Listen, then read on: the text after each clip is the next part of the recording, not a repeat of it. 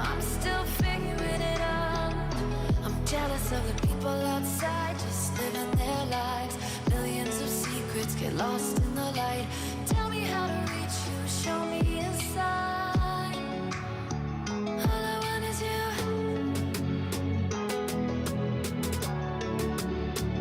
All I want is you.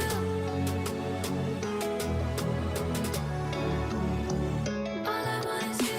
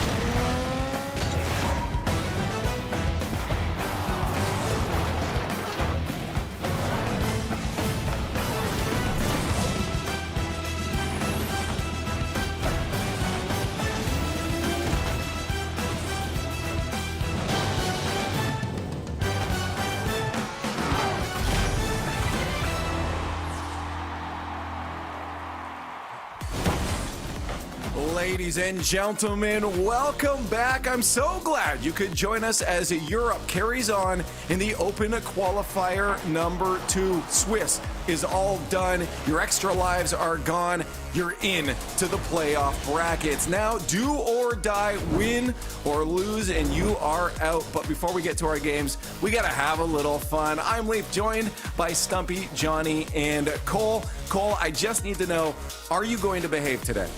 I'm going to be a good boy. Yeah, of course I am. There's all this Rocket League to come. I'm going to be on my best behavior, Lee. Stumpy, do you believe that at all? I don't for a second, but equally, am I going to behave? We'll see. Oh my God. Okay, Johnny, are you ready to put up with these guys? Have you prepared? All I wanted to say, Leaf, is I thought you were going to say ladies and gentlemates right as the camera Nice. I was like, that's really good. No, you didn't say it, so, So it wasn't. Thank you for calling out my brilliant. incompetency. I appreciate that. Could have been good at what I do, but I'm not. But let's take a look at our season schedule, get people caught up with the little bits and bobs they probably already know, but just in case for some reason you missed out on a lot of shows and you don't know what's going on for this season of Rlcs, this is what it is so far. Stumpy, we're working our way towards that major, and we're now in the Open Qualifier number 2. Yes, we are indeed, and we can see, and we said yesterday, Copenhagen, we're going to be heading over towards Denmark. We've got a location for it now, incredibly exciting. At the end of March, our first major coming up. So yeah, super exciting for anybody all around the world. Obviously, every single region now going to be going, not just Europe, North America, etc. We've now got SSA going to majors too, something that I'm so happy that we're able to achieve. But we need to see who's actually going to be sent there from all of our regions first.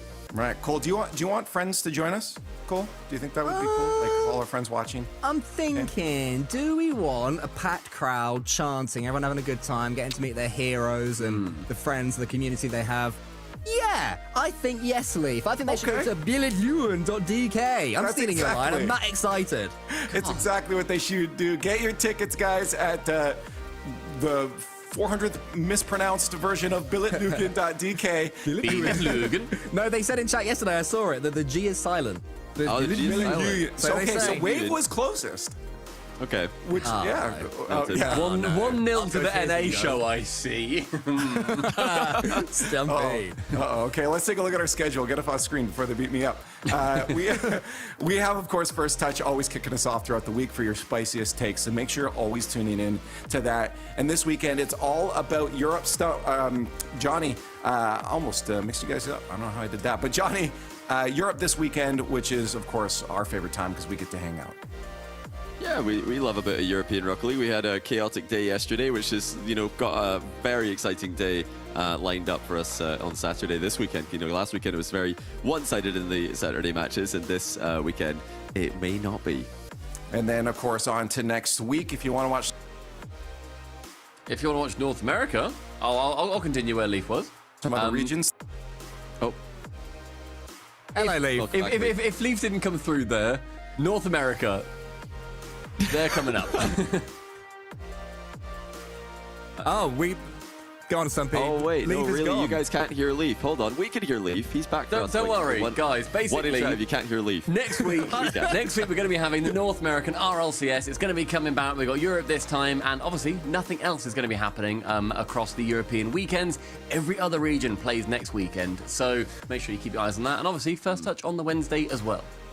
That was a wonderful job. Thank you. My computer got too excited for some Rocket League coming your way. Let's take a look at the points here, because things are coming down to the wire here, Cole. The money's important and all, but with such a short season, these points are so crucial. Yeah, I mean, especially the fact that you have to actually make it to this top 16 stage, even if you are a top team, and we've seen that that's not always a guarantee. No one from Europe has yet qualified. Carmine Corp may, but it's going to be close and tight all the way to the top 4. That's right. Let's take a look back here and hit a couple major story points from yesterday. We know some of you might have been busy and you can only join us on the weekend here, so we'll get you all caught up and wrapped up. We started off with Swiss. Johnny, this is a great format. I think we all love it, and the teams probably as well, because you have some extra lives to try and make it through. Yeah, Swiss is a very reliable format at finding out who the top 8 teams are, even if you have matches like Gentlemates KC in round 1. That's because, of course, KC were upset in the qualifier by SA. You do still get a chance for those teams to go through, even if Gentlemates dropped to Oxygen, who underperformed in Event 1 but now showed up in Event 2. You still have that, that final round to get your Vitalities, your Gentlemates, your Magnifico through. So it is a great format for finding out who the top 8 teams are. Even with all the upsets yesterday, we still have a very, expected top 8 for the most part. Well, speaking of your Vitalities, let's go over some of those important storylines I mentioned. Vitality is one of those first ones because you see them at the end of that bracket. It took them 5 rounds, Stumpy, to qualify through. Yeah, it wasn't a fun time to be a Vitality fan yesterday, especially when you're seeing that Carmine and BDS, they've already gone through in those 3-0 spots. In round 5, they managed to come up against Forward, and it was a 3-0, yes, but earlier on they lost to Carmine Corp in that second round, and they also lost to, apparently, the Giant Slayers in SUR. 5th round, guys, for Vitality. I can't wait to see SUR later on today, because in the top left corner, they'll be first. They definitely seem to be a team that are shocking some opponents, but for Vitality, they were, I'd say, inconsistent, and then suddenly they turn it on and be amazing for 3 or 4 goals. Johnny, I want to see them just have a bit more of a baseline today. Yeah, well, I mean, the SAL loss is their worrying loss for Vitality, a main event loss to this team. They're a great team, but you can't be losing that Vitality. No more losses allowed now, of course. Oxygen, though, they are a team that, we first saw the main broadcast getting pretty handily beaten by BDS. It didn't look like they had on the main a lot going on. By the way, they were hilarious. absolutely terrible. Hilarious landing there by Juicy to save his teammate's shot, unfortunately for him. But yeah, Oxygen on the Gentlemates matchup, they were a much improved team. This is more of what we expect from them, high-flying, fast-paced gameplay. Birthday buff. And the birthday buff definitely came through there for there it is. That's the birthday buff. That's the guy right there from Oski. But then look, it's the final goal from Archie. We're already 2.5 minutes in. So good. That is gorgeous. Completely outdoes it from the midfield, and they then take that spot in the 3-1. And Gentlemates are then knocked to the 5th. And Vitality. This is when they then headed up into the 5th. But it's SUR they're going up against. Yeah, and this is a team, I keep seeing it because I love to watch these guys. I love the addition of TechOz and the fact that they're really starting to show up and I think make the rest of the European region think about them, Cole, is fun to see. You don't want it to be too top-heavy. You want as many teams competing. I mean, Mike Boy and Flo have been playing together for about 19 years at this point. I swear I never seen one of these guys around without the other. I'm hoping that they're doing a Godsmillers team and TechOz is going to be that next up player, bring back Spanish Rocket League, and they'll do some great things with him. It's a format we've seen work. SUR Leaf is the team that I'm most excited to see today. Right. Oh, definitely. Again, I just said it. I've been on that squad for a while. I love that it seems like they finally, as you're saying, found that third that might be making that connection in one of the most competitive times of EU we've seen before. Some of the strongest teams have been around, but we do have a couple more highlights to get to. One I want to cover is our series of the day, and that, well, because of recency bias, was our last one there. Top Cougars versus Gentlemates. Pharaoh was talking about this team before, and Cole, it felt like they took a little bit of time to warm up, but we saw it at the end. It was an absolute slog. Bearing in mind, at this point, Top Cougars were on the cusp of reverse sweeping the Swiss, losing the first 2, and then hopefully for them winning the next 3. And they came into the series, Stumpy, and they didn't show any fear. I think that was the most impressive thing, but they had their weaknesses too. Well, they went full aggression, which I absolutely love to see. But then when they conceded a goal, they just loved to concede 5 of them. The scores were ridiculous. They won the first one 2-0, then they lost 5-1, then they won 4-0, got that pinch, by the way, which is just ridiculous, and then they lost 6-1 and then 3-1. I feel like their heads weren't quite screwed on and they lost their composure quite easily, but their quality, and Pharaoh was talking about it previously on Chalk the other day, their quality, they can get to those top 8s, and they are a real scary team for the top ones. Yeah, Pharaoh put them in top 8. They didn't quite get it. Tough schedule for them, but I think they're a great team. They could definitely make top 8 in Event 3. And now you see all your points locked in as of yesterday. Of course, not much is going to change as we did get, the teams we expect on through, Johnny, to the top. K-Corp still sitting with 22, but everything's open. Nothing's locked in for this region yet. Yeah, it's very open. It's kind of all around the world because, even if you've got one team locked in, which Europe doesn't, there are still spots to play for. And A lot of teams, look how many teams are on that 10, 11, 12 kind of marker. And Magnifico are still in the tournament, Oxford are still in the tournament today. And then obviously the big four at the top and France are in this as well. But yeah, Saw have got a little bit more catching up to do. They're only on 9 at the moment. Redemption are in 10, so they're all within shooting distance. And they all have a great shot at winning their quarterfinal today and getting even more points. But a quarterfinal will have to be won. Just to remind everyone, it's a single elimination bracket today, Stumpy. This, we say Swiss is one of our favorites overall, but I love the energy that comes with a do or die kind of bracket like this. And also, we're now not seeing our top 4 teams all spread in their own little quarterfinals each. Like, we now have them teaming up together to then try to get through into those semi-finals. Karmine Corp and Vitality. That quarterfinal, that is gigantic for them. BDS and Gentlemates, they are then in that top quarterfinal too. It then gives more of a path over for your Oxygens, your Redemptions, your Sirs, and your Magnifico. Can they get through to those semi-finals? And if so, can they then continue and maybe even make a major ahead of one of the others that gets knocked out in the quarter? That chaos is what happens when Karmine Corp lose to Sa in the open qualifier. Suddenly the whole thing, the ripple effect, and here we are now with these quarterfinals. Yeah, that's something with K-Corp. They always end up pulling through, but they always make us They question cause them the a little chaos bit. and then just watch it from afar. They are here just to disturb the entire region. But before we end the recaps, we got to get a little bit of adrenaline pumping in for a final little bit here. It's time for our top 3 plays. We're going to start it off with Relating Wave. This was just nice and clean, Cole. You said it before. It was like, this is clean. It is. It's the sort of goal that you'd expect him to score. It's a free-play classic, but he started to be decisive when he took the final shot. Seiko was there, covering high. Relating Wave instead chose to go low, and that's what made it so deadly. And what I love, Stumpy, as well, pros, you see them free-play, they nail this every time. It's not easy, but they always make it look so. With that kind of speed too, and the pass from Acro was dead on. But you talk about passing from the backboard. Seiko, Juicy, Itachi, straight in. It's literally like it's skipping stones down the pitch. And I don't think we've ever seen a goal quite this clean in this exact manner. Literally both lean back, redirecting it to to each other. And number 1, as I think we all expected. Yeah, no doubt. It's in without a bounce. I mean, it might have bounced like just on the line there, but well played, Toxic. He adjusts himself to time his arrival to get the post pinch there. He's shooting that. That's intentional. And great timing. And the celebration as well. Yeah.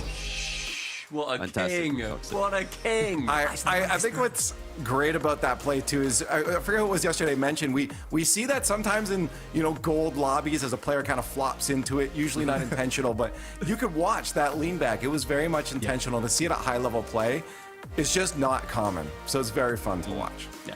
But we have to move on to some more recap. We're stay here. More recap, but we're moving around the world. We're leaving Europe for a little bit to get you guys caught up in case, of course, look how good we are too. You missed last week and all the other regions that were happening. Let's start off with South America because I think this is a very exciting region right now. It is neck and neck, Johnny, in terms of points for first.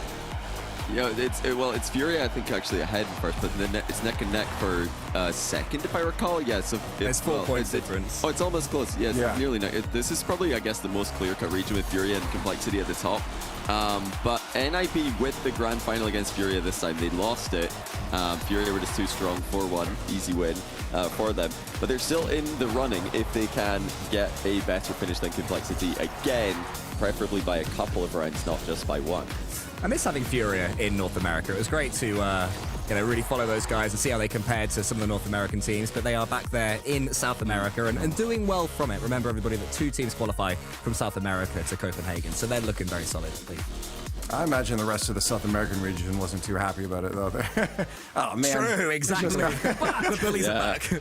It just got a lot harder down here, didn't it? But let's move on to another region. Mina, Stumpy, this is fun because we do actually have a team qualified through now for the major, Falcons. Yes, Falcons have managed to make it through. They've won both of the open qualifiers so far in Minas, therefore nobody's going to be able to overtake them, so congratulations to them. And they have put on performances that have shot them far up people's rankings generally. They've made sure that they are putting on an impact where Mina has been obviously very high expectations throughout previous seasons. They've done very well at some of them, but they've not had those repeated like top 4 finishes at like the lands that a lot of people would say that they should be getting. They may well be getting them going forward continually. And how about OCE? This is an interesting region too because, well, we already have a team locked in. Power Cole is the team on this region. Yeah, I mean, if you win both your tournaments, you're going to be looking pretty likely to make it. Carmine Corp might do the same later on. G2 have done it. Falcons have done the same. I think they won both of theirs. So it's looking like the easiest way, of course, to qualify for here. And I think, Johnny, what do you think of OCE this season? Like, will this be the season they really return some form? Well, you know, Power are that team. They look like the best team by a fair margin. So if anyone could do it, it's Power. Absolute scorcher of a backball clear there from Beaver. Perfect hit. But yeah, the crazy thing about OCE this weekend, if you have a chance to tune in, you're going to want to watch that race for second place. There's a three-way tie for second right now. Two teams going to the major. It's all to play for in OCE. Well, he might be biased, but I think I believe it was Torsos that also said, hey, people need to pay attention to OC now because they're getting back on top here. So get locked into that. Let's look at APAC and what's going on over in this region. Cole, again, I love to see just how each of these regions are growing. Yeah, it's a little bit chaotic, really. Elevate winning the first tournament and then not winning this one. You know, you'd expect them to go through and be quite dominant, but going out 4-0. Gladiators, who then they both beat each other. In consecutive events, they both eliminate each other in the semifinals. So, yeah, they're the top two by 7 points. They're the clear top two, but you've also got some other teams, Chapati Dream, on 18 points behind them. And good job to, well, it's either, we're not sure, is it LA Signal, or are they trying to run a little bit of French energy? La Signal. It got them into the final if it is La Signal, but yeah, they're way off the points, unfortunately, for this split. It looks like a top two. And moving on to SSA. Johnny, give me the lockdown on this. We have Limitless winning that grand finals. I love it. I love it. Limitless are defending the region against Young Money Clan. The European team here trying to steal that spot away from SSA. Isn't going well for them. Limitless have smacked them in both grand finals that have happened so far. So it seems like they are the runaway leaders for that major spot. Whereas in APAC, it's a tie for the one spot. One spot from APAC, one spot from SSA. APAC is the one that's close. SSA, I think they just need a top four, and they've locked it. So good job to them. Limitless looking phenomenal for the first ever major team from SSA. I believe that's every region outside of Europe, so we can move on to the next topic here. Sorry, are we? Are you guys joking? We're actually going to ignore that North America had their entire. Well, I wasn't ignoring them. I just forgot to put together a package for them. All right. Don't worry. Yeah, that's my bad. I assembled all the clips that we need from North America. Did you? I got all their best plays. Thank you, Stumpy. Don't worry, guys. Right, let's see the North America recap. All right, let's see what they got over. Let's see what they got over. I'm excited for this. Yeah, it was brilliant. Yeah. Thank you for doing that, by the way. I forgot. That's all right. Yeah, don't worry about it. Yeah. Honestly, they've looked fantastic. Stumpy. Okay, it's a nice. No, they've looked great. Beast mode, dead on target.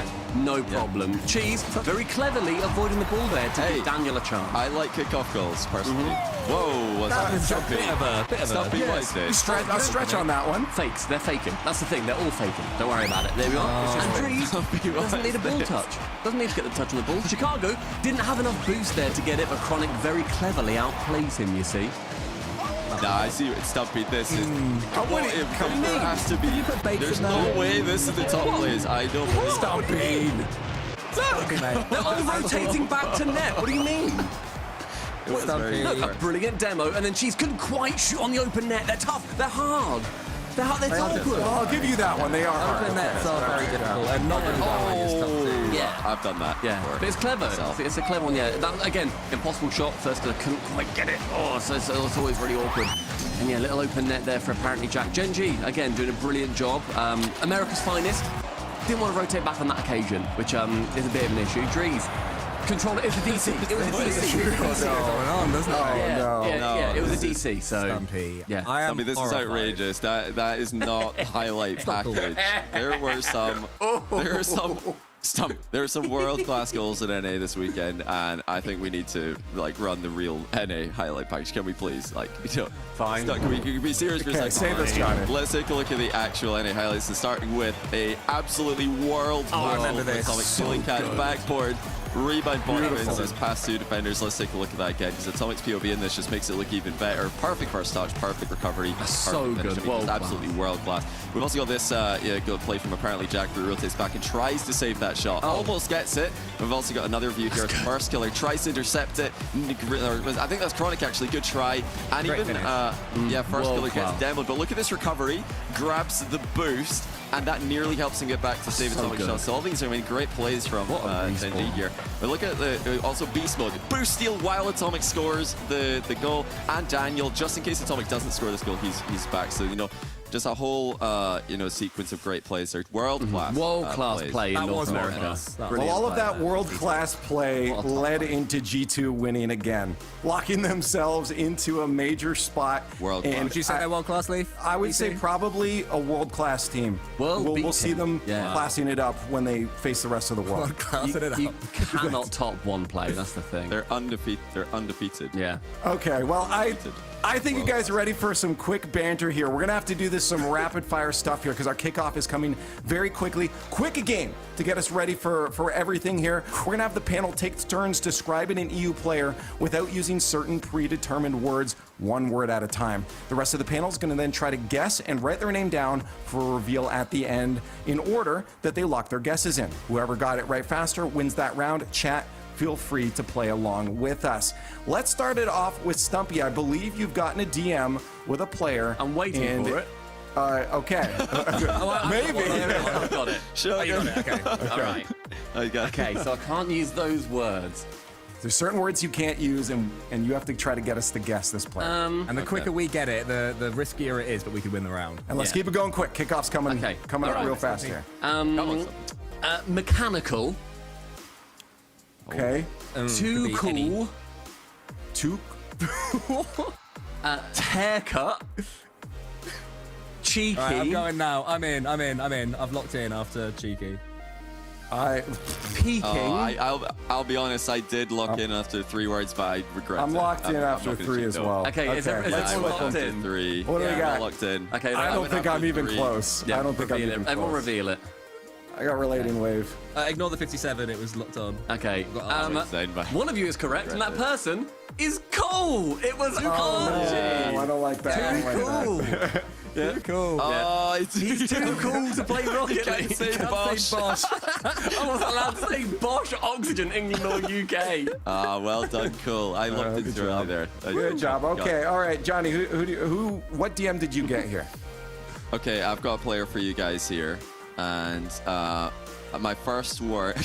I love the words that I'm not allowed to say here. I make a jump shot. But I'm gonna say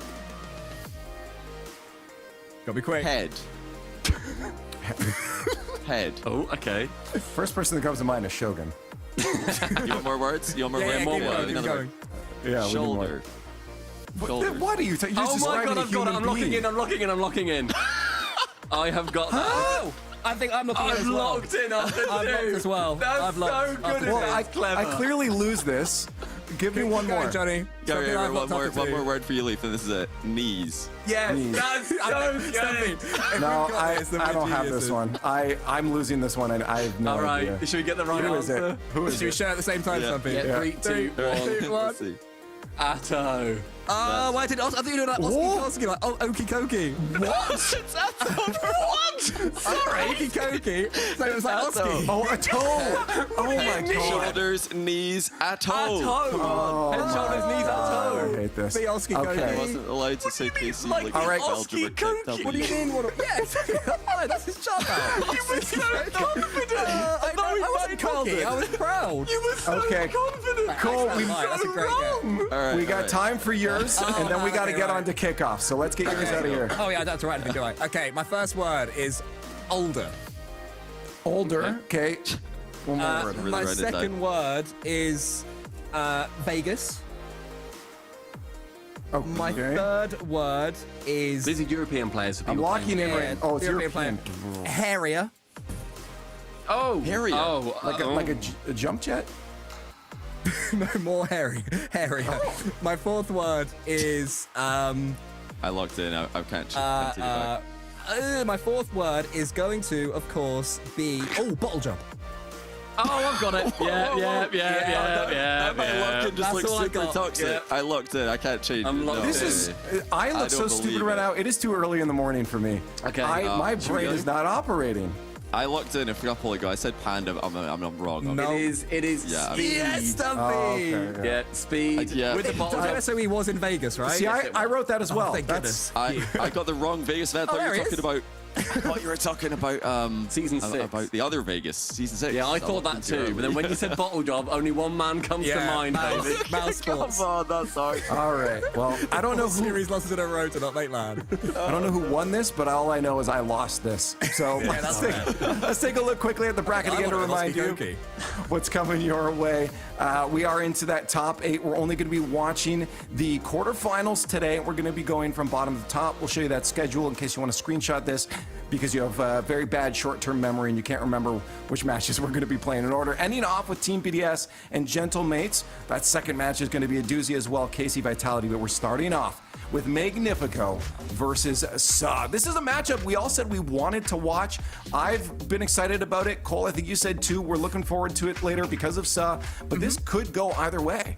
It's just such a great opportunity for both of these teams, and indeed for the other quarterfinal a little bit later on, Auction and Redemption, to make the semi-finals. The big dogs are all in the same ones. So right now, if these players can lock in, they have such a great chance to bank themselves some points. Yeah, I'm really loving that we're seeing, as I said, that middle road of the teams starting to actually show up. They're getting warmed up, coming to the Open Qual 2. Stumpy, Magnifico is one of those teams. I think we're seeing them connect really well on the field. Yeah, definitely. And I think that when you look He's at locked in. What is this? Look at this camera angle. that's interesting. Controller on top. He's got his elbows on the yes, table. a controller leaning on top. I'm a player. controller on top boy too. Stizzy is now my my favorite goodness. player. All right, that's fair. You normally see all these kids play under the desk. No, I'm an old man. I need the elbow support on my chair. Exactly. I can't do that at all. But then looking at Magnifico, like they were playing a wonderful game yesterday. They couldn't get it done through Redemption, and they had to end up, unfortunately for them, going through into that 5th round. But then they smashed through Belagol. Over on the side of Sa, Giant Killers, as we said, they managed to get through Vitality. They've previously beaten KC in the earlier stage of the Open Qualifier in the double elimination. It's going to be an incredibly intense matchup, and you're completely right when you talk about the points too. Yeah, it's just such a, this is the sort of one where at the end of the season, if either of these teams, don't make the major, which we all expected, the top 4 were locked in, you'd look back to opportunities like this and think, This is it, yeah. could have gone on a run. The amount of extra For points that you Magnifico, get. yeah. And for Sa. Yeah, mainly for them. Well, it's Sa as well, but Magnifico can tie if Vitality or BDS lose in their quarterfinal today. Magnifico could tie them in points with a win here and still be in the tournament. So this is a massive chance to go tied for a major spot in the running at the moment, going into the last event. And there's Stocks as well, the lone German on the team, surrounded by 2 Spaniards. As we move over to Sa, and here is Mike Boy. We were chatting with Hercules earlier, who is running the Sa Day 1 streams, and she was saying that Mike Boy was, like, her words, a Superman defensively. This guy was keeping out everything, so keep an eye on that. He was Mike Man. He's all Why not grown Super up. Mike? And Tech Oz, this is a Fair enough. Mike Man. Great point. And everyone moved on from Mike Man. You got a good point there. And you shouted at me for Oski Koki. Tekos, right, we see him on the screen. Right, Johnny, yeah. You've enjoyed Yeah, Tekos' Tekos. tech that we've been seeing going I do through like so the far. new tech that Tho and Mike Boy have gone for here. New tech Oz. We've seen Tho and Mike Boy together a whole bunch, and new tech Oz seems to be the best version we've seen in a while. Another Spanish player, just breaking through the ranks. Yeah, I'm excited to see this series too because, as you're saying, Cole, it's one where they've not got one of the top teams in here, one of the top 4 currently that have been scary so far. One of them is going to be guaranteed into those semi-finals, and then if it's Sa, you have to look at both Karma Corp and Vitality on the other side. They've beaten them both already. Yeah.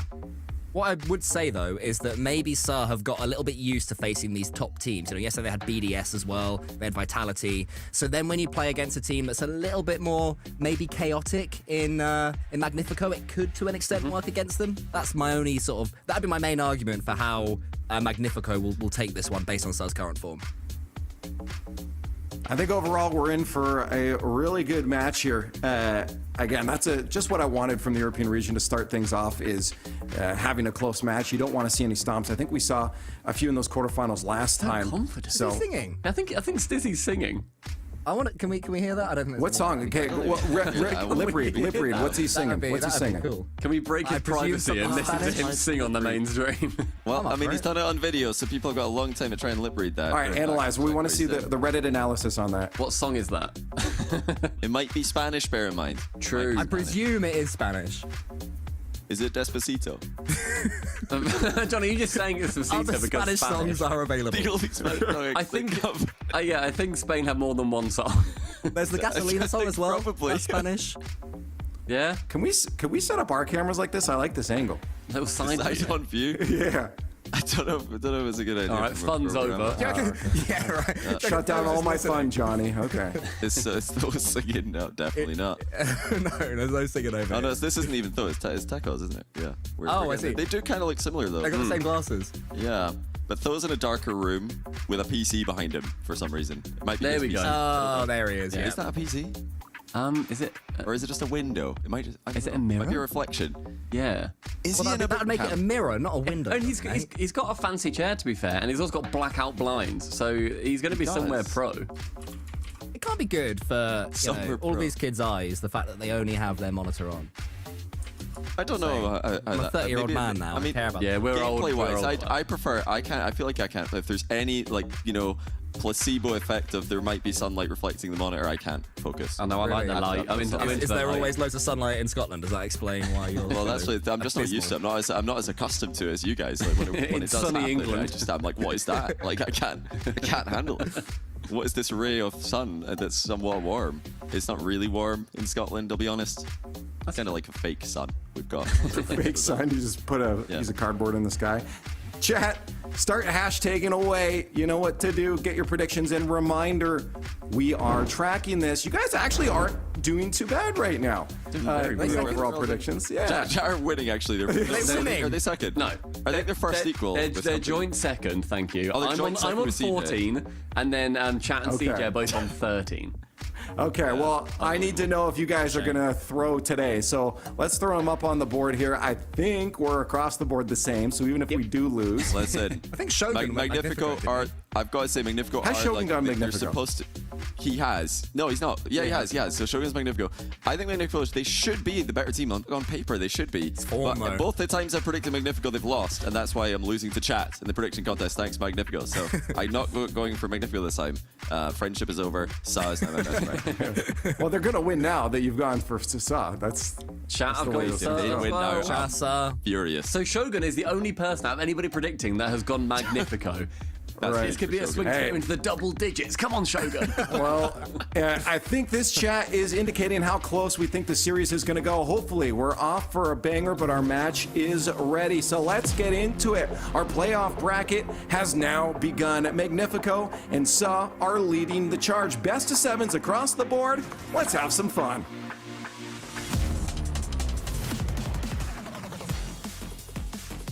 Described best as a golden opportunity for both of these teams, CJ. We thought it was going to be French domination when it came to the top four, but one of these teams is making semi-finals and laying claim to a chance to make it to the major.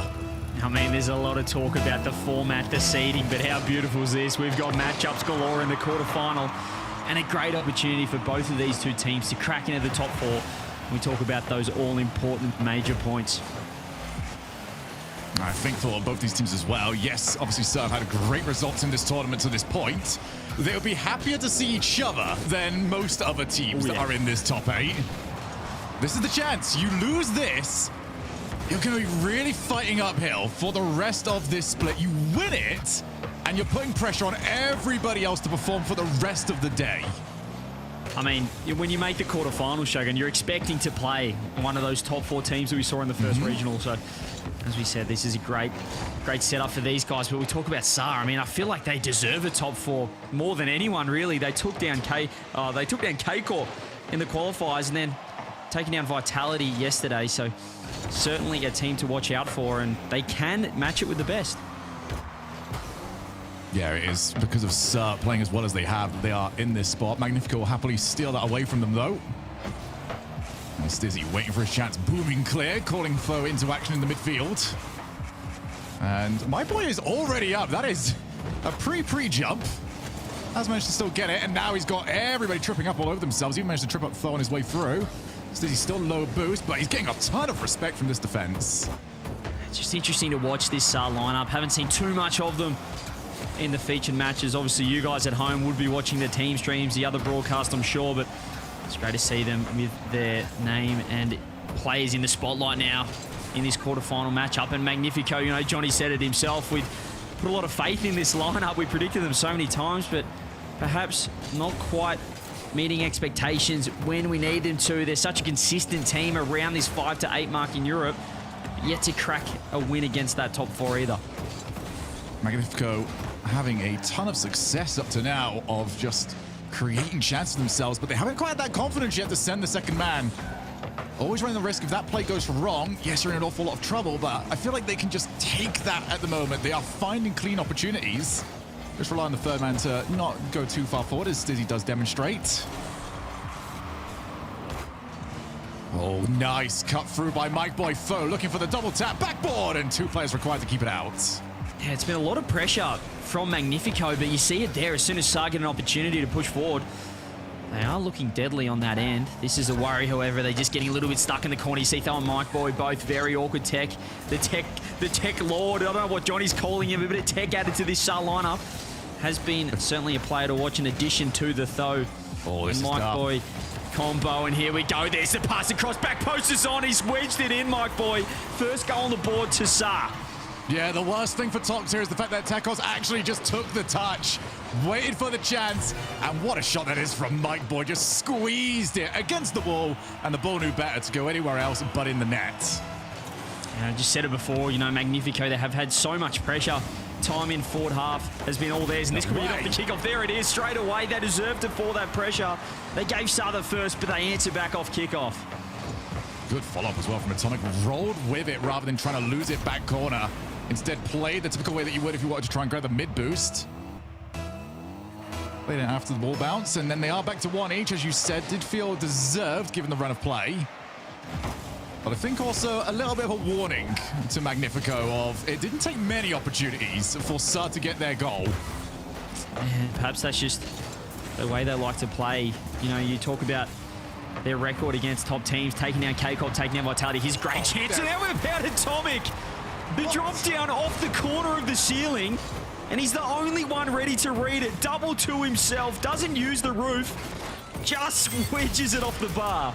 What's crazy to me about that is how long he spent not boosting. After the first touch, almost no boost was used because he already knew he got it right.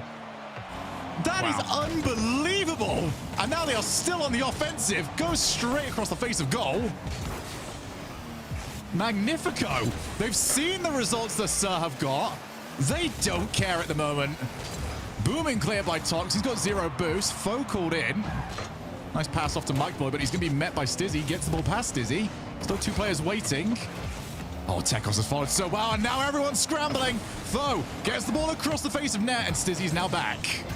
That's the difference, though. Magnifico just look a bit tighter in defense. That's why they're able to work it out quickly. There's a chance, though. Stizzy cutting off that infield, so threatening. Tho was there, and a huge whiff coming through.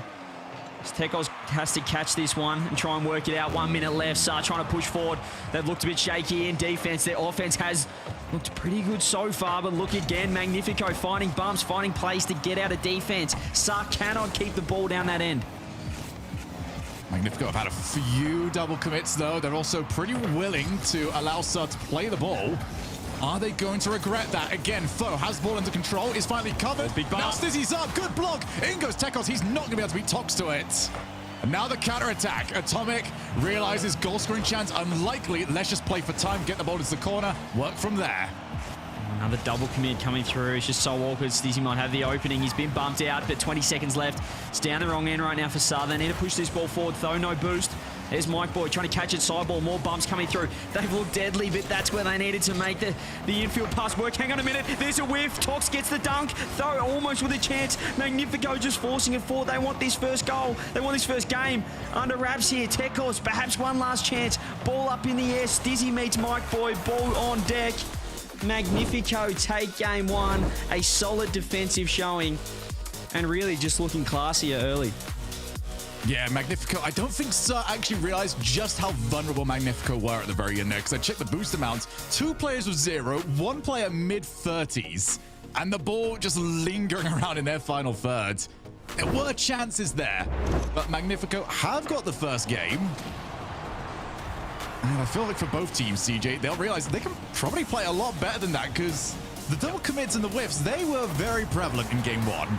Yeah, Sarge just looked so awkward when they were in defense, and they were there for a lot of the game. But credit to again, as we said, we saw the class of quality. Johnny Boy mentioned it just before this series went live. At Magnifico, on paper, you'd favour them more often than not, and we are seeing that quality come through, albeit none of us predicted them, Shogun, except you. Yeah. Well, I'll go partially on believing and partially on desperately needing points to get back at this point. It's pretty far back, but like I said, golden opportunity both for myself and for both the teams that we've got on the field here. I do want to talk a little bit about Sir as we get ourselves ready into game number 2, because there's been so much talk about Tekos, but we got to talk about how much life he's breathed into this team, because Thor and Mike Boy, they seem like they were stagnating over the last year and a half. Like, they hit a peak during the online era, and then not quite finding the results since then, but suddenly they're right back here. I mean, they kind of were the duo that, you know, every regional you were checking the bracket, checking Wikipedia, you saw those two names, you saw Thor and Mike Boy, and you thought, oh yeah, they're still here, they're back again. But not really, as you said, doing any damage.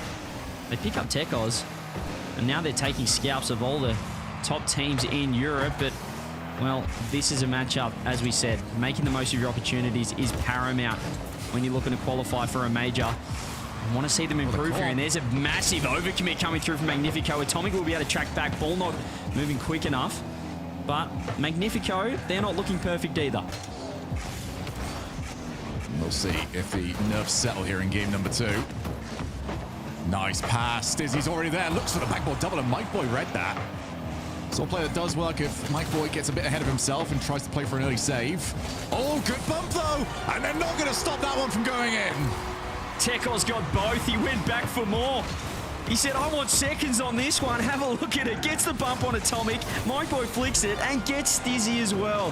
Tekos we talk about in the recent addition to the Tho Mike Boy combo. And doing it again here. Sark getting the first goal on the board. It didn't work out for them in game number 1. Will it work out in game 2? Quarter double followed up. Tekos, he's got the bumps and he's doing it again with a goal for his own. Game changer. It's one thing when we hype a player up, CJ. It's another when they just go and show it. Tekos taking over in the opening minutes. That is what they want to see. It's perhaps what led to Sark getting so many fantastic results, particularly in this regional. It's 2-0 now. They did what they couldn't do last game. They got the first goal game 1 and quickly gave it up in the matter of moments. Right now, 2-goal lead. Fantastic response. Very awkward, though, because Stizzy can get a reset. That ball will just hover. Shouldn't be a scoreable opportunity as Mike Boy gets it. That's a great follow-up from Tho. Look at that. Releases Tekos to get a 50 to get the clear. And for me, Shogun, what I'm watching just now is how is Sar going to work this ball out? Sustained offense is what Magnifico want to do. Can Sar tidy it up and find a way to get some pressure of their own? I almost feel like it would work to the benefit of Magnifico to keep this game open. Don't allow that team to stay all 3 back, because they tend to look at least a little bit more comfortable there. Instead, you've got the whiff. And Tonks, I don't think, expected it. Kind of an opportunity that realistically shouldn't have even really been given. Now we go for the extra shot. Tonks, oh, that is maybe getting a little bit ahead of himself. Tried to pre-jump it and didn't get there in time. Yeah, he was expecting a 249,000 kilometer an hour shot, unfortunately. It was just straight down the middle, but the pre-jump meant he only could commit to that left side of the net. And 3-0, what a response here from Sar. We were honestly was sort of doubting them early, and well, I've done it again. There it is, off the kickoff. That is the second kickoff goal for Magnifico this series. Let's have a look. Okay, that one's a little bit less worked out, to be honest. That's just slightly diabolical to be allowed happening when you are 3 goals to the better. Yeah, I don't like seeing that, Joe. I don't like seeing that second man, that guy following up the kickoff, just pushing up so hard. You see Tho again there. I know it hasn't perhaps worked out any goal just yet, but you see what happens there. You're only really committing for that one play, and if that ball doesn't go, basically, if it doesn't kill directly on the spot, you're in big trouble. Yeah, it's something that I feel works very well if both teams aren't really thinking about it, or your opposing team aren't thinking about it all that much. Oh, it's Stizzy! Oh, there's no way! How has he he's done this? embarrassed them on a broadcast. Oh, dearie me. He's absolutely cooked him and just not even hit the ball. Tekos, the man we've been talking about down the other end, just getting set packing. Where is that man going? Give him a map, because Stizzy has cooked him. Well, I think a receipt needs to happen later on, Tekos, because you can't allow that to happen. The same way as Sa cannot allow what is turning into a bit of a disaster class, a 3-goal lead, down to 1. Tekos tries to get something back for his team. Stizzy back into the play, doesn't get anything on it though. I mean, not only a 3-goal lead, but they've lost it in 20 seconds. 2 goals again, and it's game 1 all over again. They got the first goal, they were looking good, and all of a sudden they're 2-1 down. And it starts with the kickoffs. We talk about it. So, I mean, how many times can we talk about kickoffs, how important they are? But yet again, teams just not setting up any sort of default situational kickoff plays. Has come back to bite Sa, but they still have the lead here. 2 minutes left, and they want one more. And they have managed to at least calm it down a little bit. Sa have had a bit of a tendency of conceding back-to-back goals. For now, though, back into open play, where they have been the better team of the two. So, doesn't get the ball past Atomic. In comes Mike Boy. Ceiling just tried to get the backboard double. Stizzy now in, beats Foe to the ball. He's going to need some help. Atomic stole all the boost, however.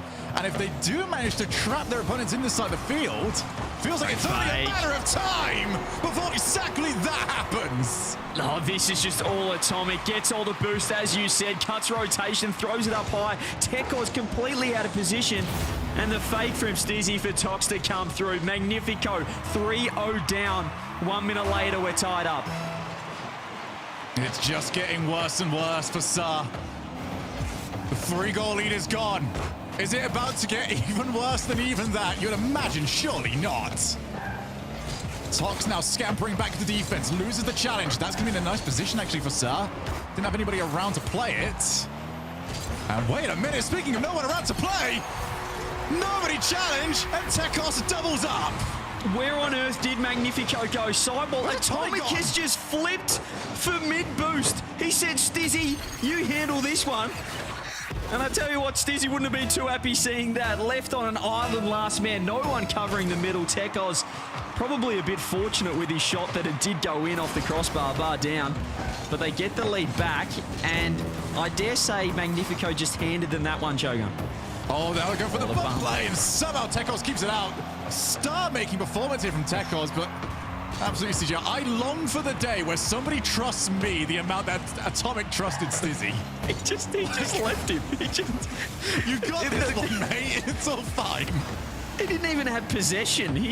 And honestly, he probably stole his teammate's mid-boost, so it's not like he was really doing anything there, but perhaps that last goal, you saw the chaos that he was providing. He tried to do it again. It just wasn't the right time. Nevertheless, 30 seconds, 25 on the clock, getting down here, and here we go again. Oh, big trouble, but Sa get it out. Tox has played the ball around his teammate. Tho's got to take that one. 17 on the clock. Tox trying to get it downfield. Magnifico. They fought so hard to come back, but they need one more right here. Here we go, Stizzy with the fakes. The bumps coming through. One more. Tox, there it is. They threw the lead. They brought it back. They've tied it again. Is this a good game? Is this a bad game? All I can say right now, CJ, it's an entertaining game. What on earth is happening on DFH? 4-4, and I don't put it out of reach that we might not even make overtime with the way this has gone. Atomic looking to try and see to it. Off the wall, gets the ball, pops out, and Foe clears. Oh, it's still alive though, and Stizzy's caught it, and he's beaten one. He's looking for the fakes. Look at Atomic underneath, trying to find demos. How good's he been? Playing almost a Radosin type role. First man there for Magnifico. And another kickoff goal, potentially, because Tho keeps pushing up too high. Goodness me, can a coach sort that out? I'm sick of seeing it. As Mike Boy works it out, and almost trouble early on. It still could be. Atomic's going down. Can he land on it? Misses a touch. Is there a follow-up? Mike Boy clears. Oh, now they've got the ball playing around. Stizzy's waiting for it on the far side. Instead goes for the Doomsday Dish. They've pinched it out, and Stizzy, wherewithal of legends to know that that play wasn't on for his team. Oh, this is going to sting whoever loses this. Both teams will feel like they should have won it. Oh, this is rough gameplay too. Tho's in massive trouble. He has to squish his save. 1 on 3, and he shot it straight at him. And the demo, it's open for Sa.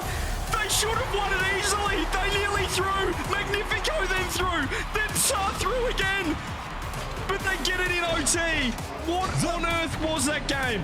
The best news for Sa is there's overtime, and they don't have any more time to throw this game yet again. one each. And CJ, the absolute state of it. I have never seen a simultaneous throw bottle job from both teams in the rapid succession. The season just like sewn up immediately. I think that game might still be a contender. What on earth? We had 3-0 into a 3-3 comeback. Then, I mean, the SAR get the lead. Magnifico tied up. We've got 0 second chances. We've got misses. We've got whiffs. And it finishes up with Tho in a 1v3 in net having to squishy save. The shot goes straight at him and they've handed them the game. I mean, what on earth was that? I feel like after that earlier segment that the guys on pre-show did, NA might have some sort of retort coming our way. For the North American talent out there, maybe just show that game number 2 of the first quarterfinal because, wowee, that had absolutely everything. But as you said, Shogun, I mean, I'm not sure whether it was good, bad, terrible gameplay. It was absolutely entertaining. I want more of that. It's definitely bringing back to an earlier idea I've had, CJ, where I feel like each talent should get 1 timeout per split that they get to call for the teams. Yeah, that'd be right there. I just want to sit both these teams and just go, all right, calm it down. What are we doing? I'd like to have a round table discussion with all 6 players after that one, just to work out just the mindset of each player in, I mean, just when you're in the lead, how do you hold on to it? The kickoffs, as I said, they just found a way, both sides, to throw the game time and time again. But here we go, game number 3. It's all tied up. Forget about the first 2. They didn't matter. Scores reset. We got a best of 5. And both teams will feel like the other one is vulnerable. I would say getting that first goal could be crucial here. I feel like it's more crucial if Magnifico get it than if Sir get it. So to this point, proving incapable of holding on to a lead. Oh, nice touchdown from Atomic. Tox is not close enough to follow. Stizzy now waiting on the goal line. Had to get to it. There's pre-jumps happening, and now off the backboard, Tox traps the ball and is able to play it away. Stizzy wasn't actually ready for that, so had to land and then try and play the ball afterwards. I felt like somewhat in game 1, I could sort of see the play style, the structure of both these sides and how they were combating each other. But after that game 2, this is where, as a coach, you really just got to throw the book into the bin and just get these guys locked in, get all 6 players locked in mentally. That's a great pass to Tox, though. What a cut off from Mike Boy. Could be a counter now. 100 boost gathered by Tekos, takes it up, tries to pop it around Stizzy with a huge pre-jump. That's better spacing from Tho. Look at that. That's released in. Tox has to go early. The dunk isn't great. The follow-up even better from Tekos. His placement has been A1 so far this series. Yeah, we've got a lot of things to have a giggle about, but one thing that is no laughing matter is Tekos' ability to shoot the ball. He has had it on point every single time, and very often he's utilized the woodwork to make those shots happen. Super impressive stuff there from Tekos, and as we said, feels good when we talk about a new player and he keeps stepping up. Here he is again, the fake into the musty. Mike Boy should be able to score, but no, Tox makes a double save somehow. The power didn't come through from Mike Boy. Could have been 2-0 for Sar again. And I was going to say that'd be a comfortable lead for them, but if game 2 was anything to go by, that is absolutely not the case. Having said that, Sar pushing forward still, trying to keep the pressure on, and for the first time we've seen really Shogun, it has been Sar with the more pressure upfield. Yeah, they've been the better team of the opening 2 minutes of this, and quite comfortably so. Tox is getting demos, but again, they're playing the opposite side of the field whilst their goalkeepers are in trouble. Stizzy can't afford to get hit by Mike Boy, who doesn't even really try to go for him. Tekos again, cuts rotation, all to Tox. Atomic now in, just wants to see if he can get a mistake out there from the Sud defense. So far, not happening. This is where you want Atomic to be, though, just trying to find demos. Oh, that's a great double. Tox had to make a huge save off the wall, had to pre-jump that one. It's Magnifico. They're just not setting up really well in offense there. They're kind of creeping on each other. Stizzy has to make a good touch here. I like Tox's positioning, third man. I'm be able to keep that ball in. This is where they get in a little bit of trouble. Who rotates back in to help in the offense? Tekos, there's the beat out again. Atomic's now a little bit awkward underneath it. Hands it to Mike Boy, almost the demo. He saw it coming, he heard it coming at least. Had to go quick on that one, but Sar again, keeping that offense going. Yeah, I keep wondering why they're just launching in with the second man, but it's kind of why they just want to be in the blind spots. That's where Atomic was causing so much danger earlier on. Stizzy almost found the demo. But again, it's dangerous. You're leaving less players back. You're leaving them open to a team that's been so much quicker. And that, to me, right now, CJ, is the big difference. SAR are, by a fair whack, the quicker of the two teams. Just not hesitating, are they? You see it right there, Tho. Wasn't his turn to go, but he was just helping out that third man. Instantly up on the air dribble just to provide a bit of support in transition. There's a shot down the other end for Tekos, who really has looked phenomenal so far. He almost gave them another goal before. There's a pass across, almost open, huge touch. Perhaps the counter-attack, Tho's back, but you will see again, there's Mike Boy supporting Tho, keeping him down. They're not committing that third man. Really smart play from SAR. This is better from them. Trying to just put the last few games out of their mind. This is a much more professional performance from SAR. It's a 1-0. Hasn't really been in gameplay, though. Trying to put this one away. Tekos fakes out the shot. Almost got the ball past Tox. He had Stizzy fooled. Still very good after what Stizzy did to him in the last game. Almost not too far off the second touch for the Psycho. Everyone has to try it now, CJ. If there's the chance, you're going for it. I just love the spacing, though, from SAR. They're almost baiting Magnifico into these big clears and just understanding their role right now. Certainly more switched on than we saw in game number 2. And I think we're getting a glimpse now as to how SAR was able to take down 2 of the top 4 teams in Europe, at least from the first regional. That's a great pass, though. Tekos has to make the save. Is there a follow-up? 10 seconds left. Magnifico have to go. There will be boost up midfield, but Stizzy doesn't want to turn. He gets dusted by Mike Boy. SAR looking to put the ball down. Atomic trying to keep it up, but that ball is just staying alive. The 1-2 back pass over to Tox. Ball down. There we go. SAR game 3 is all theirs, and that was the most impressive of the series. They gave it a good attempt, but that was way too much work to have to do at the very end of that. And we have got the timeout called by Magnifico. I think that is good timing from them. It did seem like they were a step behind in this game. There was plenty of shots from them, but I don't recall all that many of them, apart from the very last opportunity there, CJ, being all that dangerous. Yeah, you can see it on the scoreboard. Just 2 shots to the side of Magnifico, and that's complete. It's a complete transition. It's the opposite of game number 1, where Magnifico had all the pressure, but it was a credit to SAR. The way they were able to help each other, they really stopped the counter-attack and were able to just lock that ball in the offensive end. Magnifico didn't have an answer, and to me, Shogun, I'm looking to Atomic. We saw what he did in game number 2, just playing that first man role, looking for bumps, looking for demos, creating chaos down there, but we didn't see that in game 3. That is a credit to SAR, however, but I'd love to see Atomic just get unlocked a little bit down the offensive end. Yeah, the Atomic matchup and what his positioning can be might just be the crux of this entire series, because it's been both the best and the worst thing for Magnifico. It's been leaving, their defenders in 1v1s, 2v1s, but it's also been creating opportunities, because I feel like since Magnifico are the slower team, you need a way of disrupting the third man. How do you do that? You go and bump the third man, and Atomic's been great for that positioning. So it's on a gray area. It's very difficult to say whether or not he has been the greatest asset for them. But I think the last game sort of showed that if he's not doing that, Magnifico struggled just to create much of anything. I want to say, I was just looking at the player cams right there. That is outrageous. That's Stizzy playing with the controller on top of his desk. That is, I know that there was some defense from wrong. I mean, Stumpy and Cole, I think, were saying they do it. Yeah, have a look at this. I mean, that is just not on. To be fair, if we're looking anatomically, that's structure. He's got no movement there. He's locked in. Look at the arms, the elbows, fantastic right angles, the perpendicular triangulations. But you just can't play with a controller on top of your desk, can you?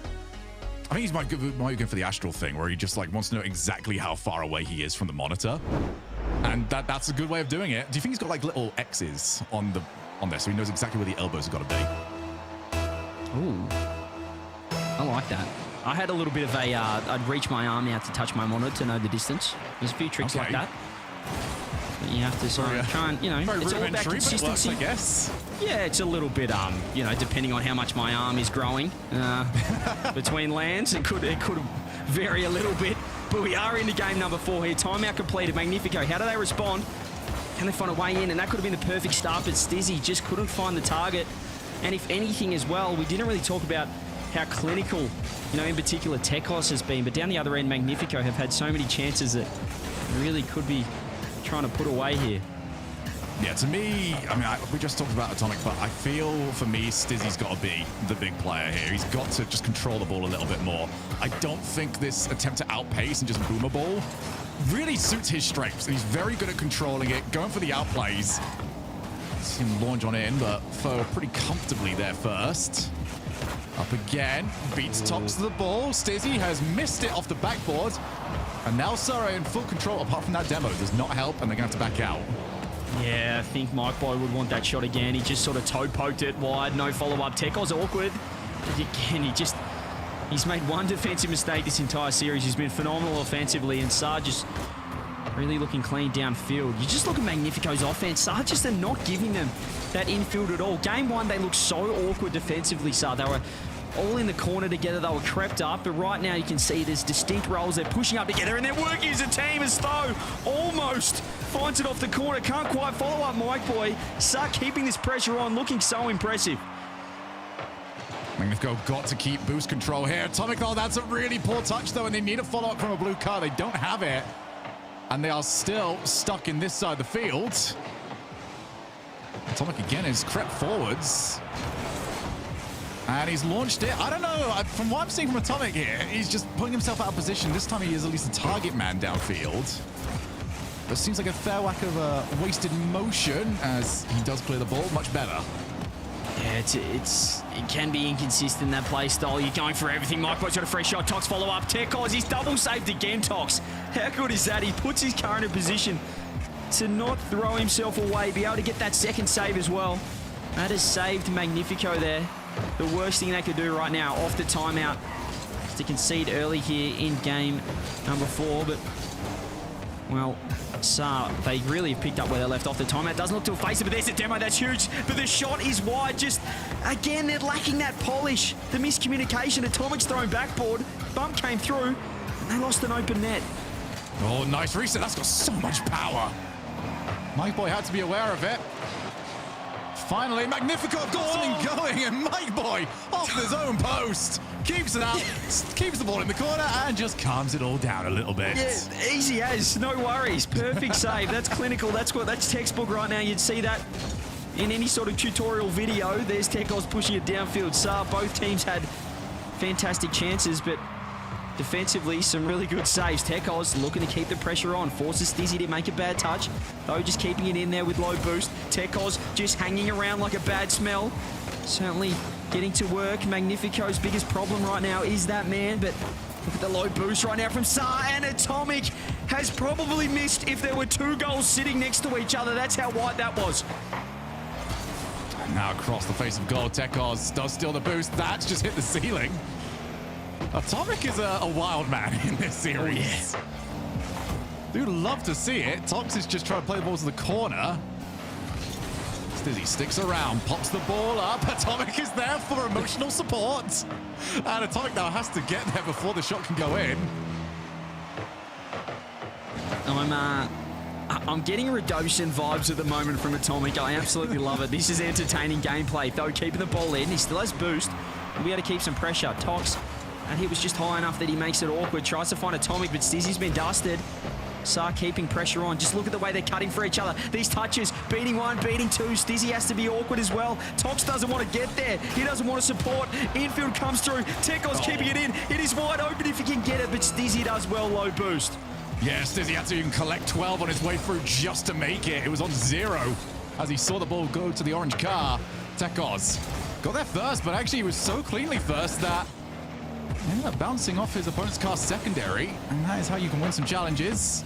Oh, Tekos, look how clean this is. We still have no goals. Might be going to another overtime. Stizzy's handed that one to Tekos. Tox keeps it out, and Mike Boy Stizzy decided to stay back. Foe calls for it. He's got boost, but he does not have the chances to get it past Stizzy. We have overtime. Yeah, Mike Boy just wanted to get that one down. They had great pressure. Again, 10 shots to 5. Saar doubling the offensive pressure right now. Tho, there's the fake out. Mike Boy, Tho working together. Tekos, is this going to be open? Mike Boy's back in time. Saar almost throwing that one away. Stizzy gets it. This is a better setup from Magnifico. They should be able to work this one out. Just before that overtime started, Sa had been just beating all of Magnifico to the ball time and time again. Sa, though, just looking so strong. There's more 50s coming through. Tox awkward on the side, just trying to pop that one forward. Does get a nice bump, but Atomic just been beaten, and that's dangerous for Stizzy. He has to back up. Tekos with a double. He's so accurate, so deadly, but a great save comes through. He just pre-jumped and hoped, and his hopes came true. Now they're hoping to get rid of this ball. Stizzy, oh, he doesn't got it. Tox had to avoid being bumped. And again wins the challenge. Tox comes up big for his squad, but they are stuck in this side of the field like they have been for a lot of the last 10 minutes of gameplay. Oh, but Sa just lacked that killer instinct there. They had no one on the follow-up. It was wide open. 3 men are committed from Magnifico. They'd want that chance again. Will Magnifico punish them down the other end? This is a nice beat out from Stizzy, and that's a great pass down. Can Tox get 2 over the top? No infield pass, but Atomic this time, probably the first time, has played a bit more passive than we're expecting. Stizzy trying to find it. The demo comes through. Tox finds Tekos upstairs. Atomic has a reset. You hate this spot if you Sa, because Atomic's clipped on him. OT win, Magnifico. What's ridiculous about this is it wasn't a clean win. He won the challenge. He crushed him. And from their first opportunity, Magnifico have stolen it. Boy, oh boy, I think Sa, you look at it, 13 shots to 6, so many chances, but they just lack that finishing touch, the polish that we'd seen in the previous games. Well, I guess that finishing, that polish, went over to the side of Atomic. What a dunk, as you said, 100-0. 50-50 challenge on that one. I just want the camera to just be plastered onto Atomic the entire time. Like, that is where the game is happening right now. Where Atomic is, the game is. He is the difference, as we said. He's going to be that catalyst for Magnifico. He was in that overtime. He is chaotic, probably for both sides at times. Not too sure where he's going to be, what his rotation looks like. But it's worked out there for Magnifico. They've held on. And Sa, I don't want to curse them or jinx them in any way, but if this series doesn't go the way they want, they'll be thinking about this game number 4 and how it slipped away. Oh, that'll be, for Sa, this is, I mean, not just for their major chances, but like, what better chance are you going to get? Over the weekend, you have beat 2 of the top European teams, what we consider the shoo-ins for top 4. Your reward for that is just, objectively speaking, an easier matchup in the quarterfinals. You have done what you would consider to be the hard work. Magnifico are in front of you. You've got to get this done. But Magnifico, again, golden opportunities that we spoke of, they are taking all of them, not just for this series, but also each game and each chance that they are being handed by their opponents. The positive for Magnifico as well, it's 2-2 right now. I don't think this is anywhere near top line Magnifico gameplay. They're right in this series, and there's a huge whiff coming through early on. Tox is going to get a beat out, blocked out Mike Boy. Huge save, and as you said, Sa, I think it's important for them to not overthink this situation. 13 shots to 6, any other game, you'd expect them to win that. So they don't need to change anything up, just not let those misses get in their heads. Yeah, I really want to give a shout out as well to the defense of Tox and Stizzy, who have just been launching themselves at so many chances, and now Foe, what a pre-jump that was. Realized he wasn't going to get back, so tried to get to the ball at the source of the shot, and now that is a ricochet. Stizzy knew. Stizzy probably the calmest person in the server. It's just feels like one of those games, one of those series where whatever 50 happens, it's just like a homing missile on one net.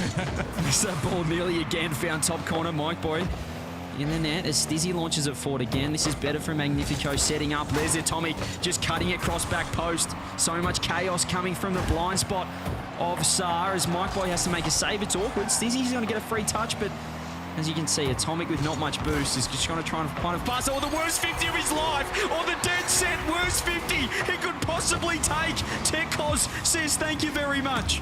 Oh, and he could have played it to the side. He could have played it up above. He could have played it just to kill the ball. Instead, he played it into his own net. Just, all right, well, we continue on with that, I guess. No changes.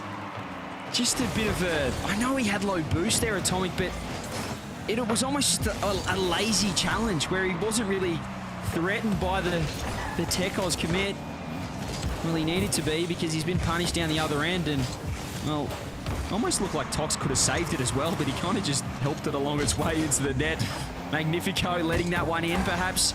You know, we talk about what goes around comes around. Well, Saar couldn't make the most of chances. Magnifico perhaps got lucky in the last game.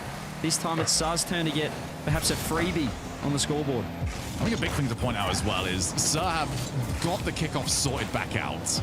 They were getting these leads in the earlier games and then losing them in the silliest of ways. Hasn't been the case, though, ever since game 2. They've just been playing it a lot safer. Tekos does get bumped out of the way. Tox has got a bit of time, chooses to play the ball up high, double commit. It's Dizzy. Just keeps the ball in the midfield. Atomic quick enough.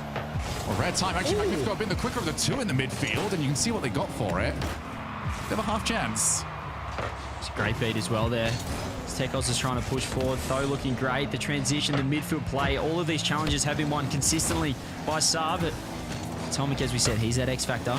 Tox, Tekos, Tox, everything in between, trying to keep it in. That's just going to be open. Hang on a minute. All the demos of no, he's cleared him out of the way. Tekos will take it anyway. Atomic doing his best to stop the transition, but an overcommit Stizzy as third man was basically in the other net.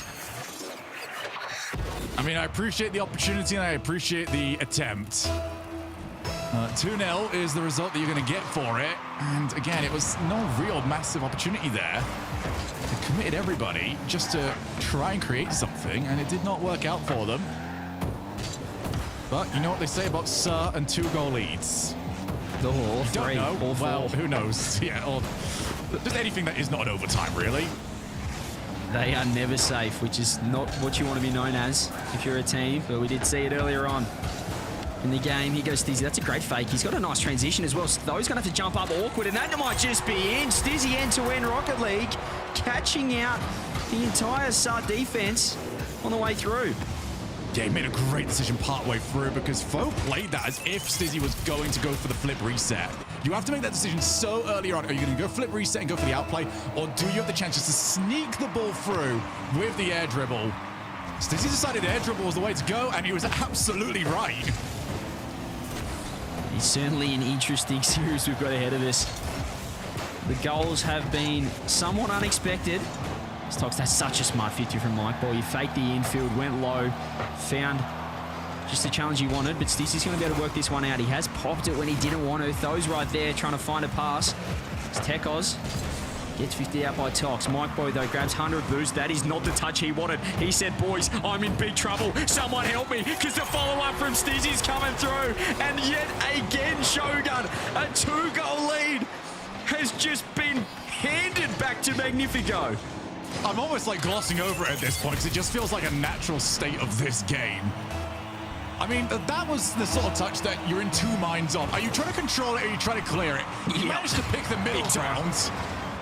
And, well, you hit the ceiling. The last thing you want to be doing on those is hitting the ceiling because that ball is going to just plummet. And now it might get even worse. Stizzy drops the ball down. Tox takes his time, realizes that Atomic's not going to be coming in for the shot. I think that might have even surprised Tox, if anyone else. Good challenge again from Stizzy, who is running the show. Now running ahead. Can't quite find Tekos' shot. Throw into the corner, and suddenly Magnifico are looking like the stronger of the two. But if we know anything from this series, CJ, that doesn't seem to mean much. Yeah, it means absolutely nothing, but Atomic's doing so much boost, and that ball is rolling towards the net of Saar. Tekos cleans up, but again, that's a poor touch. Just more mistakes, but it is absolute chaos. It's working out. These misplays are almost helping out whichever team causes them, as Tekos is going to have to turn. Just trying to find a pop-up midfield challenge. Atomic's there. That's a great catch. He's got a bit of space. They're going to be able to steal this one. Tox is up. There's the infield, or perhaps on net. Tekos double commit from Saar. Atomic's working around. He's trying to find the bump, but he misses though. Everyone. That could so be it, as Tox is still keeping it in. Hang on a minute. Mike Boy wants that ball down. Another overtime. Another game that should have been over in regulation. Well, again, Magnifico just launched everybody at the end of that. We're like, yeah, Tox, if this goes wrong, good luck. And now Tekos wiped out. Tho controls it in the midfield. Tox now moves on in, has to win the challenge. Had the cavalry coming in, but they were going to be a bit late. Demo as well. Oh, and that's just launched back corner. Atomic just going to control. He's got Mike Boy Durkee. Doesn't have Mike Boy to really work against anymore. Although Mike Boy's taking out Stizzy, and Atomic had to win that challenge. Yeah, Teko's going to run that one back. Mike Boy gets the touch again that I don't think he wants to be making. He did it. This corner is not his best friend at the moment. Couple of touches where he's hit the ball and then just said help. As Stizzy's up now, working the ball forward. Magnifico trying to set up this offense. Atomic third man. Keeping that ball in. Gets a nice 50. Tekos is in big trouble. He's going back and forward. And Tox finds bottom corner. Magnifico steal the game. Get the lead in the series. And Tekos, you can see him like a deer in the headlights, knew it was over. He moves forward, he's demoed. He stays still, it's going past him. Lose-lose situation. Magnifico on double match point. And you would have seen it as well as I did, CJ. Sir called the timeout before we even got to the replay. The ball was still exploding when they typed that out. Yeah, I think Tekos just hit the ball off the wall and then wrote timeout. He knew that his fate had been written. After that touch, 3-on-1. And the timeout has been confirmed for Sar. And look at the difference there. 13 shots that game for Magnifico. Just 4 shots for Sar. They completely turtled up, went into their own shell there as Magnifico just put the foot down in the offense, starting with Stizzy leading the way, that end-to-end Rocket League. You see it in the highlights. And again, I mean, how on earth is that man playing with his controller on his desk? It doesn't make sense. Nothing about this series makes sense, okay? The only thing that makes sense is certainly to stop scoring first. Like, it seems to be the worst thing for them at the moment. Another multi-goal lead thrown away. I don't get it. You know, for those of you that joined us today, those of you that maybe got up a bit earlier, you know, if you're over in North America or anywhere else in the world, I hope you're enjoying this, because this series has been anything but very entertaining. I mean, it's a hard one. Here, mate. It's a really hard series to analyze because every game's so different and every goal caused by really just one-off mistakes, chaos, missed touches. We saw Mike Boy just, as you said, half clear it, half trying to catch it in the corner. And time again here, we're just seeing both teams not know how to sustain a lead, maintain structure, positioning, just I don't know keep what up you're talking any about when it level comes to Magnifico. I don't think Magnifico have had a lead outside of an overtime. It's probably true. I think Sub have scored the first goal every single game. We have to They've scored the first 3 goals every single time. This is just nuts. This is nuts. I can't believe we're here with Magnifico sitting 3-2. The way that the games, the regulation games, the 5 minutes of Rocket League we're seeing, it just feels like it's all Sar. Apart from that one where the goals, the pressure completely shifted, did a 180, and Magnifico, well, it was their time to shine. What can they do off the timeout buff, though? We love the timeout buff. Game number 6 is upon us. Will we see Champions Field? Will it be another day Shogun of all Game 7s? The only thing I don't want Sar to do is actually change all that much. I still feel like they have been the better team. I feel like a lot of people would agree with that. And if they try and slow up, if they're just like, okay, let's, you know, calm it down a little bit, I actually think that enables Magnifico quite a bit, because the slower the opponents are, the more Atomic he's going to be able to do. The more he's going to be able to find the demos, get the plays going that he wants. They've got to play this at a pace where Atomic's playstyle is a genuine risk to his own team. Yeah, they need to pick it up. And, I mean, we talked about it in Game 1, how just awkward Sar looked in defense, creeping up on each other. And when you do play slow, that's what can happen. Because you often get one player looking to speed it up as another's looking to slow it down. So Sar, if they can pick up the pace off that timeout, they would have talked about it, might be able to see a Champions Field game. But so far, Magnifico keeping the pressure on early here. First minute has been all in the orange side. Stizzy keeping it in. Tox just overcommitting a touch because Atomic, he's got no boost to work with. He's going to have to back off. This means he's very awkward, but does well. Hands it to Tho, however. And it's first time for Sar to keep the pressure on. Tox makes a good touch. Stizzy has to go. Pre-jump has whiffed. He's completely whiffed, but there he is. Atomic just doing what he can to fill a hole. It does feel like a rare mistake there from Stizzy, who has been the standout for me. Especially in defense, has worked incredibly well. Got into action now in the back corner, and instead plays it far side. I do quite like that. And a player breathing down his neck. So I might as well get some room. That one's a little bit more awkward, though, because you can see So many demo attempts, but they've managed to weasel their way out. And now Atomic looking to try and make something happen. Doesn't steal the boost, gets a demo, however. And Mike Boy crunches the challenge. Backboard looking for the shots, and hits the crossbar. Those are the ones you've got to score. Are they still going to be able to get it? No, Atomic gets the dunk, and now perhaps a counter-attack down the other end. That flick was not on, but the follow-up's huge from Tox. Atomic tries to get a redirect. This guy just see ball, get ball. He just goes whenever he feels like it and hopes his teammates can read him. Stizzy trying to catch this one. Doesn't quite get a flick over the top, but he is going to be able to follow it up, almost getting the dunk. Magnifico, look at the way they're set up. Sarge is not able to follow out any sort of touch. And that leads them into awkward positions like this. If Magnifico can just keep their spacing, they might get rewarded, but Stizzy's completely overcommitted. He's completely got out of position there as Mike Boy does get the first. Eventually, Sarge get rewarded. Yes, Dizzy's not even got a slight thought in his mind that Tox might lose that. And unfortunately, that's going to get them punished for it. Probably the most midfield pressure Magnifico have had in quite a while. Weren't able to capitalize on it. Instead, Sav got the lead, which is a sentence that doesn't seem to mean much anymore. No, I think if you're a SAR player, supporter, whatever you want to be, you're almost more worried. You're more worried when you do get the lead. It's certainly concerning. Atomic has to make a good save. SAR keep the pressure on, and I mean that goal just came from changing up the pace. We spoke about SAR liking to play quick, liking to keep that ball in. It also makes teams very awkward. Stizzy trying to fake everyone out. Oh, it's absolutely shambolic. Put that on the EU highlights or lowlights clip. The four-man commit and just chaos, all because of Stizzy. Yep, Stizzy just had to slam the brakes and watch the chaos unfold before him. He went for a triple fake out, and he got near enough close to it. Enough for his team to get that goal back. And again, SAR's lead has disappeared. It's a great bump from Atomic. Every time it looks like SAR might have a nice little chance of one-on-one with the keeper. It is Atomic to just keep that ball to just be. He really is a bit of a pest in that midfield.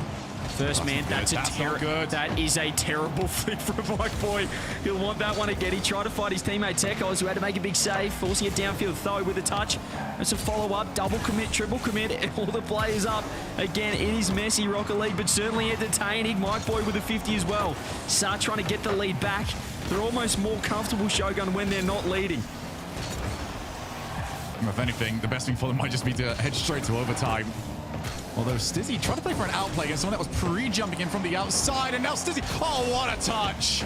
Mike Boy launched himself, waiting to see if he could get the dunk.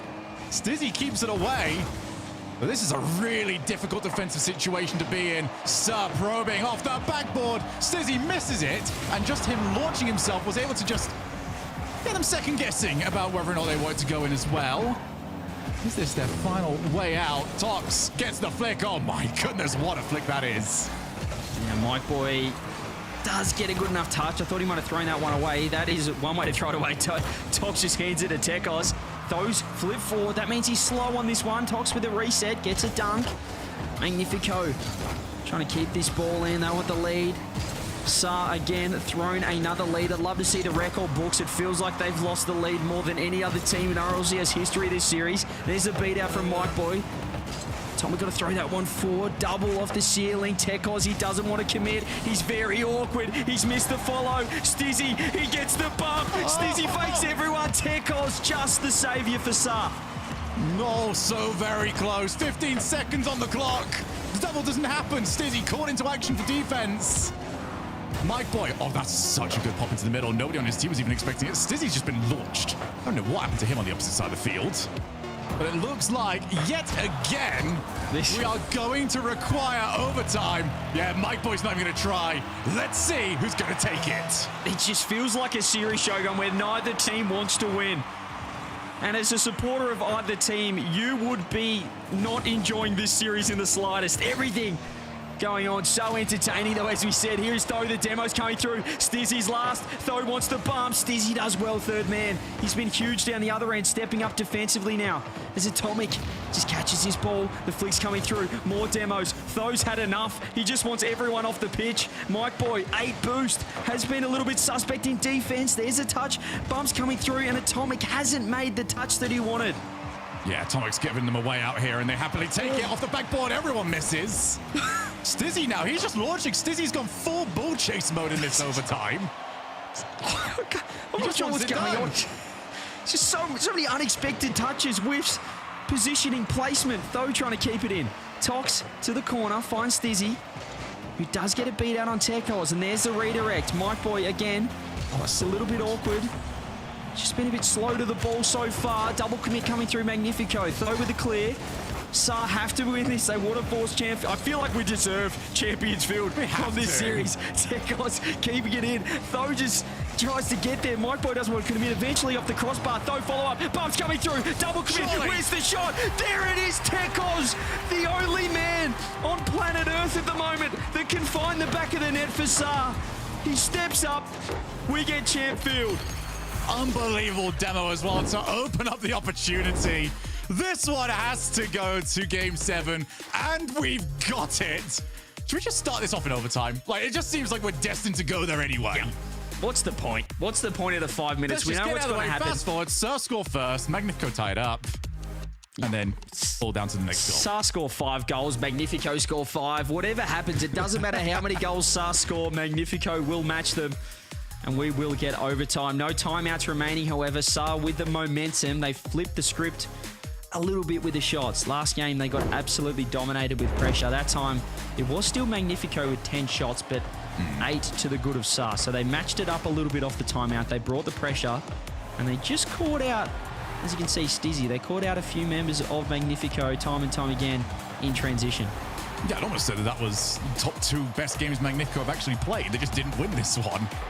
They definitely were much more competitive across the entirety of the field.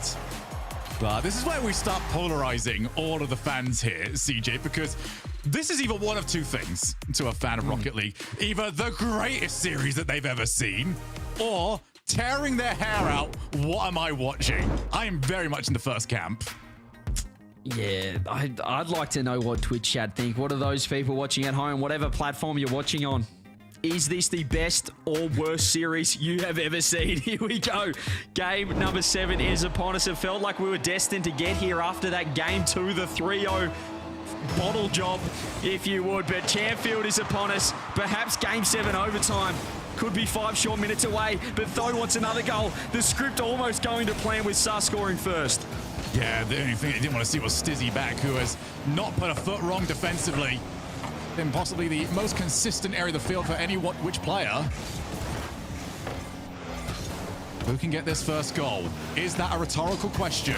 Let's find out. Game 7 to get into the semi-final of the second open qualifier. Tho's up for it, leaves it. Mike Boy's not actually got any momentum, so can't really take a shot. Yes, who will score the first goal, and do you want to score the first goal? Are the two questions both sides will be asking each other or themselves. Slow with the 50, Atomic gets a touch, and Game 7's all about moments. It's all about who can make the most of their opportunities. It was Tekos in that overtime. Love to see the aggression. Honestly, I thought it was Tho. We didn't really talk about it, but there he is again. Tekos showing the tech, showing the mech. Game 7. Oh, Stizzy just so heavy with the first touch. He opened the door, and Tekos barged his way through. 1-0. You cannot give Tekos that kind of chance. How good is that from Tekos? And I tell you what, he has been the difference so far. We talk about the Mike Boy Tho combo, but here's Tox. He's looking for bumps. Tho's done well. Tekos looking for bumps and boost control. Tho keeping that in. That's top corner. Atomic's right there. He just wedges it in with Mike Boy. Stizzy gets credited. Atomic gets it on net, and just Stizzy top corner. Look at this guy just ensuring that Mike Boy can't get it out. Tie ball game once again.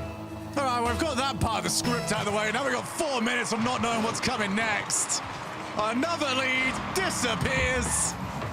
Magnifico back in it, and that could have gone anywhere. Mike Boy launches long. Atomic is waiting at the back. And that's a good play. You already saw the pre-jump, and now Tekos trying to scramble. Tho meets him.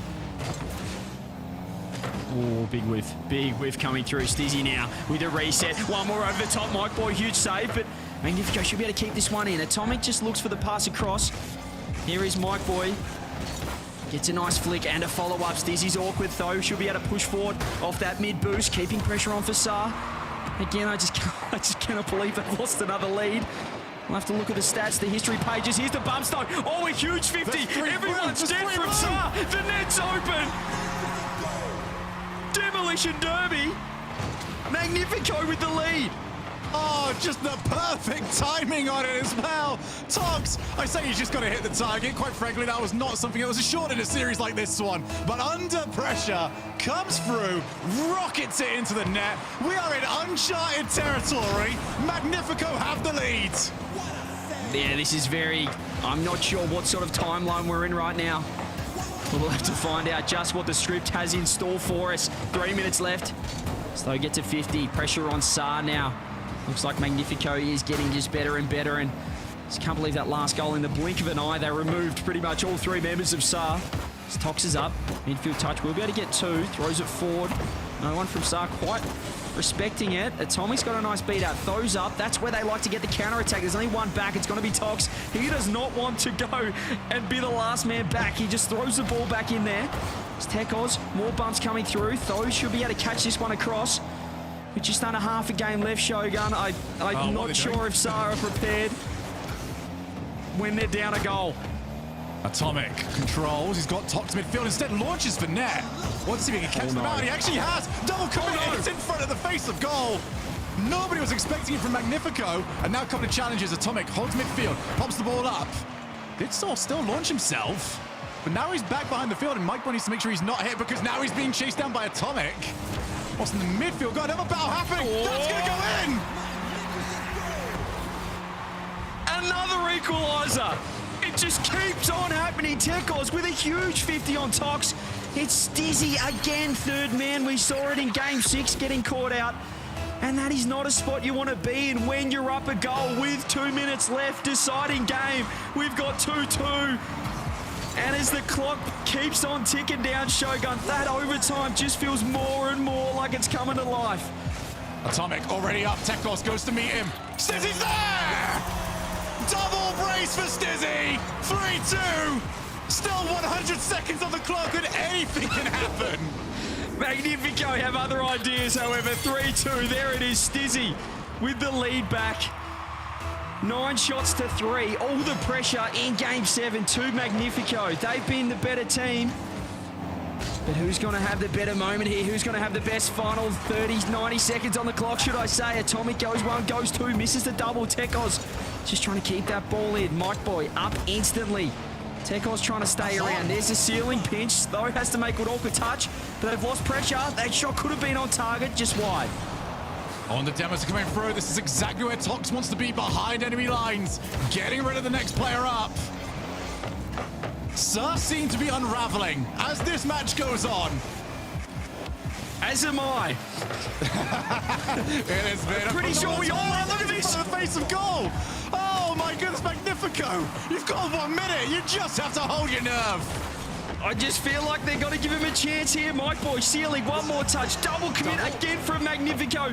They are dead set panicking right now. Atomic's up, fakes a touch. There it is. Though we'll be able to get 2, and they've committed. Space now for Saar. Atomic with a 50. Mike Boy's up. Is it going to be another equaliser? Drop down. Tox with a shot. Bumps coming through. Stizzy recovers. Comes up huge. 30 seconds left. Saar just throwing the kitchen sink at the offense, but they can't find a way through. Tekos keeps the ball in, but actually Atomic, that's what he wants to see. He's got time, but he has second-guessed himself. Had the chance for a long clear. Now they've got the commit from Foe. If that was on target, that was game over. Instead, 1 goal is the difference. Huge chance. Atomic already up. Now Foe, backboard. Mike Boy trying to bump Stizzy in the background. Stizzy managed to shrug it off. And they've got the clear. If the ball hits the floor, it will be Magnifico through. And they've done it! What a series. And I take that in whatever way you want to take it. That had everything. Saar getting the lead early. Magnifico, though, doing it in regulation. Champfield stepping up. Stizzy, the star player in that Game 7. And what a way to start the Saturday here of the second EU Online qualifier. Boy, oh boy, Saar will be thinking about That was the chance. I was going to say game 2, or game 3. The more I think about it, though, Sa will be thinking about every single time they got the lead and gave it away. On a weekend where they beat Vitality, they got themselves such a good seeding, they were unable to get the job done against Magnifico, who move on to the semi-finals and are now outright contenders to make it to the major. We're going to break it all down after this break.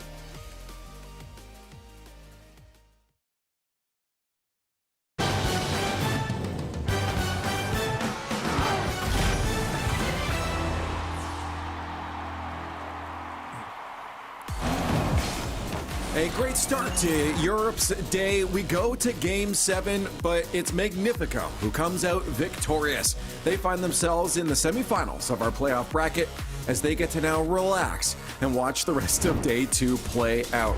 Maybe not relax. They definitely had a lot of energy coming off that win at the end there. I'm Lee, Stumpy, and Shogun.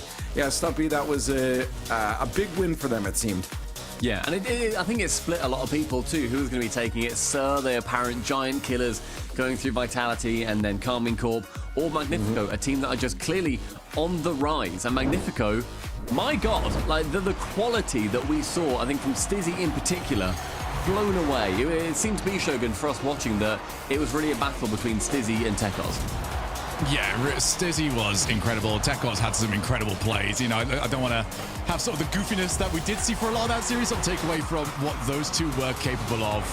But that was just so much fun. That is, when everything is on the line, that's what Rocket League can sometimes turn into. And see what this was worth to both these teams, and it is Magnifico that have got it. They are moving on through, and we'll see you again tomorrow.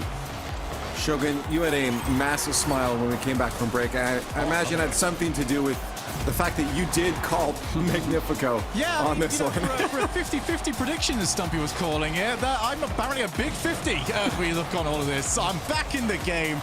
I've got my prediction, and I'm only one off Cole. Mate, sorry, welcome to the double digits, first of all. The last person to make it. Yeah, you're still 4 behind me, mate. Sit down. It'll be fine. It will be fine. If I've seen anything, I believe in the bottle, and I believe you can pull it off, Stumpy. And tell you what, I love these celebrations too coming out from players. The Stizzy cam was great. It kind of felt like I was a mouse sitting on his desk watching some brilliance happen. But him celebrating, doing the shush, putting on the goggles. I don't know football that well, but I assume it's a football celebration. Yeah, seeing the players really take their personalities to that level, it's a lot of fun. Yeah, I don't know. I want to bring that celebration in, though. I don't know where else I've seen that. It might be football then, but we should just walk around with it every time you do something good. Get the goggles on. Well, let's take a look at our next match because that's a doozy. It's Carmine Corp versus Vitality. Ladies and gentlemen, this is a matchup that you would probably expect to see in a grand finals, at minimum a semis, but we're here in quarters, all because of the way that Swiss went. KC started things off weird. They pull through. They always clutch up. Couple question marks, Stumpy, on Vitality, so this really could go either way. We said 50-50 for the last, but I think that stays true here. And bear in mind that we saw in the last Open Qualifier, Vitality took their first loss since picking up Zen. And then now we've seen in this Open Qualifier, they've taken 2 more series losses. One of them earlier to Carmine Corp in the round 2 of the Swiss. Vitality going to 5 is very unlike them. But I think, we have to look at the bounce back ability of the top teams. Yeah, I mean, yes, they were so close as well. Of course, KC did take it, but we can always look back to that drop-down pass. I think it was Alpha just put wide. You know, they could have won that, I believe, back in Game 6. Instead, they dropped the 2 match points. They ended up taking the loss there. Had to work through later on in round 5 to qualify. So, not Vitality's best day yesterday, but the player on your screen just a moment ago, I think that was one of his best days in a long time. Zen was incredible. Wonderful. If Redosin and Alpha up it even a little bit, they are a scary team. Yeah, I think we're mostly going to be looking at Redosin. He is going to be the player that is going to have question marks around him when, realistically, you'll look at the team and think, okay, he would be, if they were going to be dropping a player, Redosin would be the first person to look at. That is not obviously to say that he is bad in any way. You say you're getting ahead of yourself here. Teammates. Yeah, they are Alpha and they are Zen, and Redosin has to really play up a huge amount to get to that level. We've seen how influential he can be in series. We've seen the level that he can reach, but that doesn't always happen. This scares me. I don't know if they're going to be on time now. This is the strat yesterday. Oh my God. Hey, let Farrah know what the time is. It worked. It worked yesterday. I mean, I don't know. There's some meta, I think, to this, but whatever Farrah has to say is clearly important enough to hold the attention of his players, and you can tell by the hand movements, too. This is a serious conversation. Yeah. Let's remind ourselves as well, Farrah has still not lost a tournament since the start of, Spring Split last season. He is on a 6-tournament win streak, including regional level and international and world championship level. This is him looking for his 7th. You'd have to be a very brave person to try and predict against them. Yeah, in the Rlcs, Ferrer is hitting different. And then you look at Carmine Corp, what a team. What a terrifying roster that ends up being. They have so far, they came through in that 3-0 alongside BDS. They went through Gentlemates and Vitality and Magnifico, a team that have just shown that they are in the semi-finals. Difference being, all of them went to 5. None of them were those convincing wins that we're so used to seeing from Carmine Corp. Is this going to be a time where they are also, we need to look at them to think, guys, how are you going to be able to pull yourselves into a level where we look at you and think, yes, you are the clear number 1 going into the major? This is something I mentioned yesterday, but I love about the squad, from the conversations with coach to how they handle themselves once they get into game. This is one of the most professionally handled squads out there. I mean, how seriously they take everything. We know they've got jokesters. You're looking at one right now on your screen. We know they have jokesters on the squad, but when they get into it, it's do or die. It's win, and you never want to be on the other side of the field from them. But if any team can take them down, Vitality's one of them. Chat, do you think it's going to be today? A couple question marks about them coming into this weekend. We've seen them win. They're reigning world champions. We know they can do it, but K-Corp, very clutch. They might give a little bit here and there. Now, Shogun said you'd have to be crazy to go against this. You have to be brave. Are you crazy? You should predict against KC. Are you crazy? Nobody should ever predict against KC, but guess pathetic. what? I'm not nobody. All right? he's I am bad. going with Vitality in this one. He's hit double digits in the predictions and he reckons he's I'm all a big that. man on campus now. He's big man. But realistically, this is one that is going to be... This is so 50-50. I think all of our quarterfinals, really, we look at them, they're going to be 50-50. And I don't mean anybody for going either way on it. The rest of us have gone for Carmine Corp on the predictions, apart from Cole, who's also gone Vitality. That's, yeah. I guess not super surprised, I guess, by the predictions for chat. They're going to lock it in on KC, so at least here, Shogun, you're going to be by yourself, but maybe you're going to come out the other side of this smug, because we've got our best of 7 ready. So let's get into it. The blue wall looks to clutch up against the reigning world champs. Can Vitality lock in, or is K-Corp on its way to another qualifier win? The answer will come in this best of 7 with Cole and Johnny. The second quarterfinal in this open qualifier of madness gives us a rematch of last season's World Championship semi-final. Johnny, it was an up and down day yesterday for Team Vitality, but KC weren't perfect themselves. Yeah, KC definitely have some kinks to iron out, and even in the Vitality matchup that we saw yesterday. But the one thing that does remain true for them is that in main events, they have yet to lose a series. So they seem like the team to beat at the moment. They are the defending champions from Regional 1, and they're starting things off with a fake kickoff.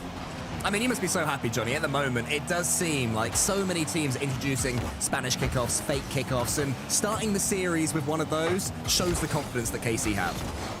Yeah, I mean, just getting that out there early, it just makes the other team think about it. Vitality have got to be thinking about that every single kickoff. Now they're trying to think, what on earth are KC doing? If you just rinse and repeat the same strategy, the other team are just going to get into their flow against you, and they're going to have more controls. Yeah, KC really, really tough to play against when it comes to the kickoffs right now. They're my favorite team to watch in that regard, but a lot of teams are becoming very enjoyable to watch in that regard. There's a chance for Rise early on to try and pitch that one round the corner. Not quite able to, but it's a fantastic start from Carmine Corp. Exactly what they would have hoped for and will say expected. A massive demo comes in. This runaway might be 1-0 for Carmine Corp. Vatira, his decision making always perfect. Yeah, the last man gets caught. It's Vatira with the demo on the back end, and an open net to put them 1 goal ahead. You know, Carmine Corp, out of all the teams in the Big Four in Europe at the moment, they are the team who are demoing by far the most, and they're the team who are timing their demos by far the most. And look at again the mix-up. They've just left the ball there on the kickoff, and that is intentional because it just goes straight to Atto in the back corner. For the first time really since bringing in Zen, the man on the ball now, who is playing so well, the pressure is really ramping up on Team Vitality. Lose this series, and Magnifico are at least equal to them as Atto goes for a triple flip reset, exuding confidence. Rice takes a touch in the air, and look at Vatira just waiting, never wasting an attack. Vitality get it away for now, but yeah, the pressure all on Vitality. Well, the one guy yesterday for Vitality who really stood out was Zen, of course it would be. Oh, he's been bumped out of position here. That's Vatira again, cleaning out the back man. And he's demoed Redosa before that. Centers and bumps, leaves it wide open for Rise. I couldn't even mention how Zen played a world-class series yesterday against KC because there's Vatira again trying to bump them out of the way, leave the net open. Vatira, of course, trying to make his own personal comeback, having to concede the title of best in the world after losing that semi-finals, the famous hug the two young Frenchmen had after that amazing series. It was a 4-2, but it certainly felt like a 4-3. Felt like it went the distance. Vitality will be hoping for something even approaching for that, because game one is going completely the way of the blue wall. They'll be thrilled over there if the view party is ongoing. The way their team are playing, Vatira, look at this, he's teed up Rise. Rise slams it back again towards the Vitality net. And so far, Vitality don't really have any answers. That might change if Zen can get this fake. But Vatira wasn't to be beaten, and more chances are going to have to come through. They're finding really productive ways to try and demo the Vitality midfield players. That is, Carmine Corp. Vatira's obviously done that twice to lead to 2 goals. They're only 2 goals of the series so far. But every time they're rotating back, they're looking for those demos. They're not just going miles out of the rotation to do this. They're not running way ahead of the ball for a long time. It's while they're recovering that they're going for these. When they end up in the position to do it anyways, very unforced. They're not trying to do it too much. They're not going in here and said, you know what, let's just really look for demos and that's it. No, they're waiting for the opportunistic moments, and that's when they're making it work. Well, I'll tell you what is working as well for Carmine Corp. Currently, Team Vitality are on 0 shots. 3 minutes into a game.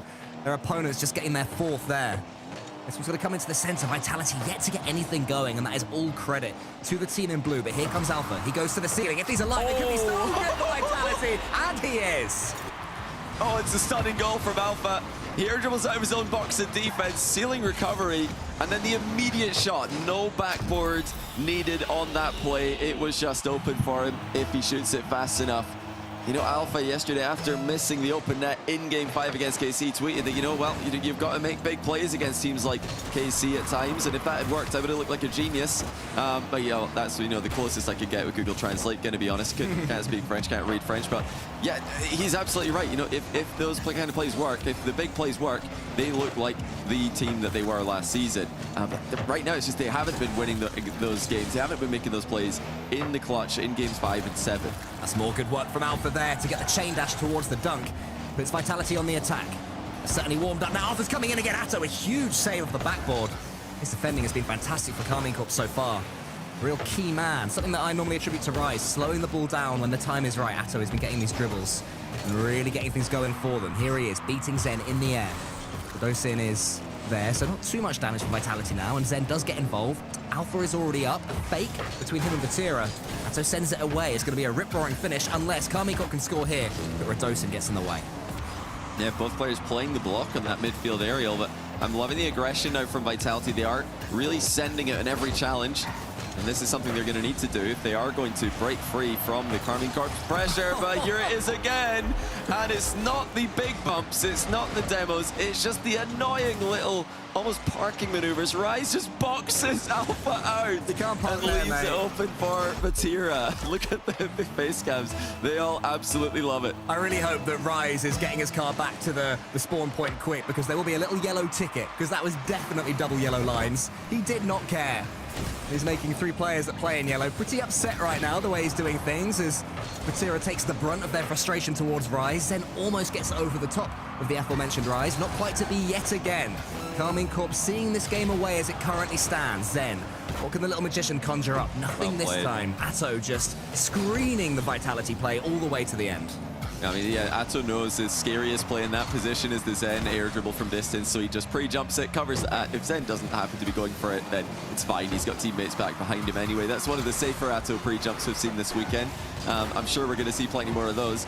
But it looks like Carmine Corp are about to lock in the Game 1 win, and it was all about the physical play in offense and the pressure in the midfield at the start of this one. Vitality just they can't figure out this Carmine Corp puzzle, but then again, neither can anyone else. I love that from Rise. The third goal, just when Vitality are exerting a little bit of pressure. You're wondering if your opponent is going to get a little bit jumpy, pre-jump for things they shouldn't be pre-jumping for, making the odd mistake. Rise, when he came to prominence, he was known as the Iceman. And moments like that third goal are why. It is the composure to do something, let's say stupid, in real high-pressure situations, and it coming off. He just knows the play. I mean, he's just got that intangible factor, doesn't he? He keeps winning. He is just simply a winner, and he is such a playmaker for every team he's ever played on. And you know, the interesting thing about Rise and Vatira as a combination is Vatira left Rise and Joyo back in the day because he was sick of all the high pressure game 5s and 7s that they had to play. And it turned out to be, you know, it's quite a good decision in the short term because he, you know, started winning everything without having to go to game 5 and 7. And now? But now he's right back to winning a bunch of game 5s and 7s with Rise. So, you know, I guess Rise was the game 5 and 7. I'd love to see that play in a game 5 or game 7. You know, you're in overtime. You It's would do it, Rise, yeah. move, Rise. Yeah. Oh, I get it now. But you got to back him. You got to believe in him. 100%. I mean, his record speaks for itself. Rise under pressure just plays like Rise. Everyone else under pressure completely falls apart. So that, I think that to me is what separates him from the competition. Is he is just able to stay so consistent when the pressure reaches a climax. Delayed kickoff there for Rise. To Vatira, saved well from Alpha, who turned back towards the net. Really nice defensive rotation there by Alpha. I have to give him credit for that one. He's learned something from the first open qualifier as Alpha after conceding that late goal after the kickoff. But anyway, here's Zen. Atto, though, is winning the race. Rise causing more chaos in the bumps, which Atto is almost able to make the absolute most out of. But Osin does get his double there, but it's more early pressure from Karmine Corp. And speaking of pressure, it is just ramping on Team Vitality right now, both in this series and, as I mentioned earlier, the overall structure of the point system right now. Magnifico will be watching, praying that Karmine Corp win this one, and that must make it trickier for Vitality, Johnny. Yeah, the biggest winner, as well as Karmine Corp here, will be Magnifico. It will be teams like BDS. BDS, Magnifico, and Vitality are all currently tied on points. Of course, that's subject to change by the end of today. Vitality or BDS can add to their points tally with wins against their French rivals. But they're not looking like the better team at the moment. It's another bump in the final third. Atto clattered Zen out of the position. Luckily, there were more bodies back for Vitality. They're going to need to keep those bodies back in defense. You cannot leave a solo defender against Karmine Corp. As soon as Vitality are staying still, even for a split second, they are being blasted out of the sky by the bullies of Karmine Corp. Letting them stop for a split second. There you go. Alpha fakes that one. That's good play. I just wondered for a second whether Alpha would have the boost to go for the second bull, but instead, unfortunately for Vitality, you have to leave it for Rise, who tries to edge over the top of them. Vatira's up. Vatira's got the touch towards Rise. But for once, Rise didn't back his teammate, or maybe he backflipped, but the goal goes begging. Yeah, didn't expect that heavy of a touch, and you know, Vatira is trying to almost fake the fake there. He's close, he's, you know, leaving it late to be obvious that he's actually hitting that ball, and he hits it pretty hard as well. All of Vitality in the back corner here, they've got to be careful not to allow easy shots from this kind of position. Rise has just outplayed two, but luckily Zen's back. It just seems so difficult to get the ball free when KC are playing like this, and it's Vitality just keeping players back in defense, trying to keep everybody relevant, just surviving in these positions, but they are without a shot again as we approach halftime. Well left there from Alpha. He was keeping an eye on Vatira and Rise and their pincer movement, but thankfully for them, the ball just rolled just past the goal. Vitality, you've got to give them credit. The way Karmine Corp are playing, most opponents would have crumbled by now. There might be 1 or 2 goals down. That's shots that are happening, but Vitality, their defense is standing firm. They'll know that one chance is all they need. What I would say is that every time they come forward, they've got nothing left in the tank. Look at Alpha now, playing with 30. That flick uses everything. Atto, meanwhile, he's got 50 to play with even after that pre-flip. Vatira's coming in, he tries to shoot. Alpha's there, but more clear-cut chances for Karmine Corp. Vitality getting starved in every way. And another bump, and then Rise shoots through a Dosin. Massive save. Yeah, boost is a real issue here for Vitality. They cannot get control of their back corner boost. They did actually just pick one up there, though. That's massive for them. And a mid boost for Radosin, so finally they have something to play with here. Radosin 50s it, but Rise recovers and gets back to the ball anyway. A couple of 50s there in a row, going in favor of Karmine Corp.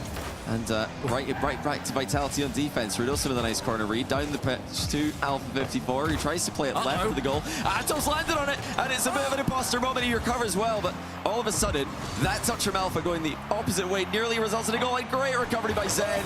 He had to trip up Rise to stop the open net at the other end. Suddenly the whole thing is blown wide open. No goals yet, but massive chances. Almost huge mistakes as well.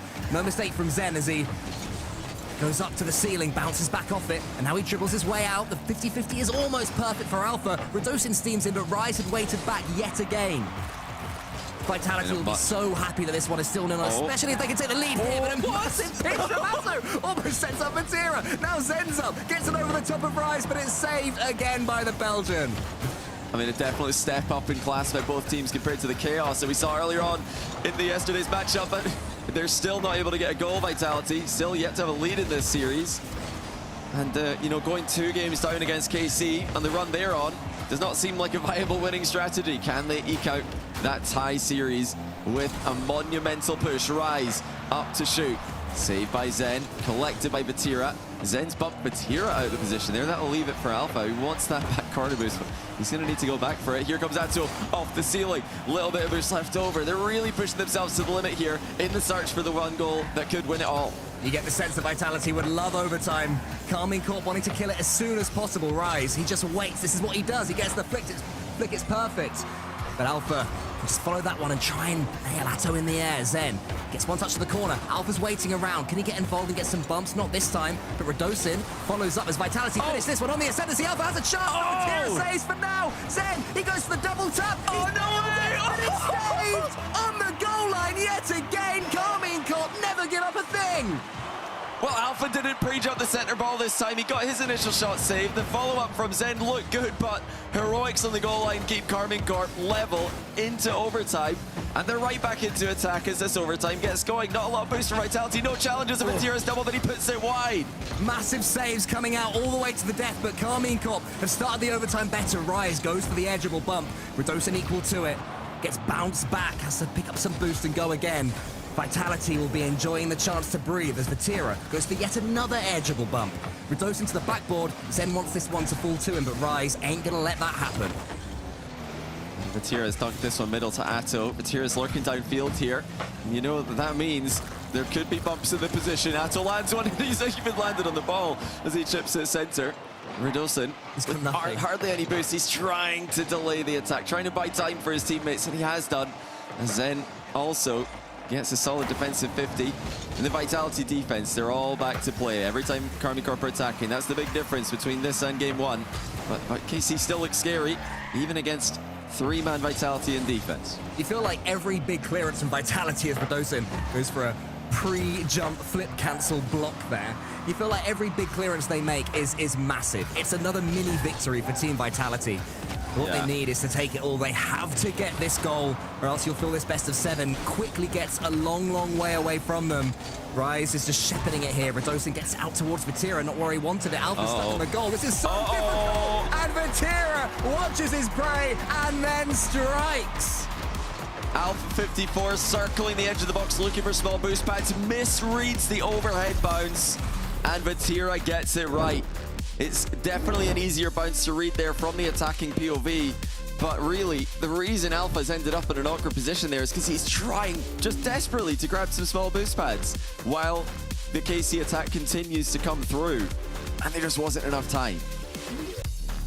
Expectedly, Carmine Corp have forced Vitality into the tactical timeout, so there will be another 60 seconds for Team Vitality with Fairy Peak prowling behind, just to try and talk this through.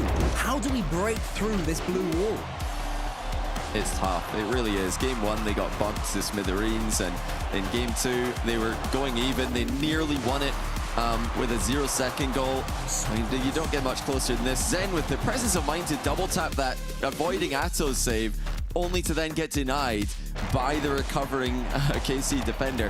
And then Alpha, he just didn't get back into the net there on the final goal. If he just rotates into his goal there before attempting to read the overhead, he's got a much easier position, but you can see that he's on the goal line, much harder to read the bounce, gets it wrong, and Vatira's there for the finish. But I mean, it felt like it was coming, Cole. You mentioned it yourself.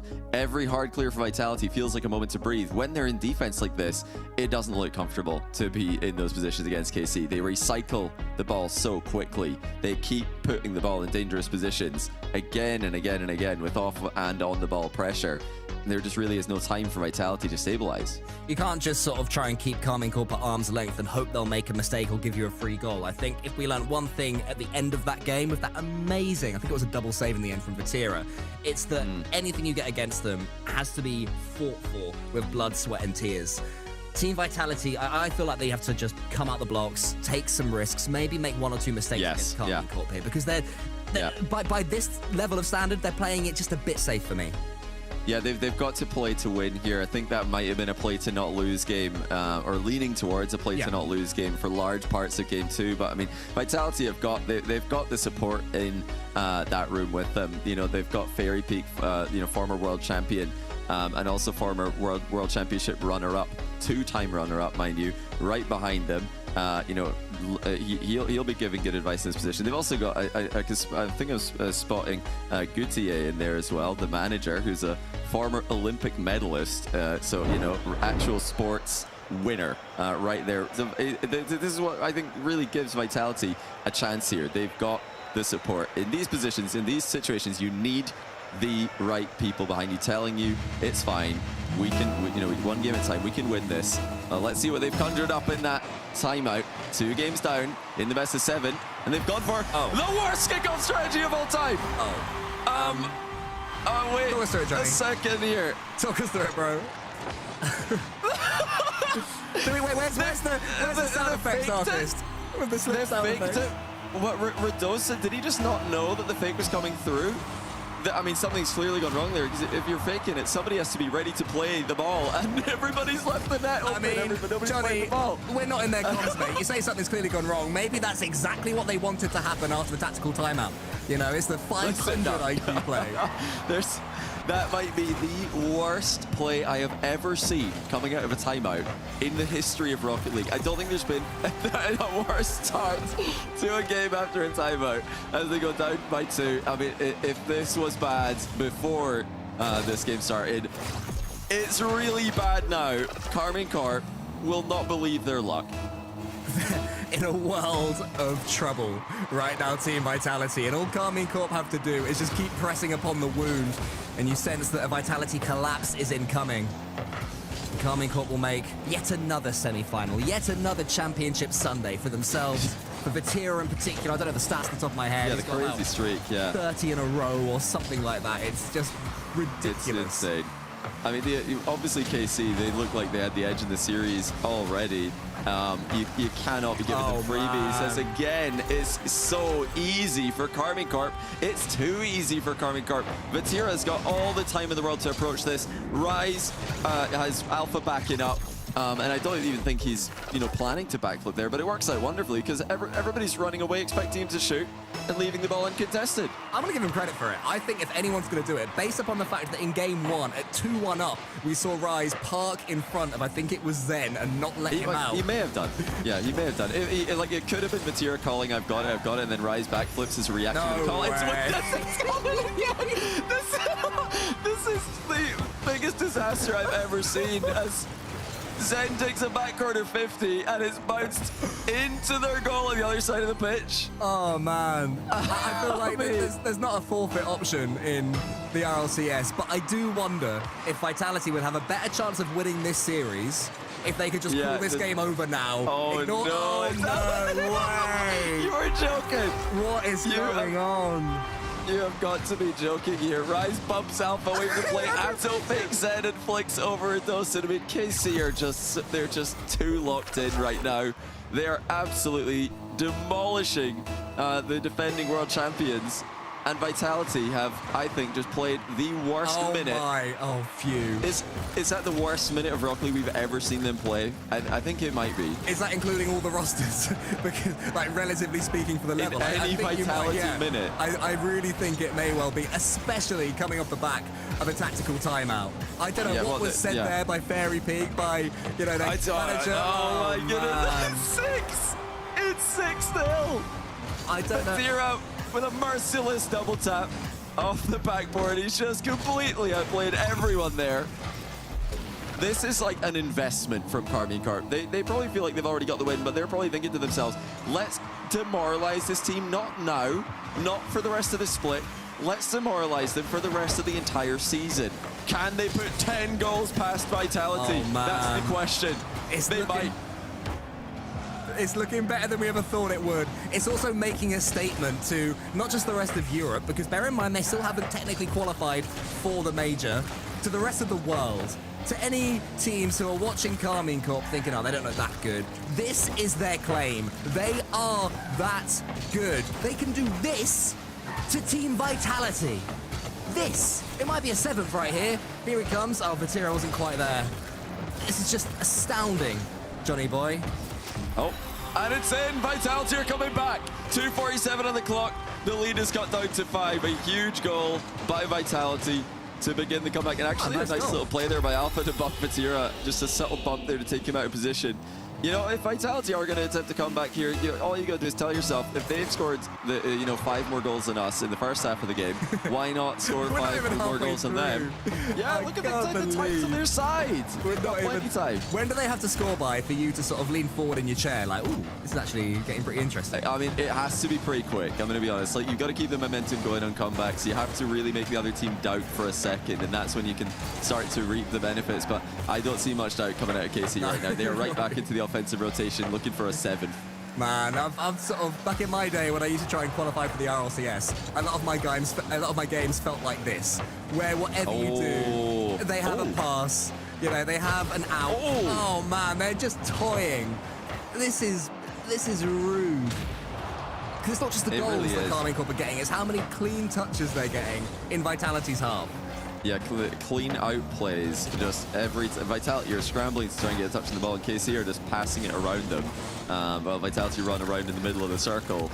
Yeah, they're getting bullied here. They are getting bullied, but this one, absolutely, let's not get it twisted. This started off with a Vitality disaster class, and then we've also had some KC brilliance just to mercilessly put this one beyond all doubt. Or so you would think. Here comes Alpha the other way. He's got Zen in front of him. This should be a goal, and it is!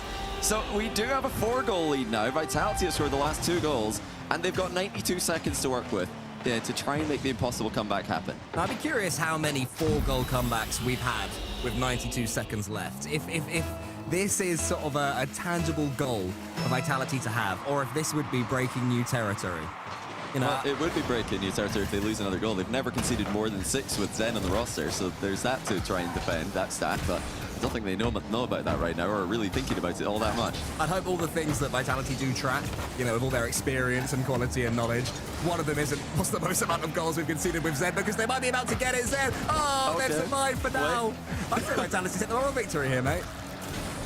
Well, they're just not scoring quickly enough. If the impossible comeback is going to happen, you've got to get a couple of quick fire goals. This might be one opportunity. That's a great touch by Zen. Middle blocked by Atto. And all these turns about in the midfield just taking too long to get shooting chances going. Carmine Corp's early 6-goal lead will hold true, it would seem. What a sentence. 6 will be enough. Wow, who would Even have against thought Vitality. 6-0? Man, go on, Alpha. I'm just like, I'd love to see just a little bit of a sniff of a comeback here. But yeah, I mean, what I would say is that Vitality at least looked like a Rocket League team in the last couple of minutes, which is something they can take to game 4. Yeah, as they... their confidence, it's got to be shot though, isn't it? No. That's the record. It's a goal. We're not going to call it Redoso own goal. I mean, he got the last touch, but when you're losing, it's probably smart to speed the ball up into your own net if it's your only option. Give yourself a bit more time.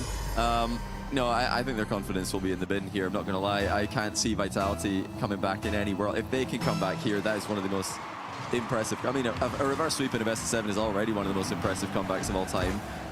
But to do it after just a collapster class here would be something else.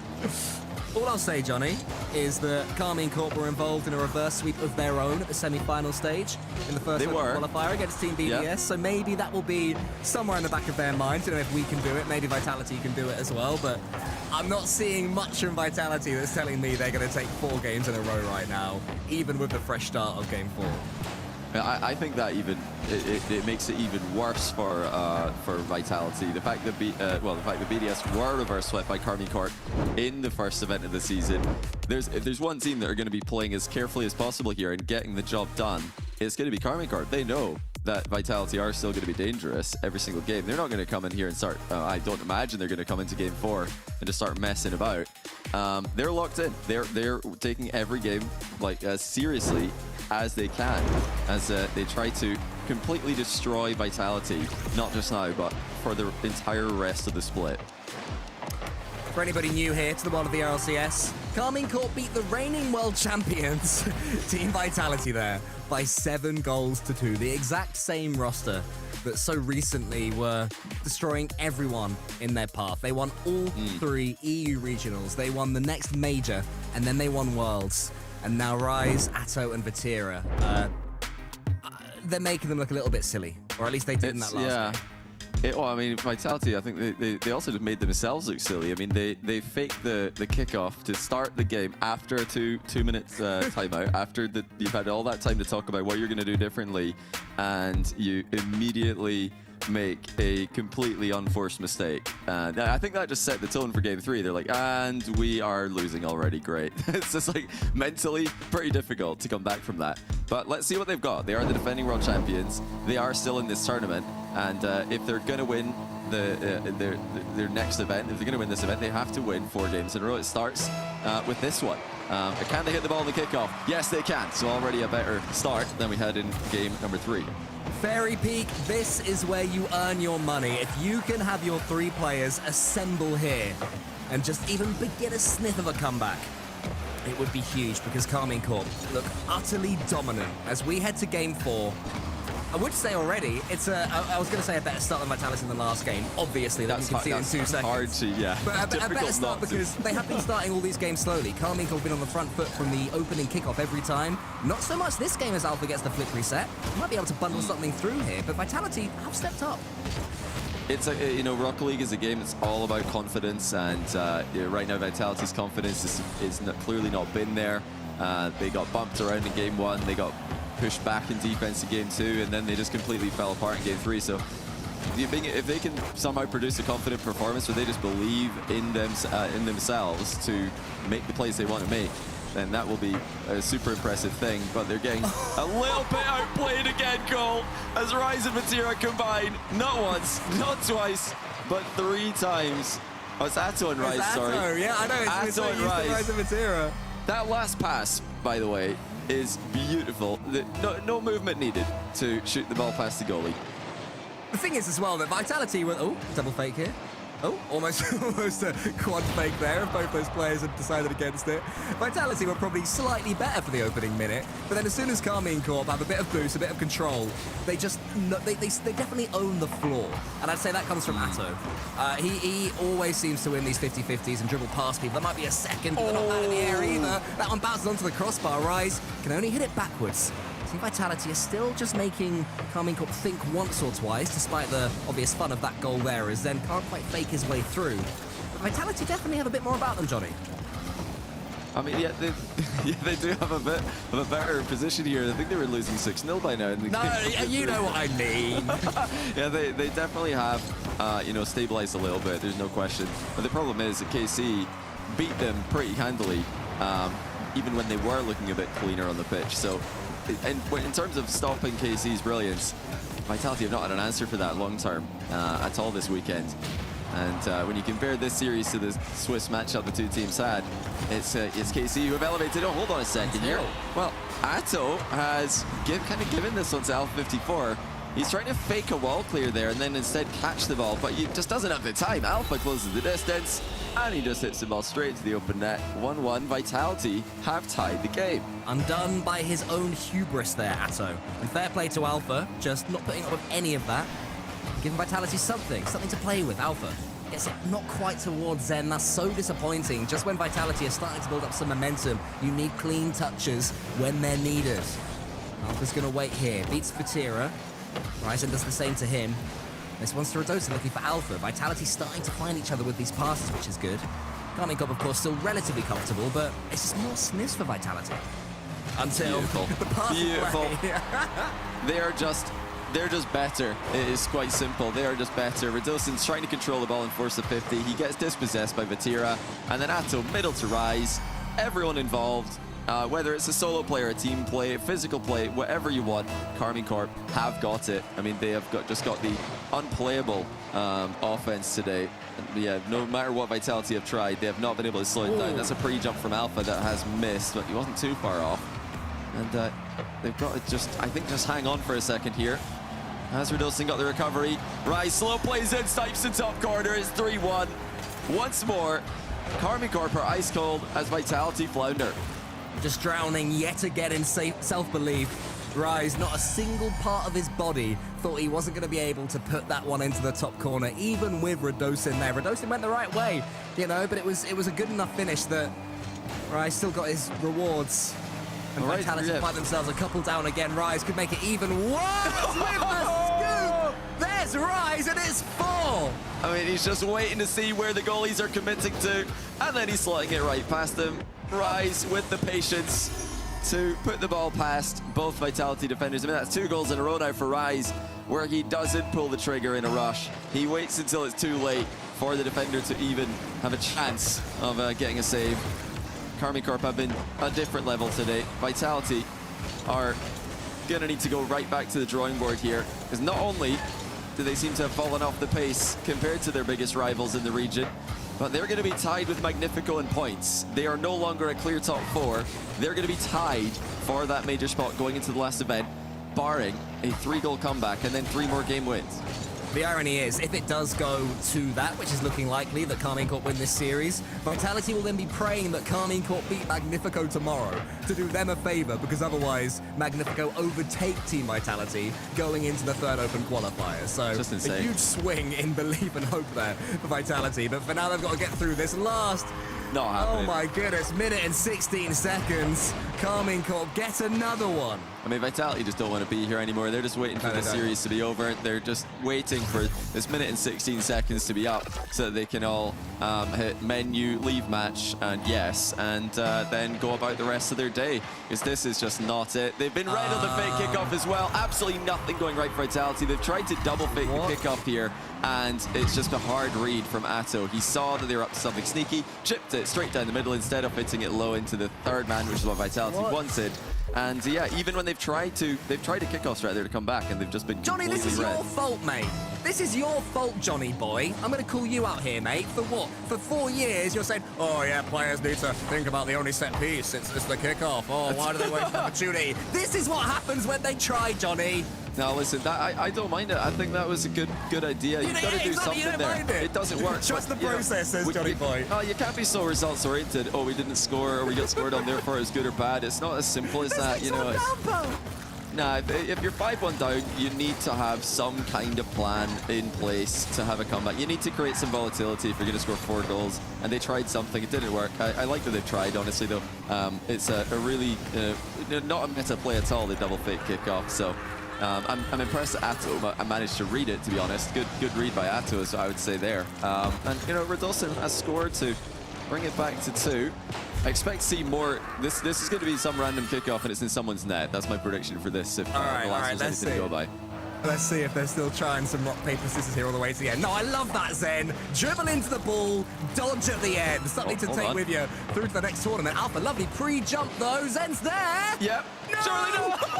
Okay. Oh, they've got it. Okay. Okay. 3 goals, 24 seconds. Honestly, fair play to Vitality. I said that they don't want to be here anymore, but that was completely wrong, because they have tried to, you know, come up with volatile kickoff strats to create situations exactly like this, and now they're actually scoring. Spanish? So they've got to just, yeah, they've got to mix it up. You've got demo opportunities potentially. They've just tried to, I mean, after all the randomness, they're just going back to standard, which is also like, that is a mix up in and of itself. So they've tried something here, hasn't worked, but the main problems were earlier on in the series, of course. KC were just too good today. They are miles clear of Vitality and have swept them out of the competition. Vitality are no longer a clear top 4 in the points. They're going to need a good result in the final event of the split if they're going to book in their spot for the major.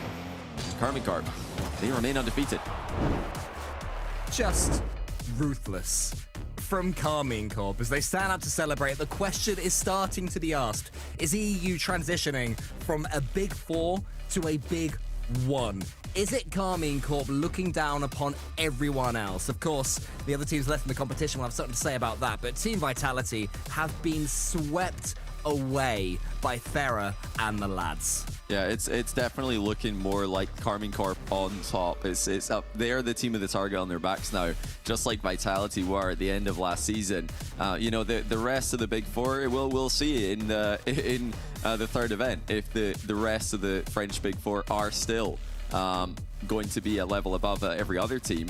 They're not in the points, but they haven't been eliminated by anyone else. So the only teams to eliminate French teams, the big four French teams, have been the big four French teams. So the jury's out on whether or not there's a gap from 4 to 5. We will find out maybe tomorrow, maybe next week, or a couple weeks from now, I should say. But what we know today is that, yeah, KC they're looking better than ever. This is a different level. Vitality could not hang, and it was a thoroughly deserved win for KC.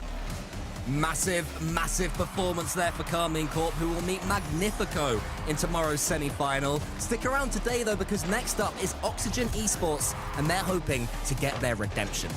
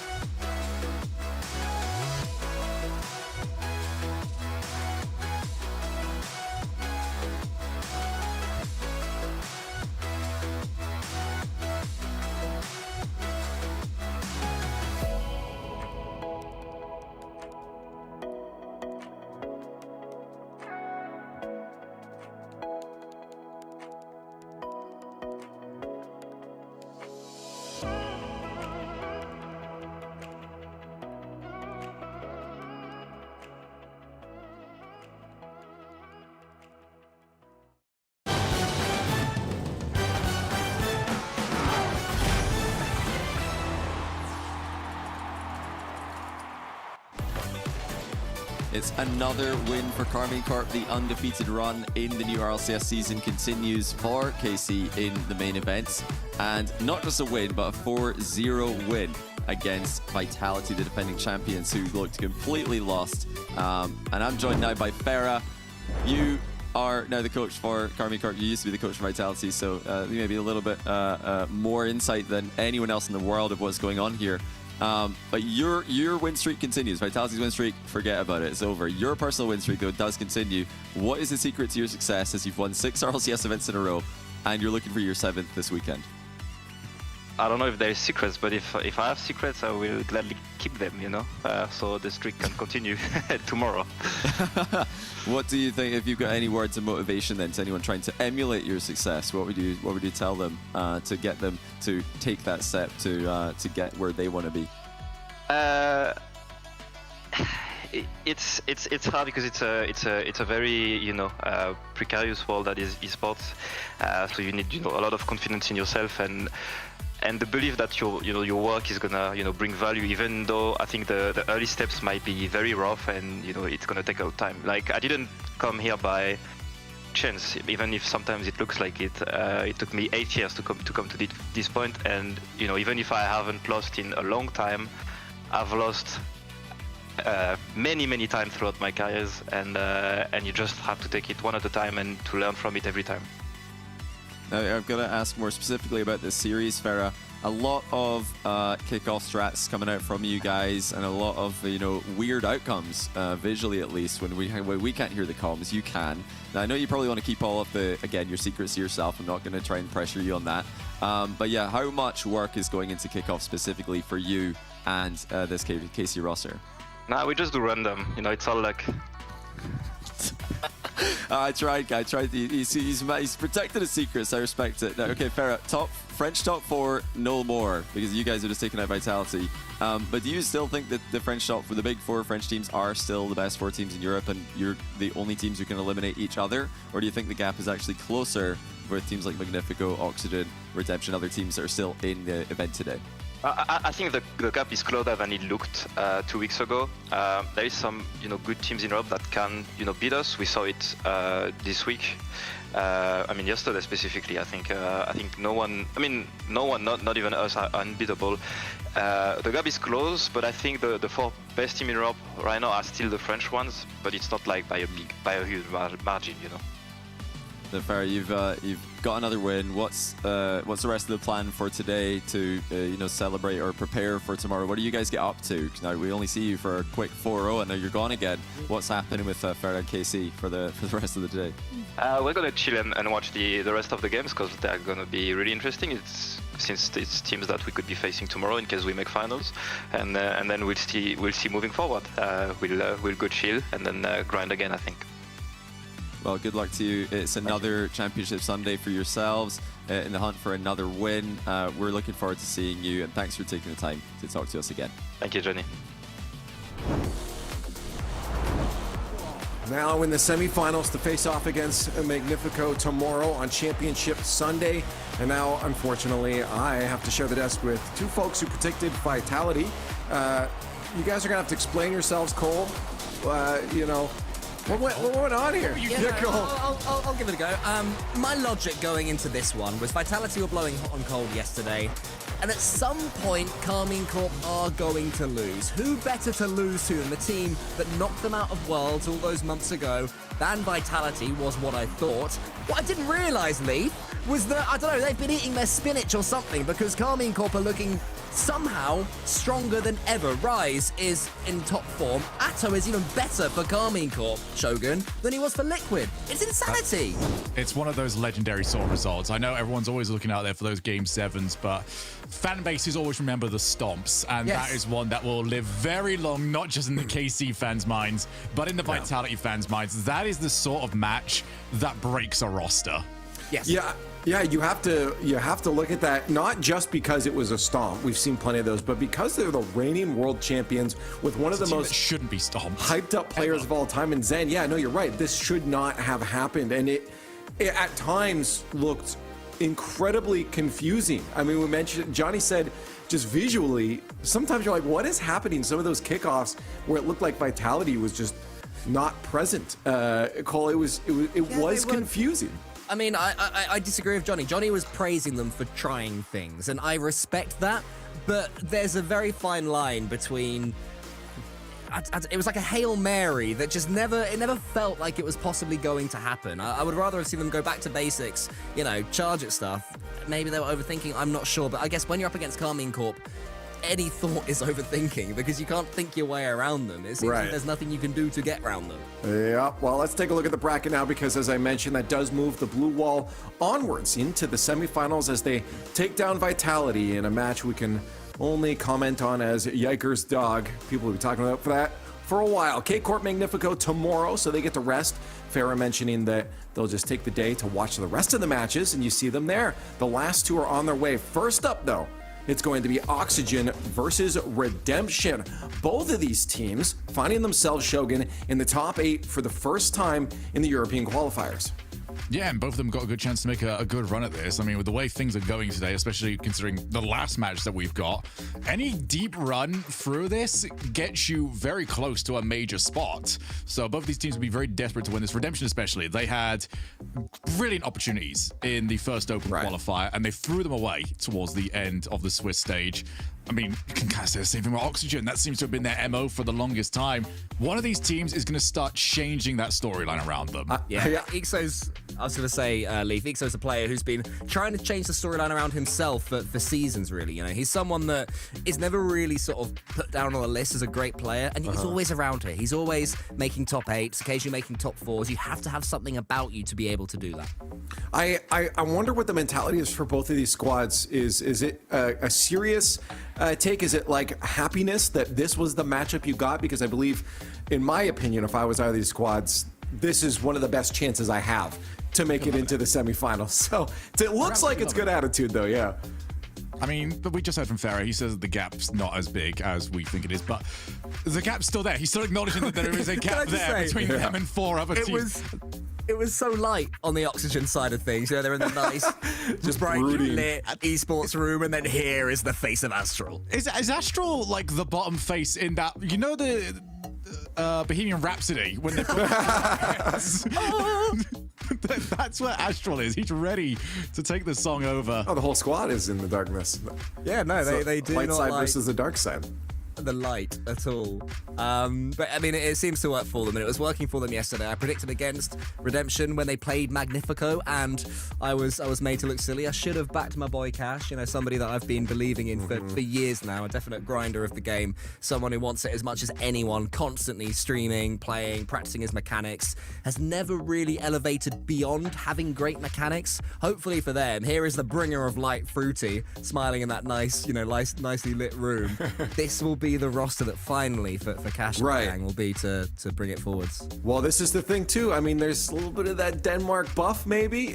He was calling it out yesterday. We got our major coming up in Copenhagen, so maybe they're latching on to that. It's gonna have to latch onto a bit more than that. You can't just go in hoping to win, Shogun. But this is a series they could very easily take, or not easily take, but it could go their way. I mean, this is both teams, in my opinion, are viable winners. I think both teams, if you might have even had them both pick each other if it comes to which one do you want to play in the quarterfinals. Yeah, absolutely. Very much could have been the case. So you got to go and get the win.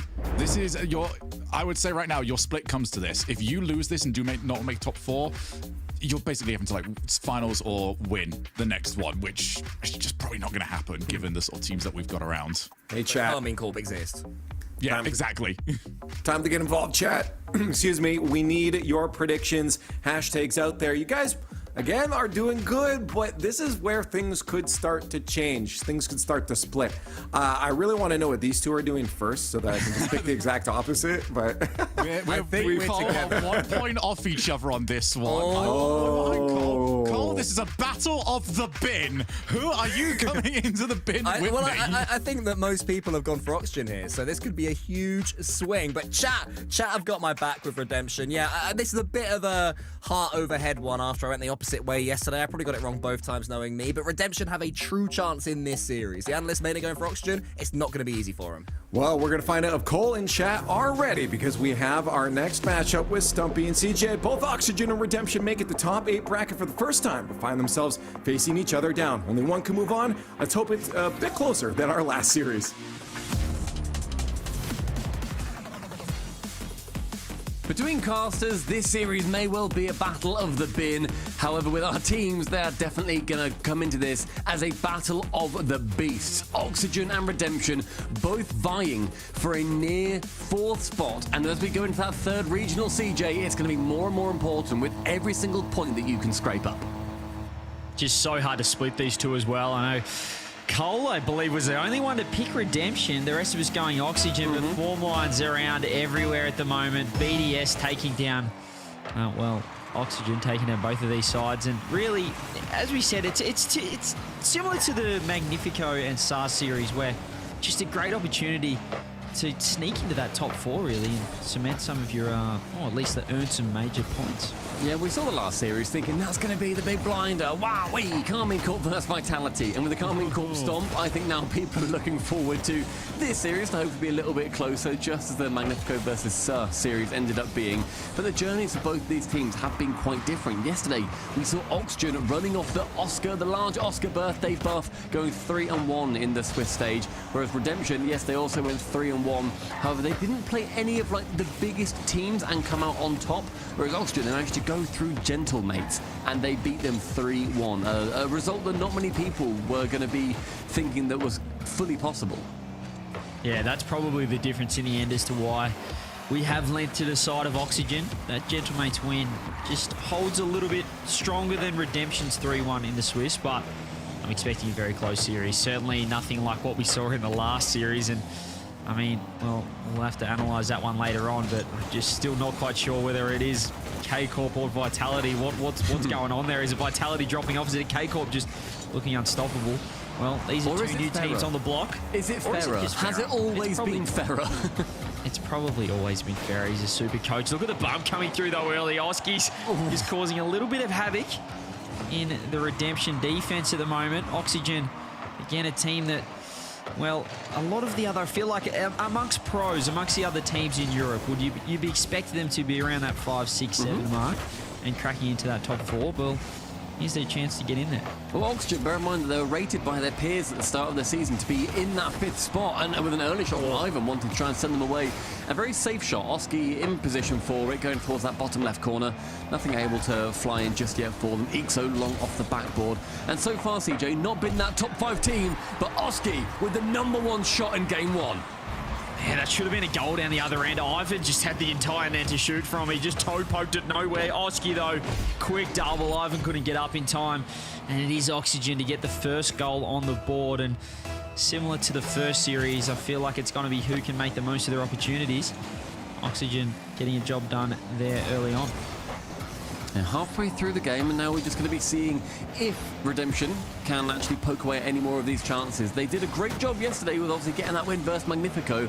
However, when they scored a goal, they struggled to hold on to a lead for more than about 10 seconds. So ideally, when they're down by 1, they can then get that. They can get at least to an equal footing within a relatively short space of time. And that win over Magnifico as well, obviously. Magnifico, oh, that's just got to be in. The demo coming through. I think Cash just got done in the smoke screen.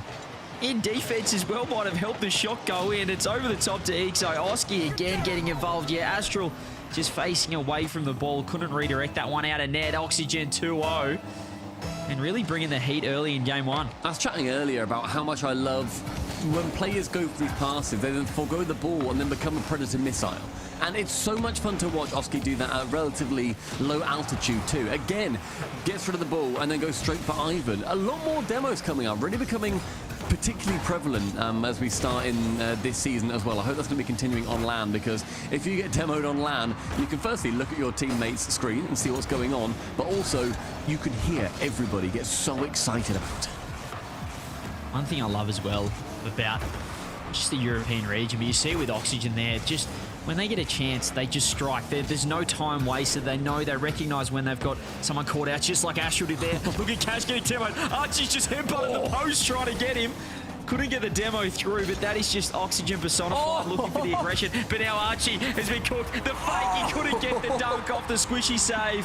Ivan gets one back. It was counterattack on counterattack. Oxygen just getting punished, and Ivan just cutting shapes on the dance floor. See you later, Ixo gets sent. Meets up with Zen, who got sent in the previous game. They're going to be meeting somewhere in the stands, I'm sure. Brilliant movement from Ivan. Shuts down the Wonder Boy and Archie, who managed to secure the win yesterday versus Gentlemates in that final overtime. Minute and 20 remaining, and now we're seeing that deficit just cut down to a single goal. Astral wanting to challenge, but with no boost, is going to have to return. In the middle, Ivan goes up, actually forgoes the ball over towards Cash, but Ixo diving straight in, getting involved with the play as early as possible to stop any momentum building on the side of Redemption. The thing about this Redemption lineup as well is you look at Cash, you look at Astral in particular, players that can just take over series. We've seen it before on LAN in majors. Ivan playing that supporting role, but that time he's stepping up, and here we go. The dunks opened up a little bit of a chance, but there is Archie, a bit of supporting defense coming back. First man in transition. Oxygen trying to hold on to this lead with 45 seconds on the clock. As here we go again, Redemption pushing forward, keeping the pressure on. Archie just trying to keep that ball out. This is all about how well coached are they. Can they set up and hold on for the last 30? Cash pushing the ball forward. Redemption have to get a goal, have to get something working. The bumps are coming through. Ivan's up, but it's great defense so far from Oxygen. Then Archie giving the ball straight back over towards Astral. He was going to be panicking if that ball started to be challenged, but now look at the push from Redemption. Ivan goes for the bump. Archie is patient, waits on backboard, and it ends up going low. Pinches midfield. Astral waits, has boost, but takes such an awkward touch, and that burns off a solid 10 seconds. No chance on the push until Cash comes back in, bounces out wide. Oss is going to be there, straight over the top. If the ball hits the ground, it's going to be a win in favour of Oxygen, and it does so. Archie does not even need to touch it. Oxygen, the arena lights up in green. Game one goes their way. Yeah, really solid game one there from Oxygen. They just had that one little scary moment, that first goal from Redemption, where they just overcommitted a little bit and got punished down the other end. But apart from that, it was the demos, the aggression. You saw Oski got the first goal, set up the second with the bumps coming through. And they are looking quite impressive so far. Redemption didn't love their game number one, and I think it really started off. We just saw some missed chances. Ivan had a free shot on net, put it straight at the Oxygen defender, and you get. Yeah, but then you see that goal, mate. Then you see that filth, where he sends Ixo to the moon, and then manages to dunk it underneath with a challenge coming in from his teammate. And something interesting as well that we're seeing, Cash, yesterday using that Mustang Mach-E, today he's rocking the Fennec, so going for a little bit of a different hitbox, a little bit of a different vibe. I loved him yesterday in that Mach-E. Somebody actually added me on Twitter saying it's not a Dominus hitbox, and I still find that weird, but they're right, it is an Octane hitbox, and I appreciate that Fennec is also there too, but those cars are so wildly different looking. I mean, hitbox, witbox. It's all visual for me. I don't know about the hitbox stuff. All cars look different. There's a reason why people use Octane and people use Fennec and they have preferences. This just feels different when you're playing it. The chat will know. The people know. Stumpy, you don't know. You're bronze too. But Fennec just feels a little bit different. It's more powerful than the Octane. Yeah, but Dominus is where it's at. We agree there, right? Dominus I'm not going to let you respond. Dominus is great, mate. Dominus is pretty cool. Yeah, it's sick. Every goal looks better in Dominus, and I'll always stick with that. Yeah, I love the people that, have the bravery to rock the Dominus. It's going against the grain. It's just being a little bit different. We do see it often from Cash. This time he has opted for the Fennec. Boring. Cringe. Something else out later on. 30 seconds though so far. We're seeing the Oxygen push coming through, but not really committing that many players to it. More just sort of awkward touches and stopping anybody from Redemption working their way out until Astral has some magic. Central, Ivan was there waiting to poach. Oski now with no boost has to go and pick up the corner 100 because he couldn't make contact with the ball otherwise. Astral now backboard towards the right hand side and Ixo with an interception. Cash waits middle, takes his time, maybe a bit too much time, as Astral then wants to dive in and remove any players that he can from the ball. And that's what we saw from them yesterday. Redemption, one player goes for the play and the other turns it from a 1v1 into just a solo dribble into the net. Yeah, they're keeping the pressure on here at Redemption, but just feel like their attacks are a little bit slow. I talk about the solo plays. They're not really committing too many Oxygen members, and every time they come in, there's enough chance, there's enough time for Oxygen to set up again for the next attack. So I'd love to see just a quick pass play coming through. They've had such sustained offense here, Redemption, as Oski has to cut across, gets a touch, follow up. He's going to fake that one out. Where's the supporting players? No one there for Oxygen. Ivan just keeping that ball in. He's gone ceiling. He's got to put it on. It's testing Archie. He does well to make the save. It's a minute and a half, and look at all this redemption pressure that we're seeing come in. Astral hits the ball, hits Cash on his way out as well, and that opens it up for Oski in the midfield. Goes to the pinch pass down, and then above two players commit in favour of redemption. Nothing too bad coming from that, though. Double commits aren't always that negative stigma that you may well take from them. And Oski to the ceiling, but with not contact on that second touchdown, it falls to Ixo to try and get a solo defence. He does so, holds on to 80 boost as well, so he can then form a counterplay. Yeah, you said it perfectly. He didn't waste anything there to keep it out, but that's a huge pinch. Where's the follow-up? It's a quadruple commit. 4 players up, both sides going for that. Archie, very awkward.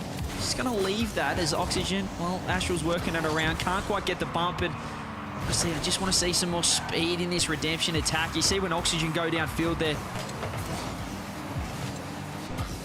capitalise straight away, whereas Oxygen, Redemption, should I say, just a bit slow to set anything up here. So much pressure, all of the boost, but not able to find a way through just yet.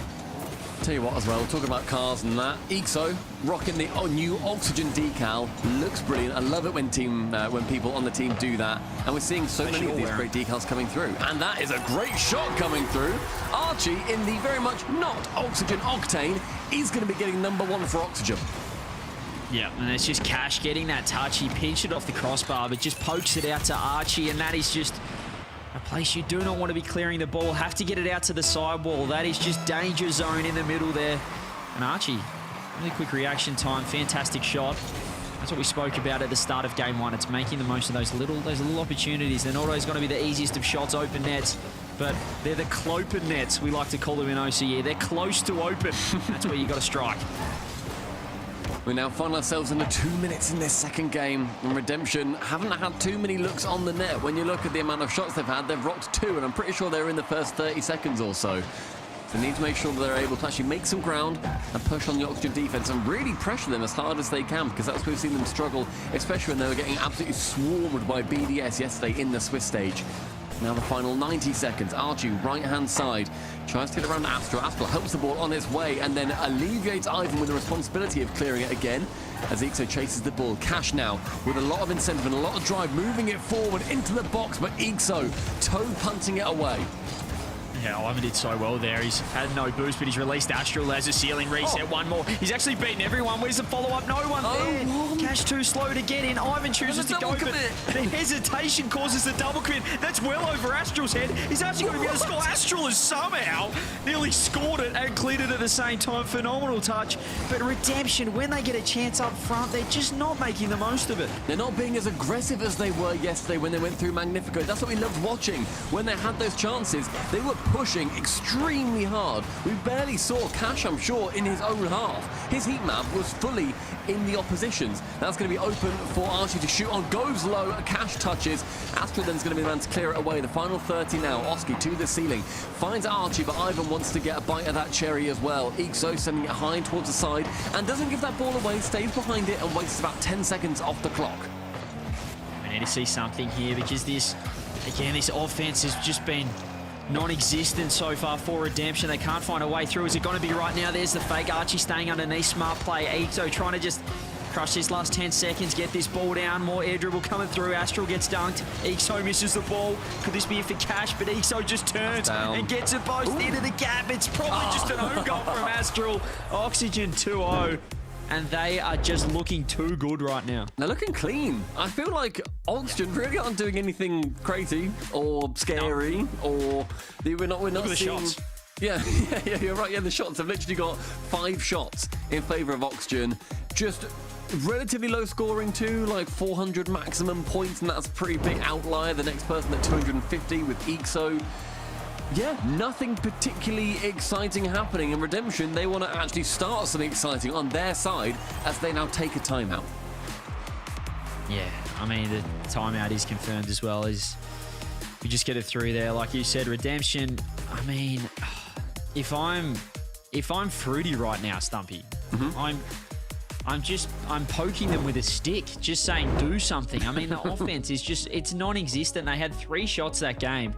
and there was just no real threat. When they do get the ball forward, they actually had a lot of time in forward half, but they're not doing anything with the ball. They're trying to go for these 1v3 solo plays, but they're so slow that by the time that player executes, well, all of Oxygen are back again, set up and ready to go. I want to see some fast pass plays. I want to see some infield, some demos coming through. They're just the aggression from yesterday. Yeah, exactly. It's just not coming out at the moment. I don't know if it's just the playoffs nerves, perhaps, but this is not the Redemption that is fired up. And Oxygen, as you said, I mean, they're getting the job done. They're not really doing anything wrong. You know, this is a series that some people might say, boring, but it's professional from Oxygen. They don't need to do anything more until Redemption step up. Yeah, they're doing what they're doing, and I think coming from the Karmine Corp series previously, where they were on fire, mechanically, they were removing players from the pitch, they were completely demoralizing the vitality they were against. This is a different way of doing things. It's relaxed. It's calm. They aren't having to overextend themselves. They aren't having to take risks. We saw even when they were just a cheeky little 1-0 up, Ixo goes for an air dribble, but clearly goes above the net. Just wants to make sure that they are professionally taking time off the clock. And if they can get into one of these top 4 positions, they then put themselves into a little bit of a logjam, where they are chilling out in the joint 6th place with 3 other teams. So it's a bit of an awkward spot to kind of find themselves in. But yeah, Oxygen or Redemption, this is going to be a big win for them. And so far, Oxygen, they're doing nothing wrong that makes me think that they shouldn't just win it. Yeah, the only real positive right now, obviously Redemption, they're not playing to the same standards we saw in the Swiss stage, but they also have 2 of the biggest pop-off players in Europe in Cash and Astral, and if one of those 2 can just come online, because right now they're definitely... They've hit the do not disturb mode and they've slept in. We need to see some action here from Cash or Astral. Ivan has been pretty impressive, particularly in game number 1, but right now it's all on Redemption off that timeout. What can they do? Oxygen, as you said, don't have to change anything up. It's on Redemption to force something to happen, force some magic. Kazachi's going to redirect. That's a great save from Astral, who's had the pre-jump. Cash trying to keep in there, who's gone the car change as well. That might change things up for him. That was an inspiring save from Astral too. Completely read where the ball's going to go, whether it was shot from the player coming in or whether it's just going to be going on target from the original touch.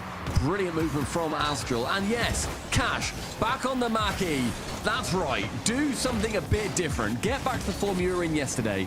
Be that exciting player and terrify Oxygen. Make them fear that you're standing behind them, ready to send them to the scrapyard.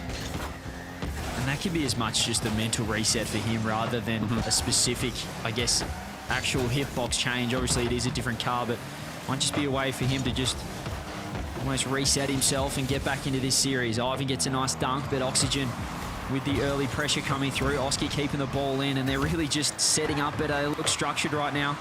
Snasky would be very happy with how this Oxygen outfit's going. Just, Ivan's very awkward. Astral has to bail him out, but Redemption keeping the clean sheet so far. That pass back was almost in his net. Oski somehow catches it with a reset. How about one more? How about one more over the top? Astral just gets a fingernail on it. I can tell that you're still in your Muffin Men mindset when you see somebody pass it back to their own keeper and then it doesn't end up being an own goal. You saw that, did you? Yeah, a little bit. Johnny sent the clip earlier, mate. Yeah, Squishy Muffins just having a little bit of a moment in the NA qualifiers right now. Oxygen are having a fantastic moment in the playoffs. So they're keeping this pressure on. Cash can't quite get the flick across, but Oski's just dunking everyone. Ixo trying to keep that ball in. Oski says, I want it. I've got the boost and I've got the ball. Where's Archie underneath? There he is coming through, but right now Redemption's defense is looking good, Stumpy. But it's all about their offense. Yeah, I mean, yeah, you're right. their defense looks good because that's the only thing they've done this game. They've not had a single shot, whereas 5 have come in favor of Oxygen. I want to see some offense. Like, I think right now, Oxygen, they're intimidating Redemption. They're making it so that they can't bite and then they feel like they can't actually come out of their own half. And Oski is going to be continuing that trend too. Central, he sees Archie, resets it, absolutely slangs it into the opposite corner too. Yeah, sling, slang, bang coming through there. But, I mean, again, it's just everything that Oxygen does is just seemingly catching out a little bit. Look at Ixo, just so much confidence. He's just turning in midfield, beating everyone to the ball. That Mackie is trying to get to work in the corner. Oski keeping the ball. He's looking very confident right now. He's having a free play session all over the pitch. Archie, no boost, though. Might be awkward for this next defensive set, but he comes in, Oski's faked out, and there's a double commit, just really strange there from Redemption. Pretty much sums up their offense. They're trying to make it work, but they're forcing it too much. A minute 45 left, and still no teams have actually scored. And we've now seen a Redemption with a shot on target. It's Ivan. He got one on the board. Hoping that the next one's going to be able to find his way in. And Ivan won a demo, but no! Cash, it's not on target. He almost had it. It was an insane skim off the sidewall as well, but it just wasn't in. We talk about these little micro chances. I love seeing that. Keeping the pressure on. Oski keeping it in. That's a bit better from Redemption. We're seeing a little bit of flair, something happening, and some speed in the attack as Archie gets the beat out, though. That might be the end of the offense because Ixo's working it down the other end. Cash pop-up, Ivan there. Gets it downfield. Can he get one more? Dunked out by Oski. Astral sideball just going to get the beat out, but demo for the cause. Astral starting on the sidewall, ending in the scrapyard. Now up in that blue back third. Oski is up high, 0 boost, and completely pre-jumped by Astral as well. 2 players commit from the side of Oxygen. Looking a little bit worried now, but Cash and Orca touch, that's midfield. Archie's on the left. Ivan sees it as a threat. Oski goes low, reads that bounce. My word, Oski. The birthday boy from yesterday gets it upstairs. Ivan, no chance. Look at the height he gets on the backboard touch. That's just to ensure that that defender has no possibility of getting anything on it. And he reads the bar down. Post down off the corner, should I say. Oxygen. Again, their offense has been fantastic. Redemption were looking really good that last 40 seconds, Stumpy. The best they've looked this series. That's going to really hurt. Yeah, it's a shame that that's the best that they've looked this series, and then they get scored on. But now they know what the recipe may well be. Ivan now trying to go for that ground double. Only 20 seconds. Astral back corner tries to go for the bump, but Ixo works his way around him. Ivan central. Takes it low as well, forces Archie onto the ball. And the final 10 seconds, this is all Redemption pressure. And they keep it in. This is it. They have to do something here. The timeout didn't work. Oxygen want to go 3-0 up. Everything's looking so chaotic here from Redemption. Nothing they try seems to be working. They're not locked in as a team. Can they keep it up? Astral 50s it down with Ixo. And Oxygen looking so strong. They just do it. They just get it done. It's just, it's workmanlike. It's a professional outfit. It's professional gameplay from them. And Redemption do not lock in the timeout buff magic. Yeah. That's not what Redemption wanted to see. They had a really, really good chance. Ivan with the demo, Cash with the shot, Cash shooting wide off a wild shot too. The fact they even secured it to go anywhere near the target is very impressive. Unfortunately, a little bit too far away as the goal was completely open. But yeah, Oxygen, they have that secret formula right now, and that secret formula is do the basics, play solid, and play good quality Rocket League, and you're going to be getting the wins. And you just see Astral leaning back, sighing in his chair, thinking, what on earth do we need to do? We're being tough on Redemption here, but for good reason, because we've seen what they could do with some of the Swiss stage. They beat Magnifico. They're in the top 4 now. The form line's there, but right now, these guys are not playing as a team. They're not locked in. And you just look at this Oxygen outfit right now in their boot camp. Those guys look just a little bit better. They look more of a unit on the pitch.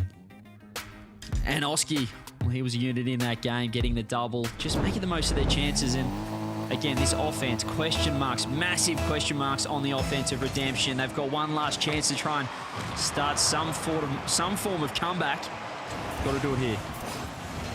Definitely a chance for Redemption to show that this top 8 is not a fluke. The fact that they beat Magnifico is not a fluke. Oh, no. But Oski, in 12 seconds, looks them in the eyes and says, boys, you shouldn't be here. I mean, this just sums it up right here. Look at Astral just pushing up underneath Cash, expecting him to get a flick past Oski, but just not covering all options there, not covering every single possibility on that challenge. Oski reads it too good. Just a free goal, which is not what Redemption want to do. They already have no offense, Stumpy, so the last thing you want to do is give free goals up the other way. Oski now midfield. Can't get over the top of Ivan. Now the ball falling towards Cash. Cash then back flipping to make sure that he doesn't commit too far on it, as Oxygen were going to have control over that play. It's an intelligent move from him. Ixo bounces from the corner onto the backboard. Astral with a clear, and Oski midfield shies away from the ball as Archie calls himself in. And Archie, we've not seen too much of him in this series, but have we needed to? And Cash, as I say that, he misses the ball completely from the backboard. Just not the gameplay we're expecting from these players. We've seen them do it on the international, on the world stage. the likes of Astral and Cash, but right now this isn't what they want. Here we go. This is better. Little 1-2 pass, fake out, but I mean Archie's just Great beaten both of them and just worked it downfield all on his lonesome. And that has summed up the series so far. Oski pushing forward. That's an awkward challenge coming through. All of Redemption trying to scramble to get this ball out. Cash has caught it well with the 50. But Archie's just waiting for reinforcements to arrive, and big Oski's right there. And Cash dealt with that bump so well too. He got bumped by Oski and then still managed to clear it away, and that's led to all this pressure. It's led to a demo, but Archie waiting back, knowing that there are these threats coming in. Seeing how they played yesterday with a shot and a demo almost simultaneously. Astral can't get it past too much further than the halfway line. Cash touches it back, but Igso beats him out, and now Cash has to challenge versus Igso. Oski's in the midfield. Igso over the top. Who's going to be there first? Thankfully for Redemption, it will be Ivan. Yeah, they need to work it down the other end. I just want to see some just first man on Redemption do something. We need to see demos. Just a cut of rotation, some boost steals. Right now, they're just playing so safe. Just default Rocket League. It's not going to work against a lineup like Oxygen.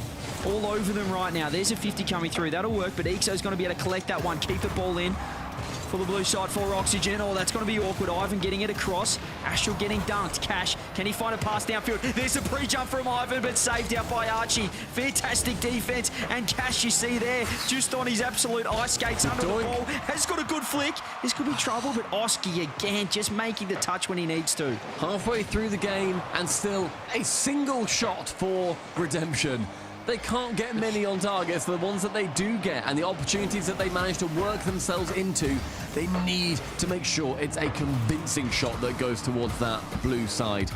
2 minutes 20. Ixo rather, wanting to flick it into the middle, instead of caught out by Ivan in the corner.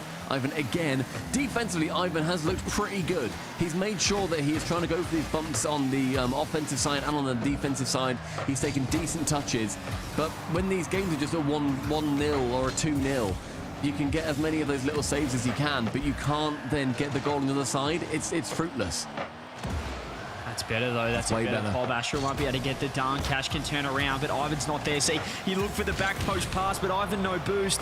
And again, this offense just not as a team right now. There we go. That's nice. Ceiling touch. What can Astral do? This is more what we saw yesterday from Redemption. But again, it's just few and far between. It's one and done. They're out already. Trying to sustain any pressure is just not happening for Redemption. And they're just yet to get active on the ball. That's probably the second demo they've had all series. Here we go. It's taken it to game 4, but Oxygen still answering. 2 demos coming through. Redemption are trying to remove Oxygen players from the pitch, igniting them. Is it going to make any difference? Like a bump coming in as well. Cash onto Ixo. Ivan removes Archie from the pitch. But then Ixo, as he respawns, gets straight into a defensive position again. Cash speeds out one. No boost. Can't challenge it. Then Archie with an awkward touch. Astral shies away from that play. It's on target again. And Archie to save away. Finally, they're testing the defense, though, and it started with demos. It took until a minute left in game 4. 3-0 down for these guys to wake up. More bumps. Can Cash get it? He's got no boost. Astral killer blow. He's got a reset. Gets it in behind. Oski clears the ball. Redemption have the offense. They're getting bumps. But is it too late, Stumpy? Yeah, probably. It feels a bit too late, and Ixo then manages to avoid a bump from Ivan yet again. Oscar, that's going to go on target. It's open. It's another goal, and the best looking Redemption that we have seen in this entire series so far gets scored on. Just painful for Redemption, and really a credit to Oxygen. We don't want to try and downplay it too much. These guys have been phenomenal. That defensive stand as well, and they're, well, I want to say this game is basically over, but this has been phenomenal from Oxygen. Redemption, though, Stumpy, this feels like a wasted opportunity. We saw it again. There's Ivan going for more demos. Where was this earlier on? We just didn't see it. With 10 seconds left, this is going to be a 4-0. I mean, Oxygen are cruising their way through. But I want to say Redemption basically handed this series to them. Best of 7, didn't show up until the last minute. And there it is, a clean sheet. There is about 4 shots throughout the whole series. Oxygen, I mean, if they're a professional athlete, they didn't even go to work today. They'll be fresh to go for tomorrow, Champ Sunday. That's a shame. It's a shame that that's what Redemption came to Championship Saturday with, because of how well they showed up against Magnifico. Literally yesterday, they were brilliant.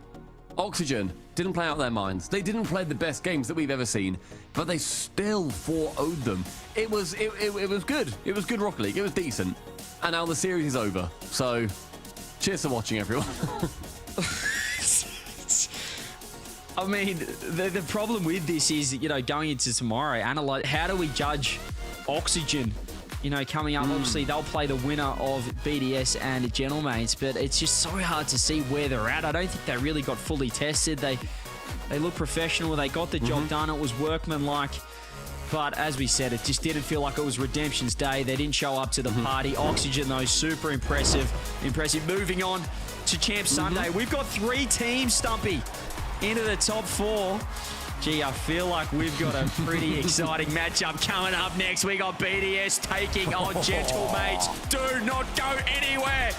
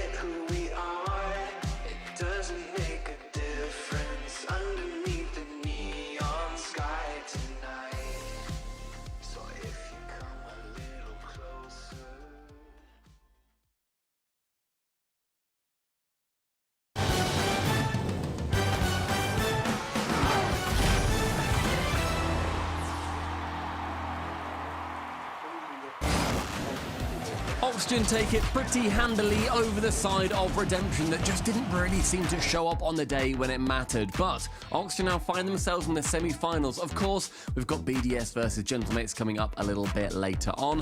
However, I am here with the man on screen. It is EXO. Firstly, starting off, congratulations EXO. A top 4 for you guys for the first time in the season. Must feel pretty good. Yeah, it feels great. I mean, obviously, last regional was not what we wanted. We got 9 to 11th, I think it is. We know we're better than that. We have to come and basically put our ego aside and grind and try our hardest to actually get a bounce back result, and we've clearly done it already. I mean, talking about that first regional event that we saw, you guys didn't actually make it out of the Swiss. So going from there into the semi-finals, is there anything in particular that changed, or is it just sort of that, like, the grind mentality?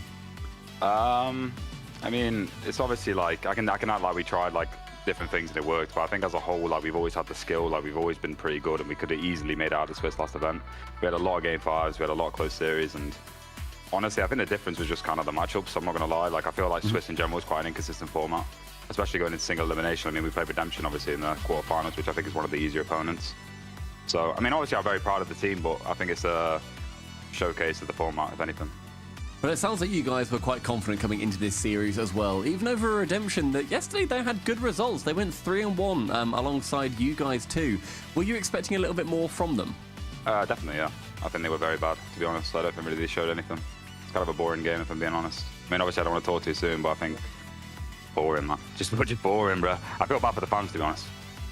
Well, I mean, maybe people in that series managed to go off, get themselves a cup of tea, and they can come back. Hopefully, bro. They need a regain, bro. A series later on. But you guys, you performed well. Me and CJ were casting. We described it as quite a professional performance. Seemed relatively routine from you guys. Obviously, it's a new squad over on Oxygen. You've been with that org for a little while now. Yourself and Snasky in particular have been sticking together for a little bit too. How's it been having this brand new team? I mean, yeah, it's been great. I mean, obviously, we've not had a lot of events together, but I mean, Oski's just a very professional kid. He's very good at the game, as everyone knows. I mean, yeah, I mean, Archie's a very talented player as well. I'm talented. Snasky's one of my favorite people, He's with my coach for about 3 years, so yeah, I mean, it's just a great environment as a whole. Oxygen's a great org. They support us with boot camps. They support us with anything we need. Obviously, we've got Hector now, our new psychologist, I guess. I don't know what the word is for it, but yeah, it's been great. I mean, if you guys as well were looking at the future of Oxygen, your peers rated you around the 5th spot, they were thinking, coming into the season, and when everyone's doing their ratings on that lovely sheet that we sent you all. Do you think that's a fair spot for you guys to be in, or have you got the ambitions to, make the majors and further on? If I'm being honest, I really don't care what people think. I mean, I've been told I'm not good enough for main event, I've been told I'm not good enough for major, and here I am, so I really don't care what anyone says, including the casters, so keep hating on us, keep doubting us. I'm being honest, I really don't care. If I lost this series, you guys would call us bad, so I really don't care what you guys say. You guys are very inconsistent with your opinions. I don't really think you back it with knowledge either, so. Well, I feel attacked, and I'm going to make sure that everyone on the desk also feels attacked. Thank you very much, EXO, for having a chat. Congratulations on the win, and we'll see you tomorrow. Yeah, see you later. I zoned out for a second, and then all I heard was us being destroyed. We just got cooked. I think that's what happened. Hey, I'm going to put it on you guys. I'm in the host spot. I can sit here and shake responsibility. You're the analyst. I mean, we watched their series against BDS, so I think that would support the fact that maybe it is a little bit up and down for Oxygen, but that was more like it from them. I think professional performance is the best way to describe that, when they didn't have to do too much against poor old Redemption, but you can only beat what's put in front of you, and Oxygen will be happy to get themselves in that top 4. Yeah, they looked good, but again, the question mark for me, Leaf, is how good were they? Because I just feel like Redemption didn't really do much that series. So it'll be interesting to see how they bounce back and how they come into Championship Sunday. Yeah, that was a devastating thing. I mean, we hoped this match was going to be closer. We had a great match to start the day off, and then it went into a sweep, and then into another sweep, and I was hoping that was the time it would show up, and Redemption probably as well. Across the board, not looking good. EXO had some truth there about how his opponents were performing, but they also didn't make top 8 last time. They said they locked in regain, so Redemption, this is their opportunity to do exactly what Oxygen has just done. But for Oxygen, as they move through this bracket, it's not going to end up being easier and easier for them, because their matchups just get harder as BDS Gentlemates, that always messes me up, will be their next matchup. And then if they get past that, Cole, It's K-Corp Magnifico, likely K-Corp. I mean, yeah, I think anyone who gets to the final from that upper side of the bracket is likely to face Karmine Corp. You know, who knows on the day and all that. But Karmine Corp do look that step above everybody else.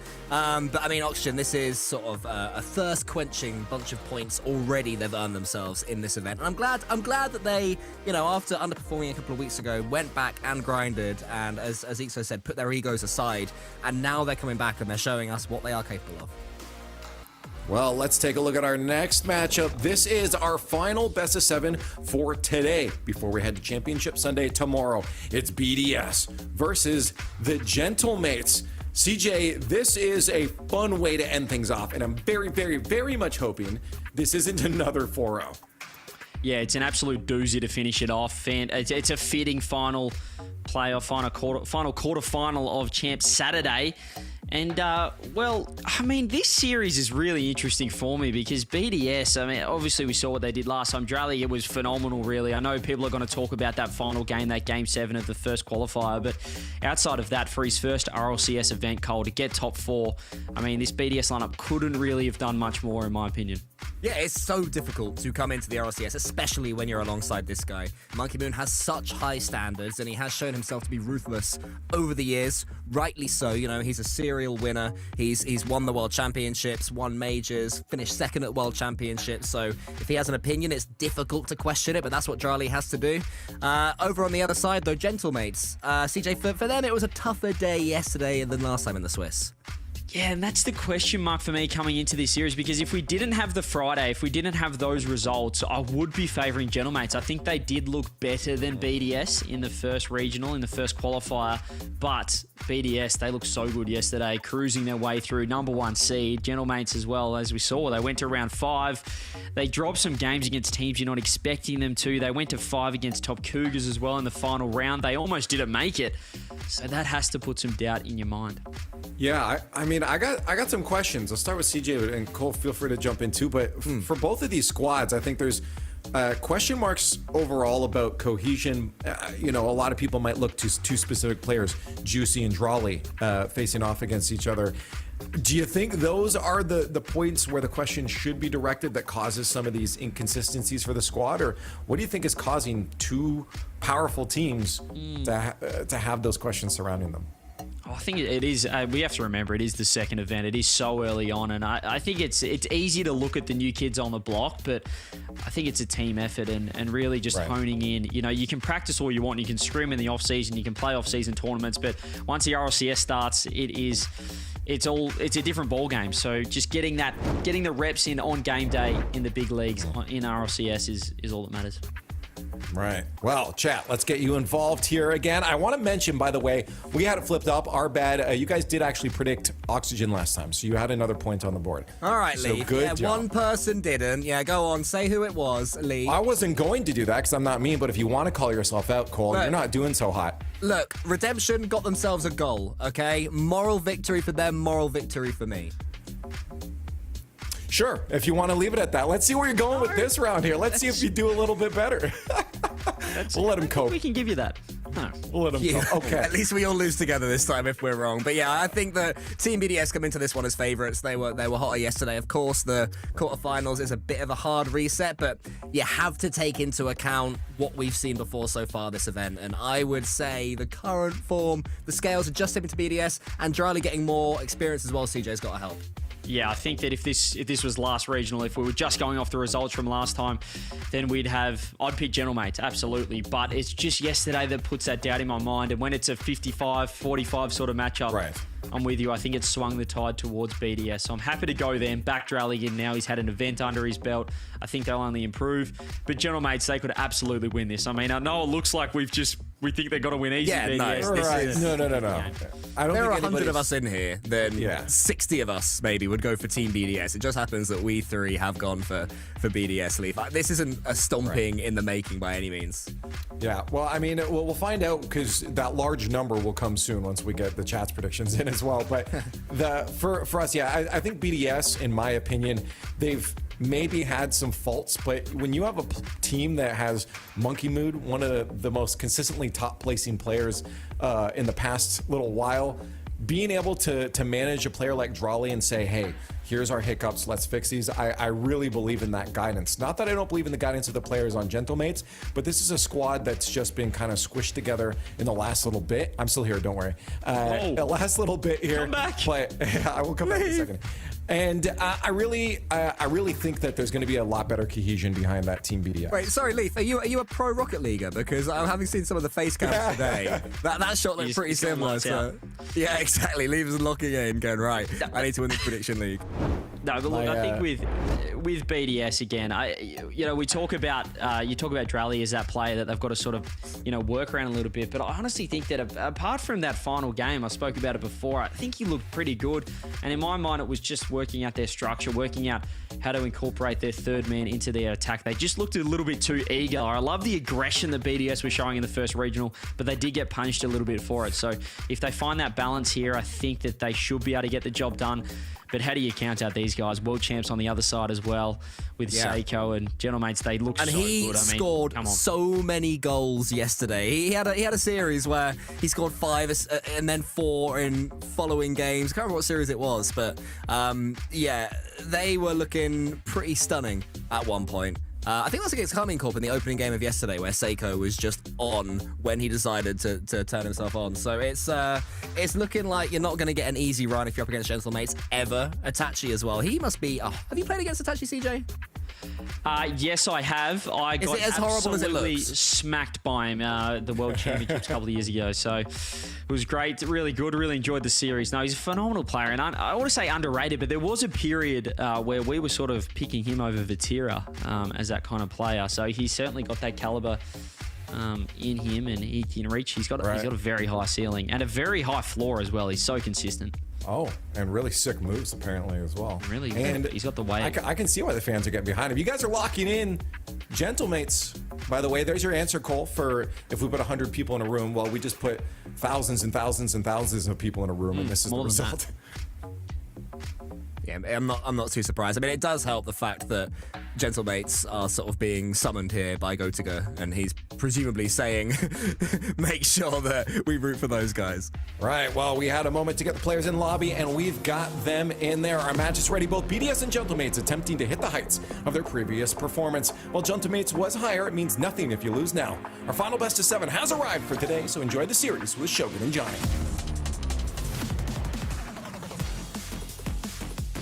It is a match to avoid having to battle it out in 2 weeks' time to keep your top 4 spot, Johnny. Win this and you're a lot more comfortable. Lose it and oh dearie me, anything is on the table.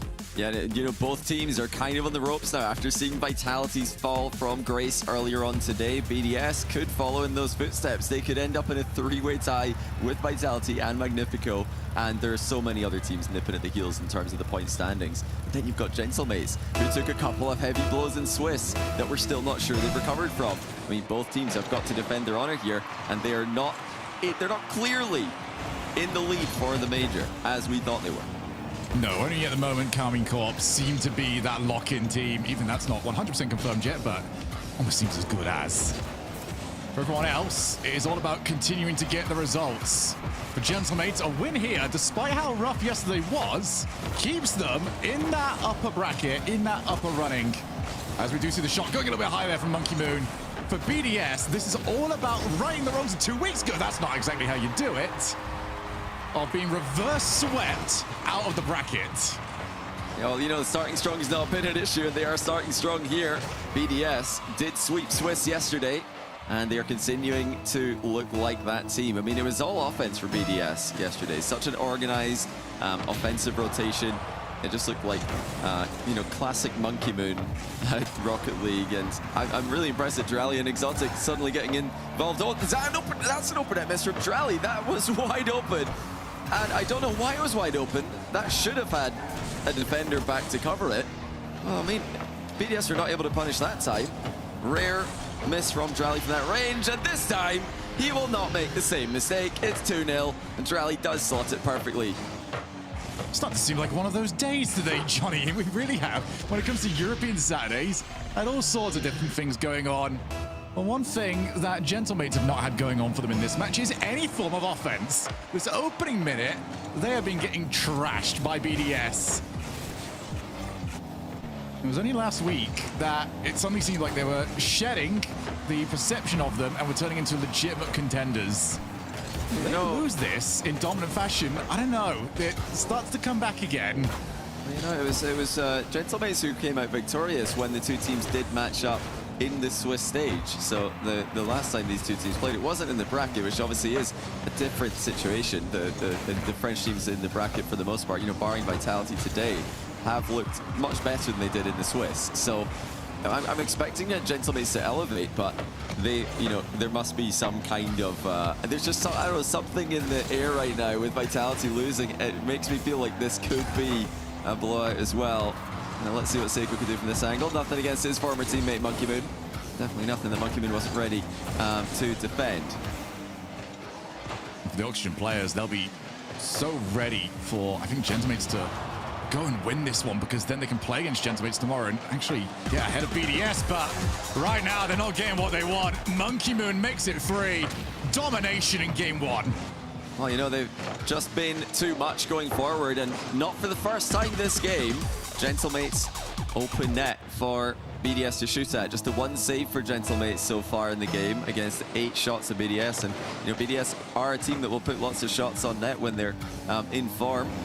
And, you know, they're the one team, I think we should also point out, that have had Karmine Corp the most on the road. And I think that now as we gain more and more, as we gain more info about Karmine Corp, and as it becomes more clear that they are just playing an unbelievable level right now, suddenly the fact that BDS had them 3-0 in the first event is a whole lot more impressive. They obviously couldn't close the deal, and they might have a chance to do that tomorrow. It would need to be the grand final if those two teams are to meet this weekend. Yeah, that'd be the only real question for BDS still to answer is, can they keep it going when things start to go wrong? Because it did seem like they sort of turned up on themselves once Casey did start to fight back. Oh, okay. Well, I think Exotic's going to get there. The shot was off target anyway. But that's probably about as close to a misplay as we've had from BDS so far. When they like to have that high midfield line. They don't want to sit back. They're trying to prepare for early interceptions. But of course, that does leave you a little bit vulnerable to quick pinches, 50-50s, things like that can quickly accelerate the ball. My goodness, wow. That is a touch and a half from Drally. Juicy's having a really stretch, but he can't get there. Drally has just doubled it in off his own back corner wall. Unreal. That is ridiculous. I think it was going in without bouncing. Anticipate that? You're in defense, you think you're all good? Nah, none whatsoever. Drally's got you. I'm pretty sure that was going to cross the line without bouncing. Maybe bounced on the line, but the power he just got on that shot, he was going to bounce the line, I believe. That's just unbelievable. Drally had, I think, a great event 1 for his debut RLCS event, but obviously there's more on the table when it comes to this kid, and he's just double demoed Gentlemates to try and start the attack at one end. Exotic ended up in a 1v2 and defended it successfully. I'm still getting over it, to be honest. Gentlemates might very well be doing the same. Ragdolled in game number 1. Exotic pre-jumps to try and keep that ball away. Seiko could not outplay him. Gentlemates just looking for anything here. 1 minute left. You would not imagine BDS will throw it away from this position. Maybe it was the first series of the day. I'm still trying to get over that one, Johnny, but not in this one. Well, you know, with more performances like this from Drally, I mean, he's done it all this game. Open net miss, perfect top corner slot, and now a goal of the season contender all in one game. The interesting thing about this guy is he might be one of, I mean, he already is obviously one of the hottest prospects, but going into the future, he might be one of the hottest commodities just in Rocket League in general, because he's got a Canadian passport, he's got a European passport, he could be anywhere. If you are a Rocket League team, you want a good player, this is one of the easiest guys to plug in anywhere in the world. Yeah, it wasn't clear actually when he still lived in Morocco which region he'd end up in, NA or EU. Europe is the region he's ended up in, of course. And that seems to be benefiting BDS more than anyone because they're up 5-0. This one's done and dusted off a Drally.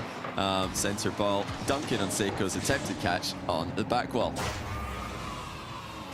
I mean, there's just no more words I've really got for it here, Johnny. This is as one side of the match, well, I was going to say as we've seen today, but we've had quite a few of these, to be fair. BDS just trying to put their own participation in there as most dominant. There's no way. And Juicy does keep that one out. It just seems like for a lot of the matches we've had, everything works out for one of the teams. For BDS, well, everything has worked out. Apart from, okay, even that. Yeah, 6-0. Not bad game one from them. Yeah, this is something, just a warning sign, I think, to Gentlemates. They need to step up, and they're going to need to step up quickly, because if we've learned anything today, Shogun, series can get out of control quickly in the French matchups. Oh, yes, absolutely. And for BDS, I mean, they are a team known for, every single team that Monkey Moon has been on has been known for just destroying teams when they get the opportunity. It's not going to be any different. Now, we were talking about Drali starting off his RLCS career. You look at the people around him, like, what a way to sort of get the structure of your career in place. Then being on a Monkey Moon-led team, you will have the sort of lessons that you learn on this squad go with you forever. Yeah, this is just another example of, I think this is the play style right now for Rocket League. This is the way Monkey Moon's always played the game. It's about pressure. It's about just keeping your opponents constantly on edge. And I was trying to, credit Drali and Exotic for quickly, I think, molding into this kind of format. Obviously, Exotic did that a little bit with KC last season, although he took more of a bit more of a defensive role in that team compared to what we're seeing from him now.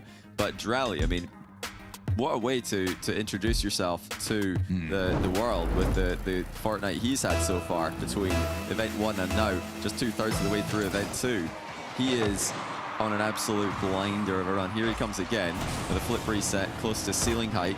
Couldn't get back to the ball before Gentlemates cleaned it up, but I mean, you could just see the ripple effect from that aerial attack from Drali. Gentlemates have not yet stabilized. They're still scrambling to try and get control. Now they do. Tatachi sends it clear. But Monkey Moon, the defensive flip reset, slows down their progress at the other end. I think the most we've actually seen the blue side of the field. That was a nice little detour that we had. Back into the orange, where we have played the entirety of this series up to this point. Drali now gets the drop down. Nobody ready for it. Juicy trying to play away. Monkey Moon holding the midfield. Just cuts up the play a little bit, tries to slow it down, but still, Exotic's being chased. No one else around, though. Drali looking towards backboard, and Seiko's missed it! Drali absolutely has not! Well, he read the miss on that one. Exotic downfield to Drali, who slams it over Seiko, and Seiko's trying to hit that to the side. It is a more precise touch, and he's missed it. I don't know if it was the right option there from Seiko. May have made more sense to just try and make sure that he's getting a piece of that ball instead of going for a precise hit. But I mean, what more can you say about Drali? He continues to just do just about everything right in offense, and now he's blocked a point-blank range shot from Seiko to keep his team at a 1-goal lead. They have been flawless so far. Drali again with an outrageous save. Oh my goodness, they do not want to concede. It has been flawless to this point from BDS, who are on the revenge tour in this tournament. Would love to go and meet KC again in the grand finals. Got to get there first, avenge both of their losses from the last tournament. So far, so brilliant. Exotic now wants to try and get everyone talking about him. Not going to happen this time around. Itachi takes it away. In comes Drali again, the hot hand.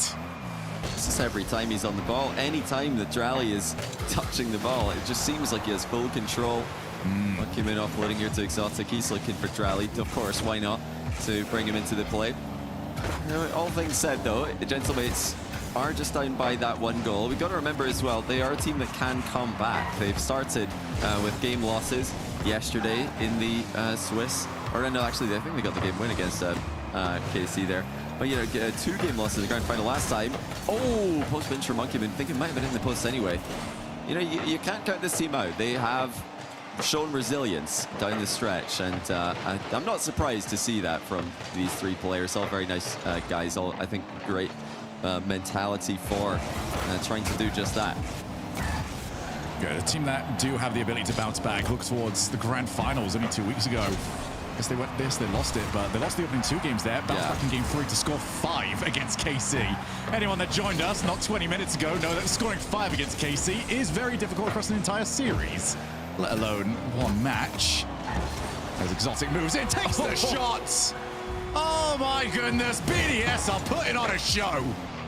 Yeah, it's Exotic who's cleared it initially here, and the clear back to him is not good enough. Itachi tried to keep the ball in the back corner, but that wasn't the back corner. That was just right in front of Exotic for him to slot. I mean, the former teammates have combined there, and it's Itachi who'll be the one regretting it. Oh, Juicy's accidentally ended up on the wrong side of the ball in Gentlemate's offense. Monkeyman and Drally getting a bit tangled, but Drally's still got control. This might be the best chance that we've seen, though, so far. Seiko can't sneak it past Exotic. Just looking for anything, really. Seiko, backboard, does have the read, but couldn't get the height. Monkey Moon has jumped early. Good enough to keep that ball out. Most offense that we have seen, and they need to get a goal from this. Series already feels like it is getting out of hand here for Gentlemates. Exotic, not the best ball, actually, but did have support from Drally. And still, Gentlemates scoreless in almost 9 minutes of gameplay. Can they get something going here? It's actually quickly up for his own ball. Drally's got a good piece of it, though, as he scrambled back to help out. Juicy doubles down to Seiko. Juicy, of course, had, I think, his best event of his career so far in the most recent regional, showing that he is well. You know, another one of those players who's made the most improvement coming into the season. That's a good effort. It's off the bar and into the box with no BDS player immediately making contact, but still no goal for Gentlemates as we approach now. Well, we're inside, actually, the final minute of the game. Monkey Moon controls it. Heavy first touch. Can't do any more with it. Exotic now, off the wall. Plays midfield, nobody following up. BDS pretty comfortable with this 2-goal lead. They're not overcommitting. Not going for half chances. And instead just creating what should have been a third goal. 30 seconds left on the clock. BDS of the two looking more likely to score. Well, this is a good chance, so Exotic's landed on it. I mean, the Gentlemates have had some good pressure here as they've tried to come back in the game. Have outshot BDS in this game by a fair margin, but none of those shots, I mean, barring the wonder save from Drally, not many of the Gentlemate shots are going uncontested as they did for BDS in the first game, and it does look like BDS will hold on. Can they keep another clean sheet, though? It looks likely. You know, better from Gentlemates, but still scoreless. No goals in 2 attempts there against BDS. And it does seem like the timeout is going to be called by Itachi and the rest of Gentlemates. I mean, you just got to wonder, like, how does this feel for Gentlemates at the moment? They need to get this sorted out, just for their players, but also, you know, one player in particular, Seiko. This is his former team, and his former team moved him along to try and put together this roster. There's nothing worse than getting told that and then kind of getting smashed by that exact same team. Yeah, and you know, this is a situation that Rise was in the first event of the season. BDS were 3-0 up on Carmine Corp, and of course Rise was the other former teammate of Monkeyman, former player for BDS. And it looked like Monkeyman was going to be the winner of that first matchup between the former teammates. Seems like he's going to be the winner of the first matchup between himself and Seiko. Obviously, they go back a whole lot longer, winning a world championship together, finishing second at the next one. But, you know, BDS have to stay disciplined here. They've got to show that same consistency, start to finish, as we saw from KC earlier on today. KC sweeping Vitality because they didn't let Vitality back into the series at any moment. They played it as if every goal was the one goal to win the series, and that's what I want to see here from BDS. Just more of the same, no drop off in form, and you know, that they can't leave the door open at any point for Gentlemates, because that's how they end up in the situation they ended up last event, getting reverse swept by Carmine Corp. I mean, it's very close as well to the same sort of performances BDS had against KC in the opening 2 games. Last time it was a 1-0 and a 5-2 that they had against KC. Very, very impressive results against a team like that. And then after that, it dropped off a little bit. And overtime, which they did go on to win, but then match after match after match after match, they were just getting further and further behind. So the question here for BDS is just maintaining it. Not a question that we usually would expect to be asking, but you also get that feeling that as the experience comes through, especially to Drally, the situations start to feel easier to handle.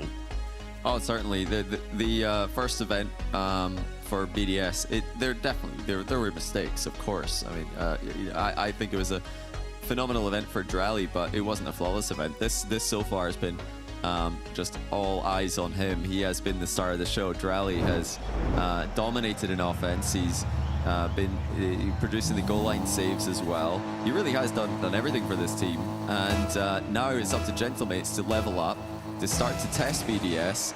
And then we'll find out the answer to that question. Will BDS be able to maintain this level instead of falling off like they did in Event 1? Well, a lot has been made of the Eversax timeout buff as an incredible record after his teams take the timeouts, listen to his words, and then bounce back in. They're going to need it here, and there'll be no further proof that it's real if Gentlemates can come into game number 3 and take this game off BDS against what has been the run of form.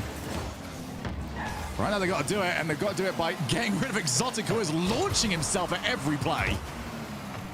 Yeah, they're just stopping all these clears. Finally, one goes through. That's what Gentlemates need. They need to try to just get the ball past BDS players, because if you can, there's always a chance that BDS have crept forward too much. It seems like Monkeyman may have done so there, but no one was ready for it, and I don't blame Gentlemates for not expecting that one. That was definitely a weird ball for Monkeyman to leave to go through. If he's done that on purpose, then hats off to him, because none of the opponents were able to anticipate it. Oh, here comes Drally again. Wants the air dribble dunk. Gets blocked well by Itachi. Goal side challenge by his fellow countryman. Drally and Monkeyman both going for the same ball. Exotic chooses to play aggressively, so now the chance to break through. But you can see just how quick those rotations back are nowadays. Even a double commit like that doesn't really tend to mean all too much. Players more than capable of getting themselves back into position. Itachi now. Up against Monkey Moon mid-air. Monkey Moon had the one read quite a while ago. Still good territory here for Gentlemates. Looking stronger, looking more composed. Trying to create opportunities, but very difficult to break down BDS when they've got the 3-man defense. I think that's the point, Johnny, where Gentlemates need to start looking for some demos. Yeah, you do need to, you got to do something here. If you just let BDS play their game, you're never going to get chances to score. You've got to try and force those mistakes against these guys, put them in awkward positions, and yeah, I think whatever you can do to break their rotation will help you with that. So, they do try to play a very tight rotation. They try to play off each other's touches very quickly, which can make it more difficult when those touches are harder to read. This is not, again, an easy thing to accomplish. We're saying, oh yeah, just break BDS's rotation. I mean, lots of teams have tried that over the years with multiple different BDS rosters and failed to do so, and that's the task Gentlemates have at the moment. Again, trekking back. BDS happy to defend with their backs to the play. Itachi called off by Juicy. Ceiling. Can't get the follow-up. Again, BDS very comfortable when all 3 players are back. Drally now off the wall. He's got Exotic in support. Was fairly reasonable there for Seiko to try and read it. Clean game from both teams. Not sorry there's sparks flying just yet, although BDS do put themselves in uncomfortable positions on occasion. As Juicy just intercepts and keeps that ball open for everybody. Now, Gentlemates have seemingly leveled the momentum of this series. A long way to go if they're going to level the overall scoreline. They're going to need a little bit more pace on center balls than that if it's going to reach the intended target. Juicy with the sidewall double down the line. It's gone straight to Monkeyman, though, who finds a gap underneath the first challenge. 50-50's the next. Bit of a jam here for BDS at the near post that Gentlemates could look to exploit. If they can just spread wide here when BDS get tight together like this, passing option might be available over the top of BDS. Exotic already up. Itachi blocks into the path of Seiko, looking for the sidewall double. Very difficult to read those places as a defender. You just have to hope that you've got the answer right, and that's dropping! Oh my! And suddenly they get their first goal of the series. It is Juicy dunking on Drally. And Exotic and Monkeyman both advanced, expecting Drally to be the player winning that exchange. So, I mean, we talked about it, just try and get the ball over BDS. Maybe they creep forward. Well, there's your example. It's the first goal for Gentlemates. It didn't come from an extended attack. It just came from that one-touch interception. Drally now his back turned. Far side, Juicy. 1-goal lead for Gentlemates. There's been a much more consistent performance. Now caught out. Seiko just did not see it happening, and he was caught in the worst position.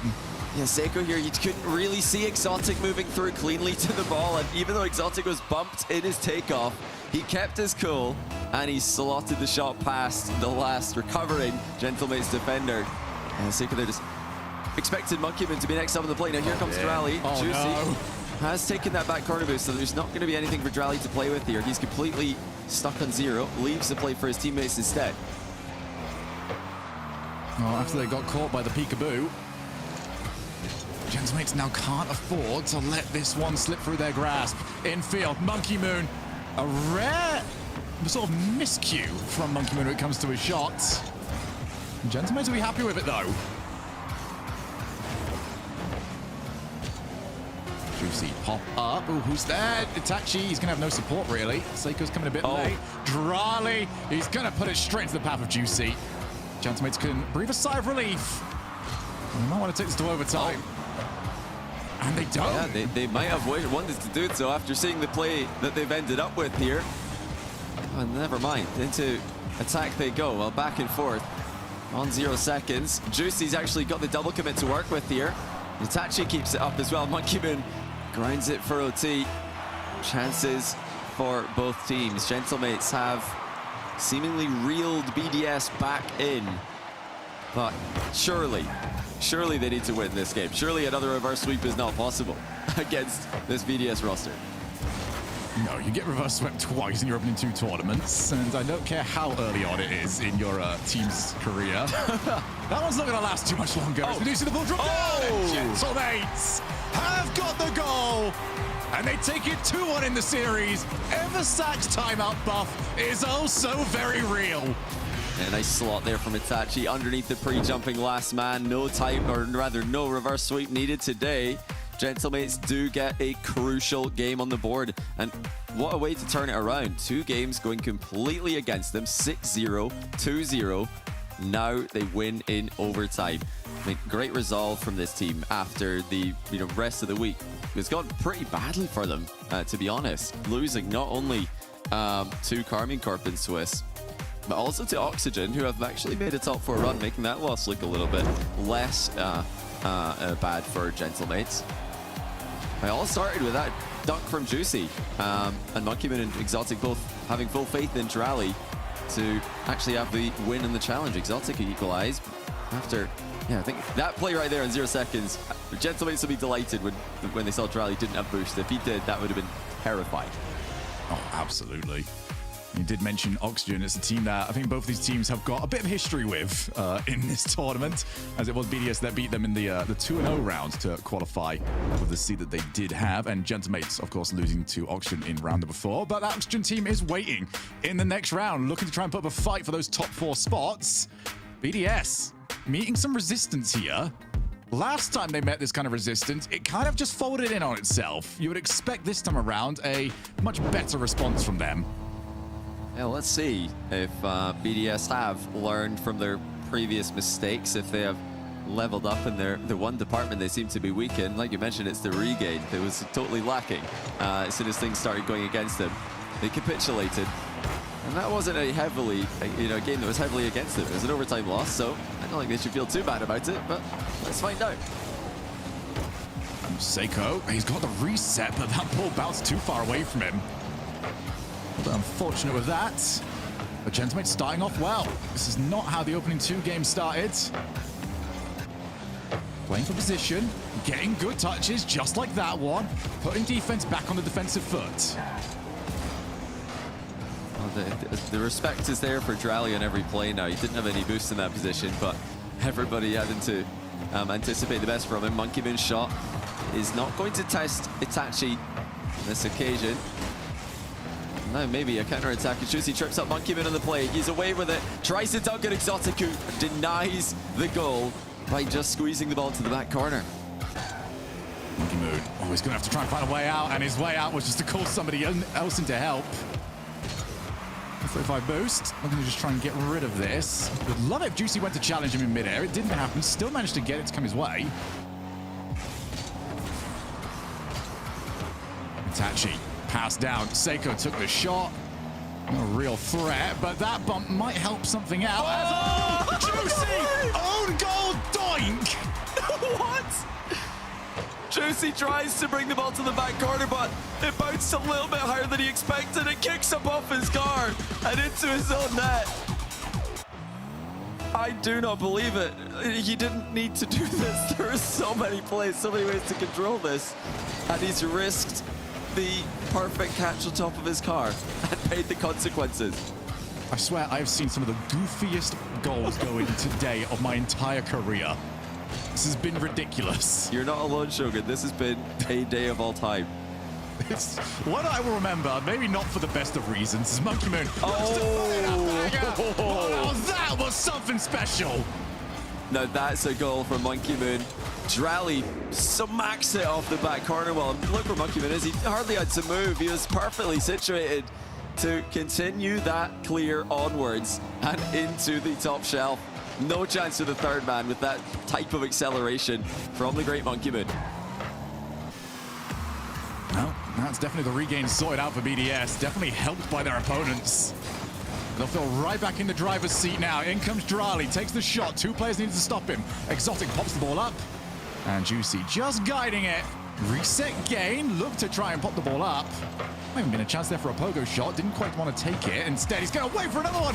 To pumped away. Fake out try by Seiko. Well read by the defense. A disciplined defending there from BDS. Not to throw themselves wildly in front of the ball. Instead, just hitting the ball and really asking the striker the question, are you going to shoot that on target? If not, oh well, I guess it is going to be mine for the taking.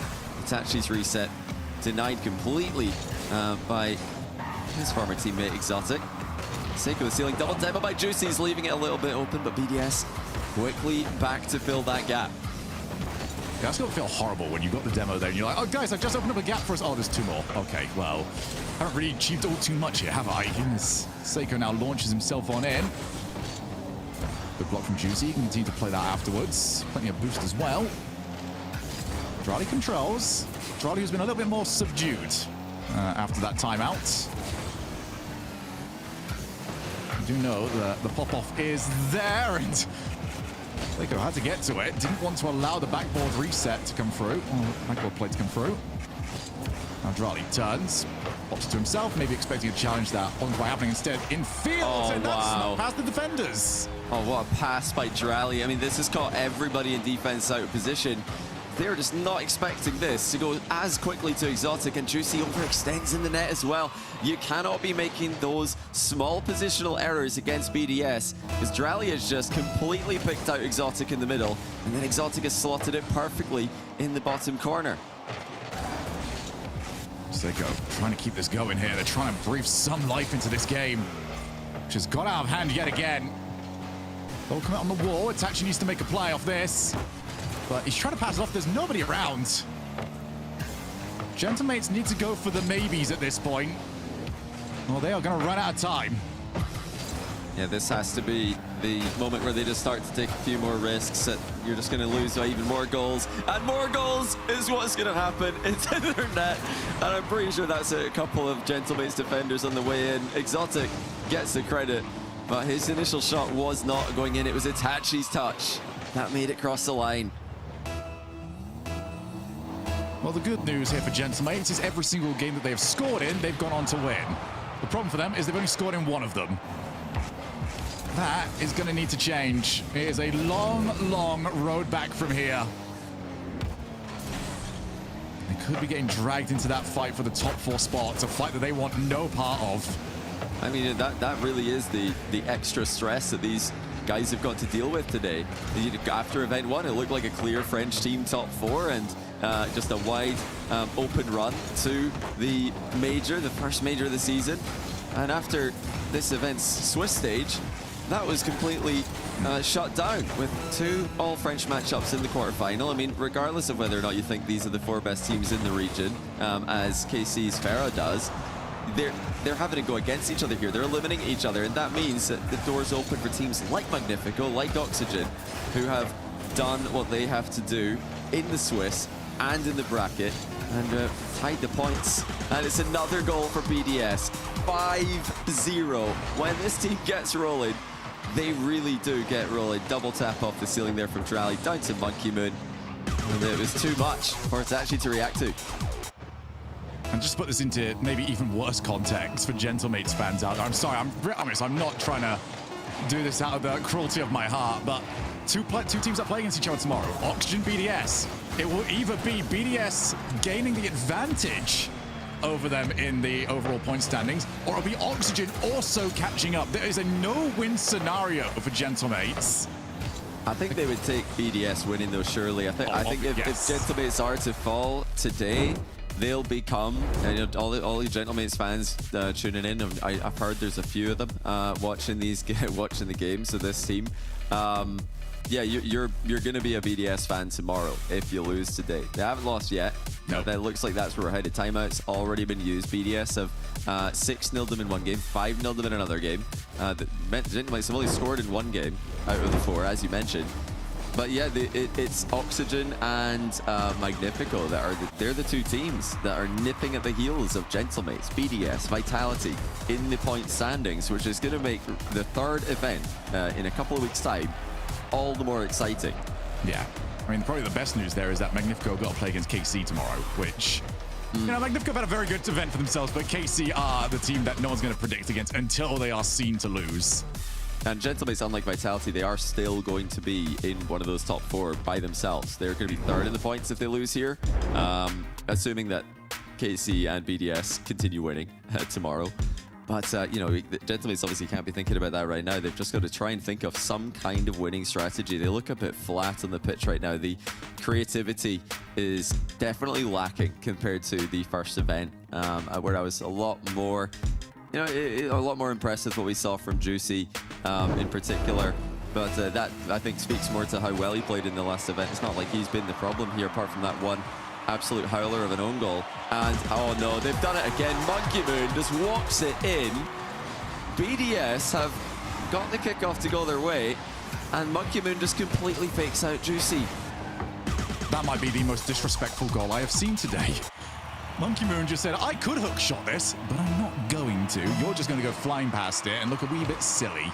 Yeah, Juicy did have to worry about the run-ahead bump, but not that much. Definitely, some of that, he definitely faked himself a little bit there. I think he had the potential shot covered, the one that did just roll into the net. If he just flipped in the other direction, and he would have been safe from the bump as well. So, I mean, there's no question, these are some mistakes from Juicy in defense, and they are costing Gentlemates early in these games. Well, Gentlemates have now got to try and flip the script because they've not had the fight back in any of these games so far. Only scoring in game number 3. Seems like every single time that they've conceded that first goal, it's kind of just fallen apart. Mentioned earlier on, 5-0, 6-0. Not results that you should be seeing at this kind of level. Ball is popped up. Here come Gentlemates, Juicy. Backboard, is he going to get there uncontested? No, Monkey Moon just there in time. This is where BDS tend to settle up, but you can see Exotic 0 boost. He's going to need a bit of help. And it's just, it's like they've started from a disadvantage. Gentlemates, they're trying to fight back here. They are creating some chances.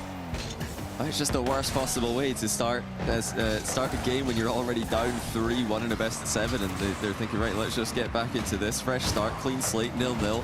Oh no, we've conceded immediately off the kickoff. Okay, 1-0. Still a lot of time to go. Well, BDS have not looked bad in defense today. Can they hold on here? No, they can't. Juicy slots it. And it was a BDS defensive position until that touch from Monkey Moon. He's not tried to drop that out. He wanted to control it. And Gentlemates punished him with a passing play. Yeah, I love the vision from Seiko as well. Did not panic at the opportunity dropping their way. We have seen Gentlemates not necessarily ready for the mistakes. They've been happening from BDS, but Gentlemates have not been in a position to capitalize. Seiko realized this might be their chance, got the drop off, and Juicy did the rest. Oh, but now they're back through every single time Gentlemates have any amount of hope. It is stolen from them. Yeah, Tachi there just trying to get more of a precise touch on the ball. Took too long getting up, though. Gets completely dunked on by Exotic. And Drally walks it in 2-1. I love the extra touch there from Drally as well, just really making sure. As we saw an open net miss from him in the first game where he just hit it a bit early. That time really good around the ball with the air roll, slotting it confidently. And what can Gentlemates, what more can they try? You know, when you're at this point in the series, you've probably already dug pretty deep into your bag of tricks. Exotic now hits him on the counter. It's going to be 3-1. Monkey Moon to Exotic with the outlet pass, and the defense did not see it coming. I mean, that's just unbelievable. What an unbelievable pass from Monkey Moon. An exotic just has to hit it, where every single player loves to hit the shot on that half volley. Get all the power that you want. BDS, well, they were under pressure for all of about 5 seconds in this game. They might be looking to try and put this one to bed. Ball pops out, Drali realizes, oh, he has got bumped. Still keeps it away, back into the midfield. Itachi back turned. Nobody was really available to take a shot there at all from Gentlemates. How early do they just pull the trigger on this and go for the 50-50 plays, the maybes, the what-ifs? Because if it keeps going this way, it seems more likely that BDS are going to score another one than Gentlemates are going to make a comeback. You know, it's a really tough question to ask because you take risk against this team, you could be in even more trouble. That's some good scrambling and defense from BDS to keep the shots at bay. And now Exotic gets goal side. Drali likewise. Just so many bodies in the way that Gentlemates have to try and get the ball past. Now Seiko with the early reset. Center ball. Even that sent safely to the side of the pitch. But, you know, yeah, 2 minutes left on the clock. I don't think you go completely insane just yet. I don't think they need to throw the kitchen sink at them just yet. But soon is probably the answer to the question. It's time to start unscrewing it and making sure it's ready. Yeah, start dislodging the kitchen sink, prepare it, but they do still have some time to continue looking for a conventional goal without going all in and risking another one. Oh, they've nearly conceded again. It's off the post and safely across the goal. The perfect bounce for Gentlemates. And that was almost 4 for BDS. Backboard again, Itachi unable to get to it. Juicy turns around, but he's going to have to go solo here. Already saw one of the Gentleman's players just scrambling back. That was Seiko, gets it down to Juicy, but he's on the wall. Nobody's on the floor waiting for the pass. 1 minute. Sink thoroughly prepared to be thrown. Gentlemates probing at the moment. Seiko looking for a bump on Exotic. He's got him jumping. Still Monkey Moon puts the stop to it. Yeah, again, Monkey Moon reading the play, but he can't get back for this one. It's Itachi who buries Seiko's center ball. And even after the initial clear, Seiko just got it right back in the mix. And Itachi pounced on it. It's a full team aggressive play from Gentlemates, not a minute too late. They got 56 seconds left. If they're going to come back in this series and still have a chance moving forward.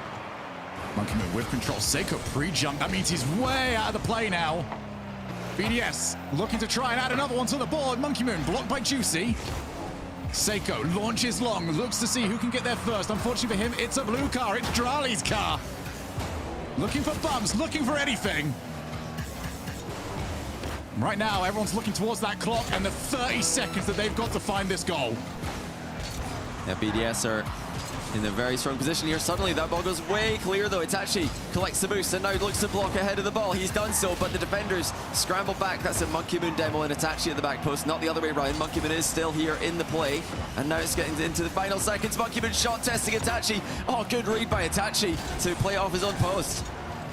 Got options in the midfield, chooses Itachi. Seiko is loitering.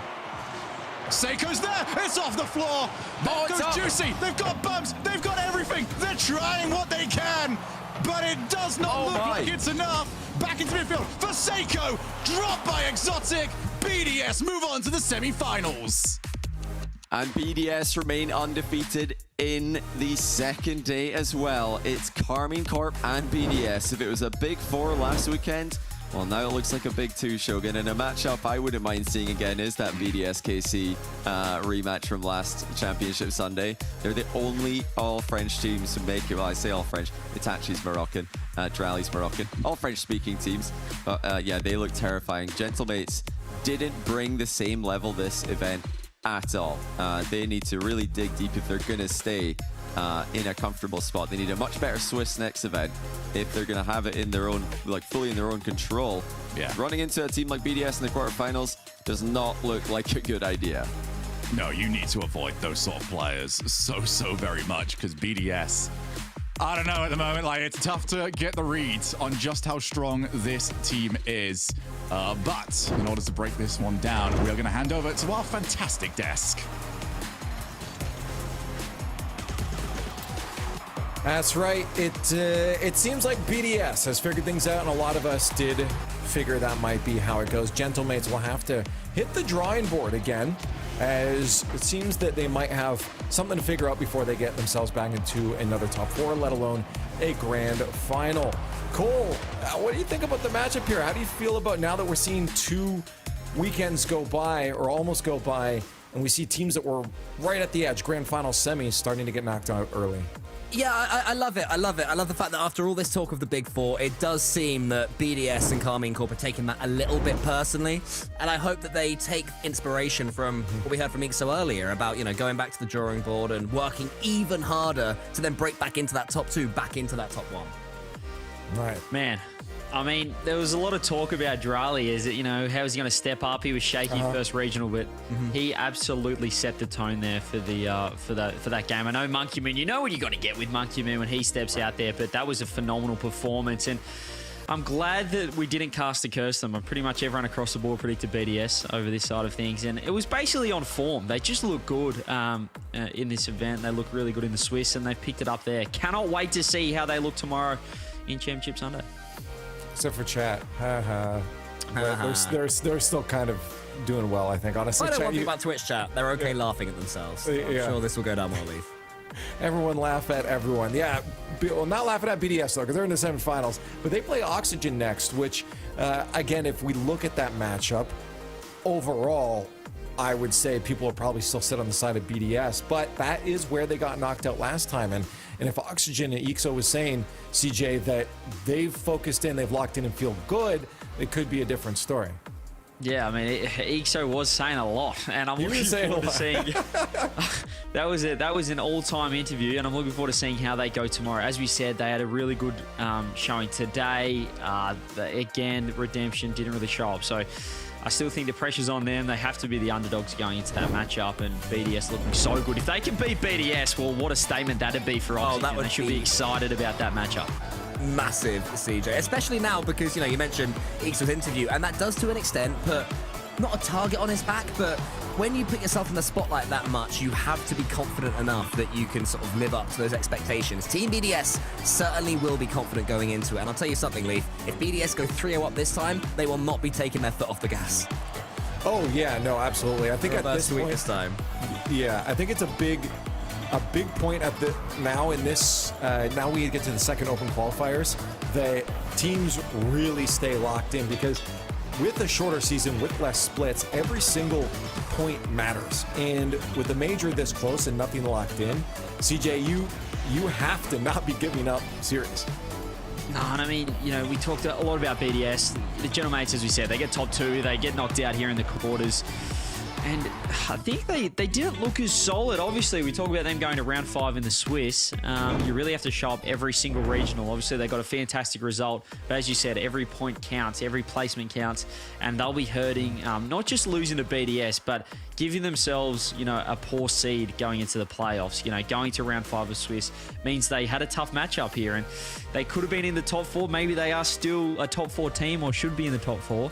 But if you don't show up in that Swiss, things can happen like this. Right. I mean, didn't mean for it. Really that nice, sounded man. good. It's pretty That really sick, did. bro. Pretty sick. Yeah, thank you. Okay, well, I want to get it. We're just waiting for a moment here before we get to the next bit, but I want to know what you guys think for this early matchup, early predictions. You don't have to follow this in your predictions tomorrow, but for BDS Oxygen, do you think Oxygen have what it takes? Because obviously the brand value to beat BDS? BDS. Yeah. No. Well, they theoretically That was yes. pretty quick. I don't think they're going to beat Team BDS. I think that Team BDS and Carmine Corp seems to be emerging as the sort of top 2 in EU. I'd love to be wrong. It's always great to be proven wrong, but my instinct says that BDS will be one step too far for Oxygen. How about you, CJ? Yeah, I still think we've got a top 4. I know obviously K-Corp BDS right there. Right. It's clear to me that Vitality and Gentlemates underperformed this weekend. You can see that with the Swiss, but Oxygen, if they can do it, it'd be a statement, Leaf. It sure would. Right. Well, I'm glad that you guys picked BDS because Cassio is listening in because he's standing by with Stumpy for an interview. Thank you very much, Steve. Appreciate that one. I'm here, joined by Cassio. I believe the first time that we're talking to you as well, Cassio. I'm here on the mainstream. Might be wrong about that. But what's it been like, joining this very storied BDS team? Hi, guys. It's been great so far. for the tournament that happened. We played really well, really stable for the moment, so we just like to try to keep it going for the moment. I mean, let's talk about this tournament so far. You guys went 3-0 in the Swiss, ended up finishing as that first seed as well due to your game differential. How confident did that guys make you then coming through into our quarterfinals today?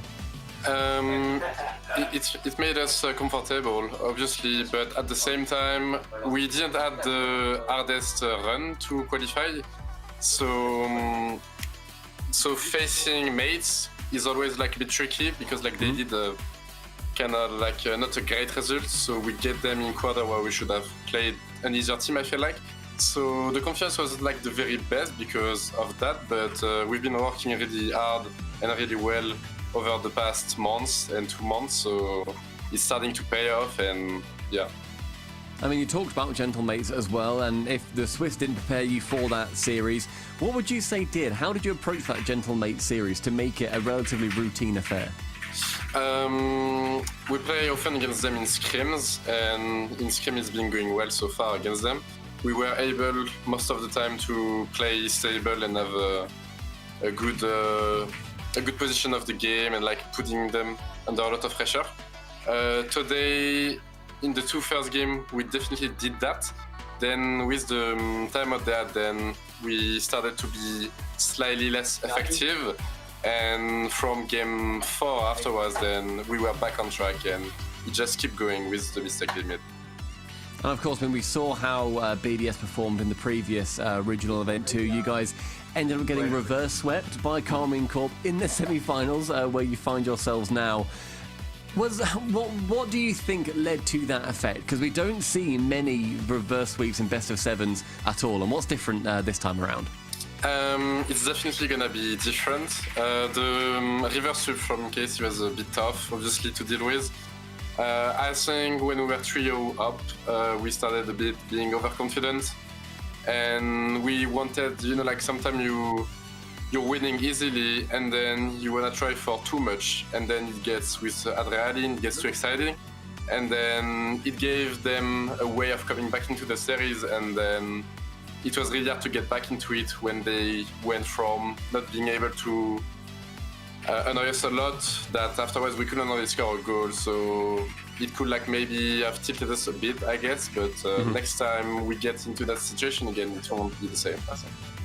Well, you know what, Cassio? You guys are in the semi-finals now. I think a lot of BDS fans are going to be rallying behind you as well when you face Oxygen tomorrow. You guys must be feeling very confident going into a championship Sunday, I'm sure. Yeah, we will definitely be more comfortable with that win. So yeah, we are looking forward to beat the next team and go in the final. All right, well, good luck to you guys, and thank you very much for chatting to me today. Thank you. See ya. Cheers, bye-bye. Bye. That was it. That's so wonderful. There they are, Team BDS. So wholesome. Yeah, into the semifinals to face off against Oxygen, K-Corp, and Magnifico on the other side. Cole, there was earlier on the pre-show, we did the R&A whether we think teams, the top 4 would be the same, and I think the only one that got a nay was from Stumpy when he said BDS, yet 2 other teams aren't here now. I mean, what I would say is that I had Vitality as my slight question mark of the World Championship hangover question starting to be asked. I mean, Carmine Corp turned that question mark into 7 question marks. They destroyed them. But Team BDS, yeah, it's an incredibly impressive performance there against Gentlemates. You know, when things would start to go against them, I think Shogun said that every time that happened, Team BDS would come back with 2 goals against them and just keep pushing them away whenever Gentlemates were coming forward. And against a squad like that, it's not easy to do. Right. CJ, there's still, again, a gap. It was mentioned before that Farah said it's not that big, guys, but again, acknowledging that it might still be there. So for Magnifico and Oxygen coming into these semifinals, I feel like they have a lot of homework to do tonight. Oh, yeah, I don't know if last-minute homework is the way you beat RLCS teams, but I passed. They've certainly... Well done, Lee. Well, I guess we all did, didn't we? But I think that, for these guys, it's a great opportunity. So I think it should be more excitement. And I think we showed, Cole, you mentioned the World Championship hangover with Vitality could be a reason why they're not performing. For these teams, they have to have the hunger. They do. All of the top 4 right now, they're vying for majors. They want to win majors. They want to win worlds. And these teams, Magnifico and Oxygen, you want to take down these top dogs. After the first regional, we were only talking about the top 4 in Europe. So what a chance to make that statement and really put your name up into lights. I know Exo would love to be able to prove everyone wrong, as he said in his interview. So a fantastic chance for Oxygen and Magnifico. Hey, well, again, if you guys want to see all of this kind of cool Rocket League action in person, you can do that. Come hang out with us in Denmark, Copenhagen. Get your tickets at BILLETLUGEN.DK. I feel like that's a less embarrassing way for me to go Oh, about Leaf, that. come on. Or go on to Let's let you socials. go for It's it. not funny anymore. I've already butchered it enough. Go to socials as well and find the It's already links. dead.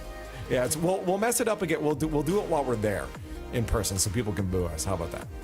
I'm always up for being booed. It's the most enjoyable thing I've found from casting. So yeah, Really? that's on offer. Yeah, when we were when Stumpy and I were shouting at we were in Fort Worth talking about Rule 1, Rule 2, and they started booing us. We were going, we're right. That was a favorite moment in my life. That's great. But yeah, TJ, lands are super fun. You've seen them from both sides of the aisle here, so I imagine you're excited to get back to. It's what we all play for. It's what you commentate for. You want to be there live in front of everyone. And there's nothing like going to a LAN. I mean, I'm yet to meet a single person that's gone to a LAN and gone, oh, I regret doing that. So make sure you get there. I know it's only a month away. It's coming up very quickly. So what are you doing? If you're thinking about it, contemplating, even if I know I see a lot of comments as well, I don't have anyone to go with, just go. You'll meet so many people. Friends. It's an amazing community, and you won't regret it. We're all there together to celebrate the same thing, CJ. And just ask someone beside you who your favorite team is, and you might make a friend or an enemy, but CJ, probably who's your favorite a friend. team? BDS. There you go. I've made a friend. Cassio's gone. You can change your answer. It's okay. All right, let's Recency bias. Last series I watched. take a look at the schedule tomorrow. My brain cells are gone too, so I'm with you on that one. The schedule for tomorrow here, so you guys know what's coming your way. We don't know the grand finals yet. We have to figure that out. KC Magnifico will be starting the day off, and Team BDS versus Oxygen. Right after that, we'll find out if we get another 2 of the top 4 into that grand final. Either way, it's going to be fun. I certainly hope so. We had a couple sweeps today, and that disappointed me. I hope the game's tomorrow. This happened last time. We had quarterfinal day, and it was 4. Actually, it was almost exactly the same. It was 4-1, 4-1, 4-0, 4-0. This time around, a couple of better series, but yeah, we're always cooking for the semis here in Europe. Yeah. Well, we're always looking to have fun, so I hope you guys join us tomorrow for the pre-show at 4:30 CEST. By the way, 30 minutes after that for kickoff, but we do crown a champion tomorrow, and I'll be excited to see you there.